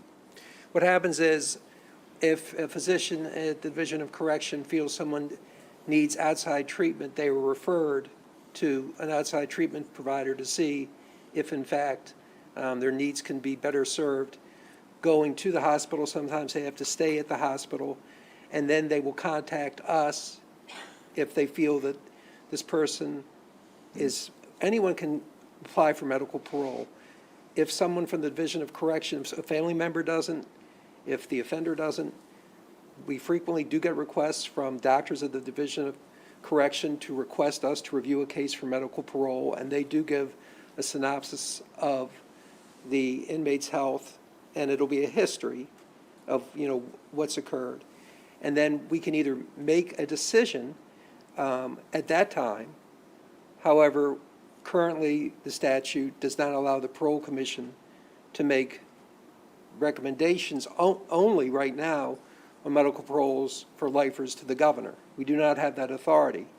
We do have authority now on life cases, but not on medical parole cases Okay. for release.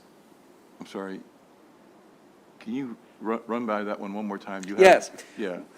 We can only make recommendations for lifers on medical parole to the governor. He makes the ultimate decision.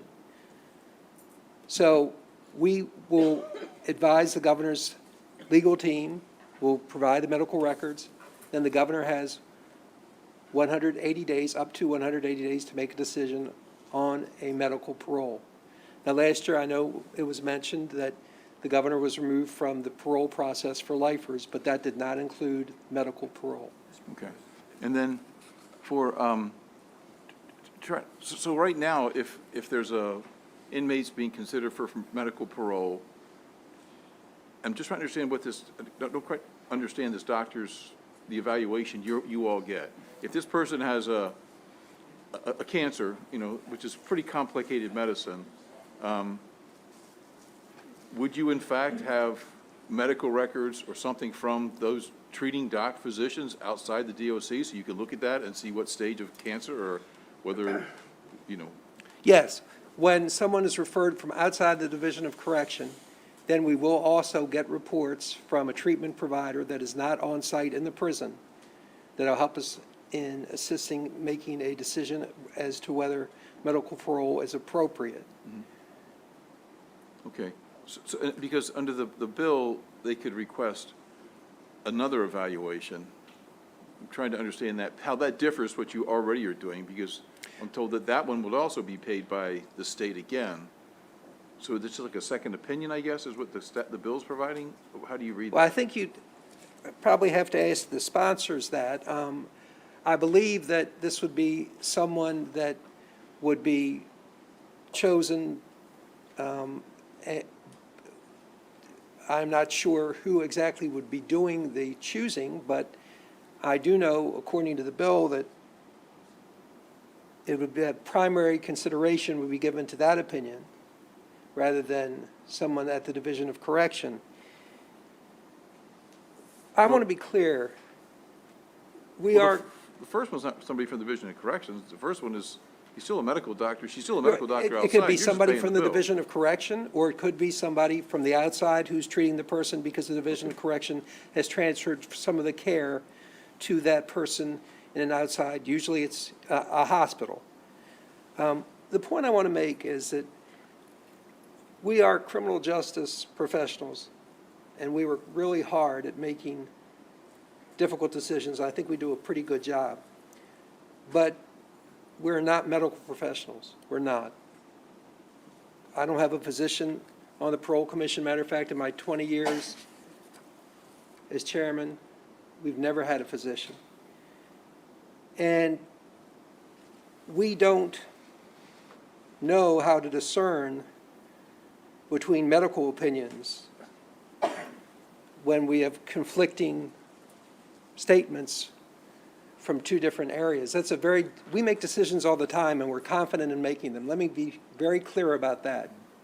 But when it gets into medical information, in this type of situation where we're getting conflicting information from two different treatment agencies, that puts us in a very untenable position.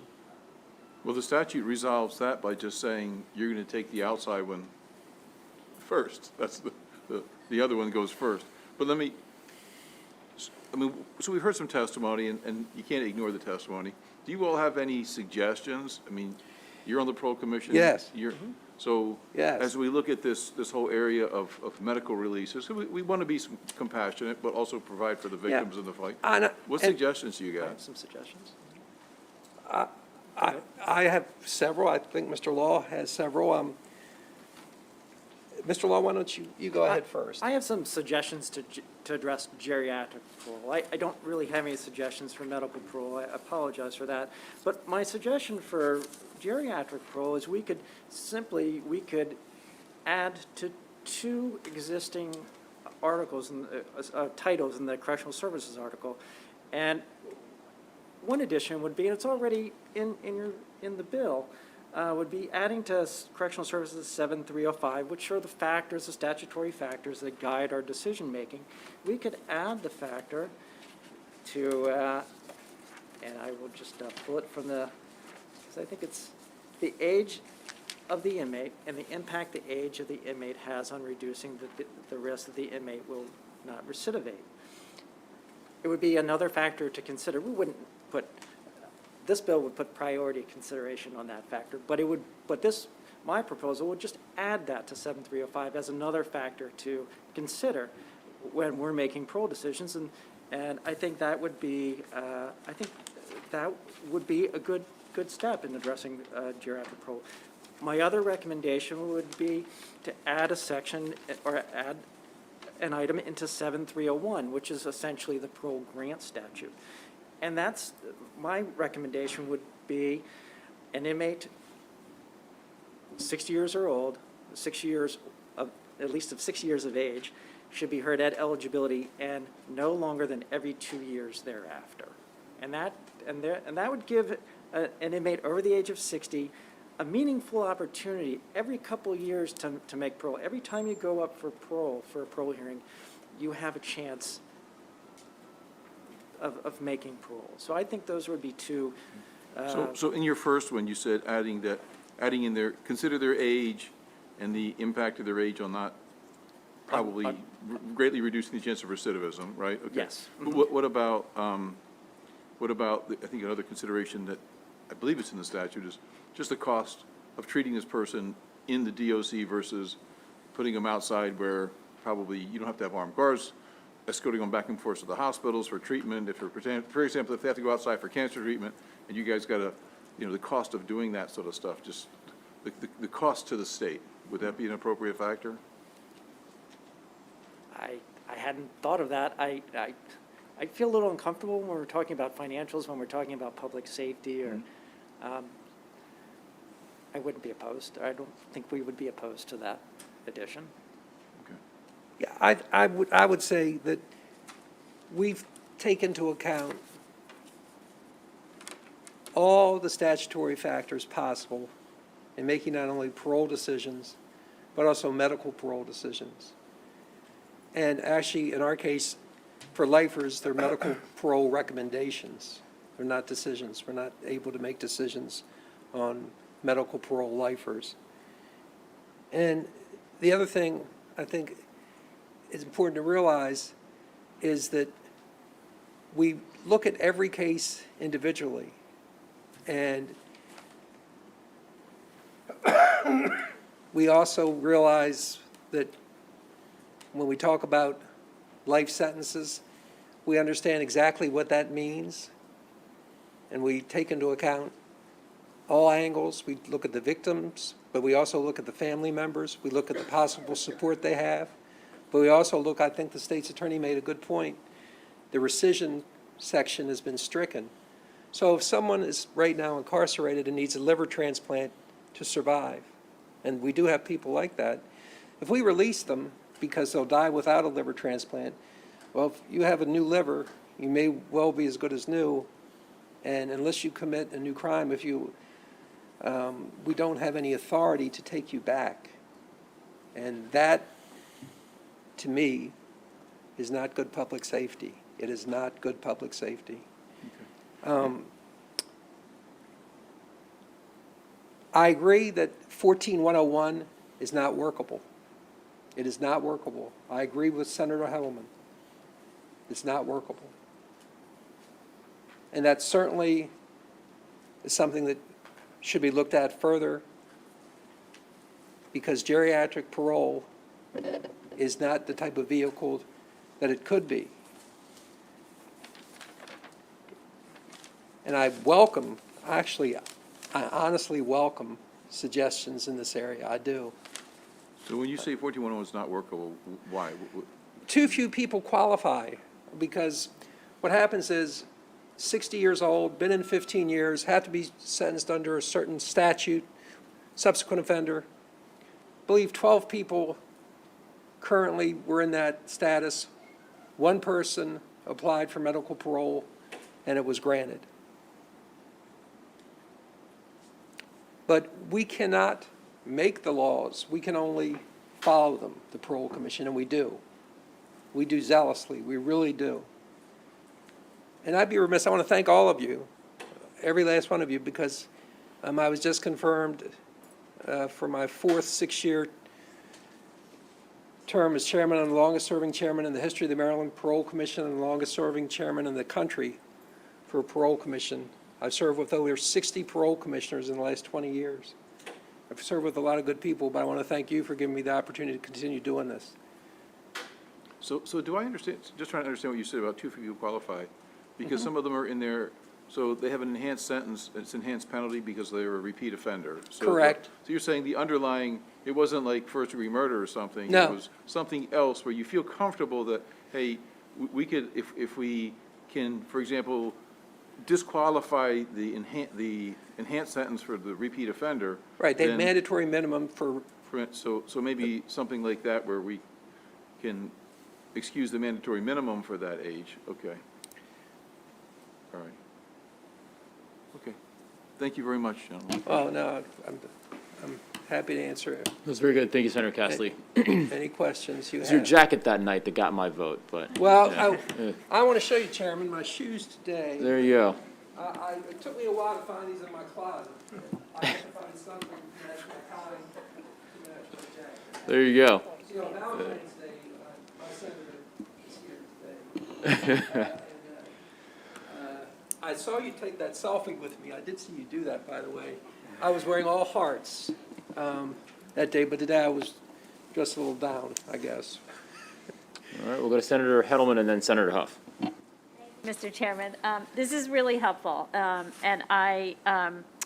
isn't it currently the practice that someone could ask for an outside medical evaluation? Yes, So tell me, if you would, how that works exactly? no one ever has. No one ever has asked? Correct. That is not what I heard the testimony from before. No one has ever asked the Okay. Parole Commission. Well, tell me, I'm asking, how would that work? You would contact the office if someone was turned down for medical parole and said they request an opinion. We had $25,000 in our budget for that when the bill was first enacted. We never had anyone ask us for a second opinion. Never. Okay. And I think what happens is, when someone is turned down, if it's not from the Parole Commission, then they may not pursue it. So they haven't done so. There is money for that evaluation to be done by someone on the outside. Of course, $25,000 won't go too far, to be honest, if this bill were passed as is, because I would think that just about everyone, would want to leave prison, would be applying for medical parole on a very regular basis. There doesn't seem to be any limit to the amount of times you can apply after being turned down. And I think the $25,000 that we had budgeted would go, I would think, very quickly. But that, we have never been approached for a second opinion by anyone who's been turned down for medical parole. So two more questions Sure. about that. So, but that has been current policy. Is that, tell me how, can you walk through how that would work if somebody, you have money for it? Yes. So I'm asking on behalf of my client for a second opinion. Mm-hmm. What would happen next? Can you walk me through what the steps would be? Yeah, what we would do is, we would have to bid a contract, obviously, I mean, because this is the way the state works. We'd have to procure a contract from a medical provider with a competitive bidding process, someone who would be able to diagnose whether it would be a physician, RN, a PA. I wouldn't know who might apply, but they would have an application process, and then they'd be interviewed not by us, because we do not have the medical expertise to choose. I can't even pick a dentist, so I wouldn't want to try to begin to do that. But someone would be selected, and then they would be the one who would have to review the case and give I guess a good term is a second opinion. And that could be a meeting in person, right? They're not just Yes, reviewing the yes, records. It would yes, yes. Of course, it may concur with the initial. We don't know. Right, You know, we it don't may, know. but we don't know. Right. Okay. So you could set up that process under current law. Yes, Okay. yes. Okay. The other question I have, and granted, you have not seen the amendments that were submitted to the committee, but, and this is, I guess, from Mr. Katzif. I mean, this bill is meant to, obviously, envisions that someone is pretty, and I think the testimony earlier shared, somebody is pretty debilitated, right? So, and if it's the will of this committee, I'm certainly willing to, put something Right. in. If someone gets a new liver and they're good as new and brand new, like, Right. that's a special circumstance, I think. And the But two, we're talking about people who I think are in the last days of their life and have severe illness. yes. So I just want to be clear about this. This is not letting people off the hook. I mean, these are people who have served decades, right? These are people who have served substantial portions of their sentences, who are in the last days, months of their lives, who are enduring tremendous medical, adversity. So nobody's going to abscond under what is envisioned here. And if we need to tighten up the language to make that clear, we need to do that. But wouldn't you say it is far, far also more costly to provide that kind of service inside rather than outside? Well, someone is paying for it in either situation. Right. And the two examples that were brought up today, the one person sentence was 198 years, 5 months, and 4 days for 29 felonies, and the other person who was mentioned had life without the possibility of parole. So those were two instances where we did parole the person with 198 years, 5 months and 4 days after a second medical report. It had nothing to do with a lawyer or their representation, I can assure you. It had to do with an updated medical report 17 days after the first medical report, which was vastly different than the first. The second situation was someone who had life without the possibility of parole. They'd killed their mother. The family was divided on release. And the parole commission did wind up paroling.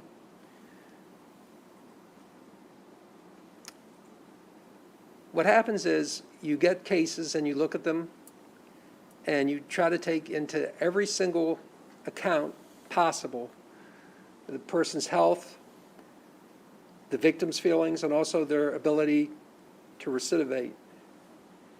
And we've had some people that we've medically paroled who have come back and have constituted a threat to themselves or others. And we've had to do a rescission hearing and take them back. And that doesn't make us happy that we had to do that. I know it doesn't make them happy that they were reincarcerated. Overall, though, I do believe that with the information that we're provided, we make the best decisions possible. Absolutely. I stand here and tell you that directly, that we look at these cases and they're not easy, because you do look at the offenses, as Mr. Law talked about, the offenses are very serious. And we also understand victims and how they feel, and the state's attorneys, we understand how they feel, but we also understand how the families feel. And so we look at each, it's a case-by-case basis, absolutely a case-by-case basis. We meet every other Wednesday as en banc, as a board. But if I get a case from the medical department or a medical provider on a Tuesday and the person is in very bad shape, I will walk to each, I have 10 commissioners, I will walk to 5 of them, if there are 5 of them in the office, to get 5 signatures, to either get the person a medical parole as quickly as possible. Social work needs to coordinate it, obviously. They can't be released the next day. A treatment plan has to be set up. Or to get it to the governor's office as soon as possible if it's a life sentence. So we react as quickly as humanly possible when someone is in grave condition. Absolutely. So I very much appreciate that and all of your hard work and the other commissioners' hard work. And these are literally life and death decisions. So I thank you for your service. But it's also really instructive, I think, for this committee to hear you say you don't make the law, we do. And what the law currently provides you as tools is insufficient. And you need more help and more guidance and more definition in terms of being able to do your jobs, is also what I'm hearing from you. But whatever the legislature passes, we will put into practice. That's what we're an executive agency. We follow your lead. Thank you. All right. Before we My move to friend the, Mike Cuff, I see his light's still blinking. and before we're going to call on him, just 1 second, I'm going to correct the record, because these hearings are used for fact-finding and to establish legislative history. And very rarely do we have just 2 different interpretations over kind of a fact. And so I wanted to just give you an opportunity to address this again, and I know it's a little unorthodox, but I'd like to have Ms. Meadows, because I want to get the record straight here. So there's a statement that she'd made repeated requests for an outside assessment. And then you said that you had, in fact, never received an outside assessment. I never received So an I assessment. need to have Lila Meadows come up and we need to, that's interesting. I've never seen that happen before in a hearing, so. Yeah, I was planning to snatch you in the hallway after this, Chairman Well, Blumberg. let's I just- have yeah, requested okay. a second opinion in a case, and we weren't told that that could happen. I never received it. Okay. And I believe that. There are a lot of people working in the Maryland Parole Commission, and I'll say on the record, I've always found Chairman Blumberg to be very accessible to us at the law school, but we have made that request. So we need, obviously, there's some more fact-finding left to do, but I am very that's- accessible, but yeah. yes, we would need to know something like that, especially if someone's in that situation. I would need to know immediately, and I am very accessible. I am. Excellent. Well, thanks. I'm glad we got that. I'm glad people are going to dig in. Yeah, sure. I do want to, Senator Huff's been waiting patiently, so okay, go ahead, Senator Cassily. You said there were a certain number of people who had entered the DOC at 50 or older. What was that number? I can pull it up on my phone, but it was a little over 1,100. If you want the exact number, I have the email right here. Well, if it's a little over 1,100, that's like all of them. There's only 1,237, so if there's 1,100, that's... Well, let me provide a little bit of context to that. So you're looking at 1,100 inmates who came in over the age of 50. There's no guarantee that, we're not saying that those inmates stayed all the way past their 60th birthday. And so That's 1,100 since, in what period of time? Who are in there now? since, that's that are in there now. They're There's currently 1,100 in who are in the there now. Division of Correction population. Who came in over, okay, thank you. Thank you, Mr. Chairman. Sure. Yeah, thank you very much, Chairman, and everyone for being here. I mean, actually, having you guys here is a huge help. We've spent hours sometimes trying to figure out your jobs, what you do, and so this is really helpful to clear up a lot of questions we had. On the approvals versus denials, I assume that you all approved all of those, and those were governor denials, the number they gave? They gave a number of 59 approved. 79 denied. So I was trying to figure out, what is that? What was I it? can tell you that all the approvals were recommended by the Parole Commission for relief. As far as the denials, we would not forward a case to the governor unless we were approving it as a recommendation. Got it. So those were ones, that number's the ones that the governor was denying. It's interesting. I didn't realize that the governor was still in this section. I thought we'd removed him from, he'd been removed from all of it, so. Here, a second question, I guess, because we've always debated this part. I mean, the physically incapable of presenting a danger to society. And the thought when we did that, or we've had over the years, was, well, this is just almost for somebody in hospice. You know, this is somebody who's very terminal. At least that was the thought, because we were the idea was, hey, we're worried about them reoffending, and we're just going to put them out at their hospice. But my question is, and looking at, I guess, the spirit of what the sponsor said, is there language, do you find that physically incapable of presenting a danger to society, do you think that language is too restrictive?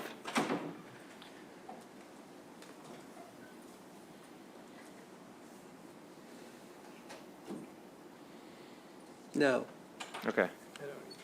no. All right, that's all my questions. Thank you. I'm sorry to have taken up so much of your time.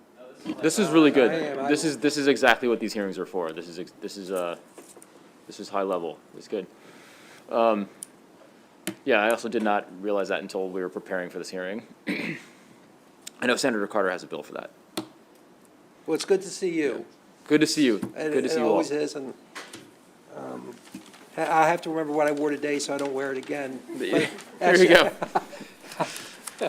Well, thank you all very much. It's been a long Thank you. day. Thank So you. thank you for hanging in there with us. And Good to I see you. really do appreciate your support of the Parole Commission, and particularly me. It means a lot to me. Great. Thank Thank you very much. All right, seeing no further witnesses, that will conclude, I think, the hearings for the day. That'll conclude the hearings for Senate Bill 562 and the hearings for the day. We have voting tomorrow morning at 9:30. All right, we'll see you all later.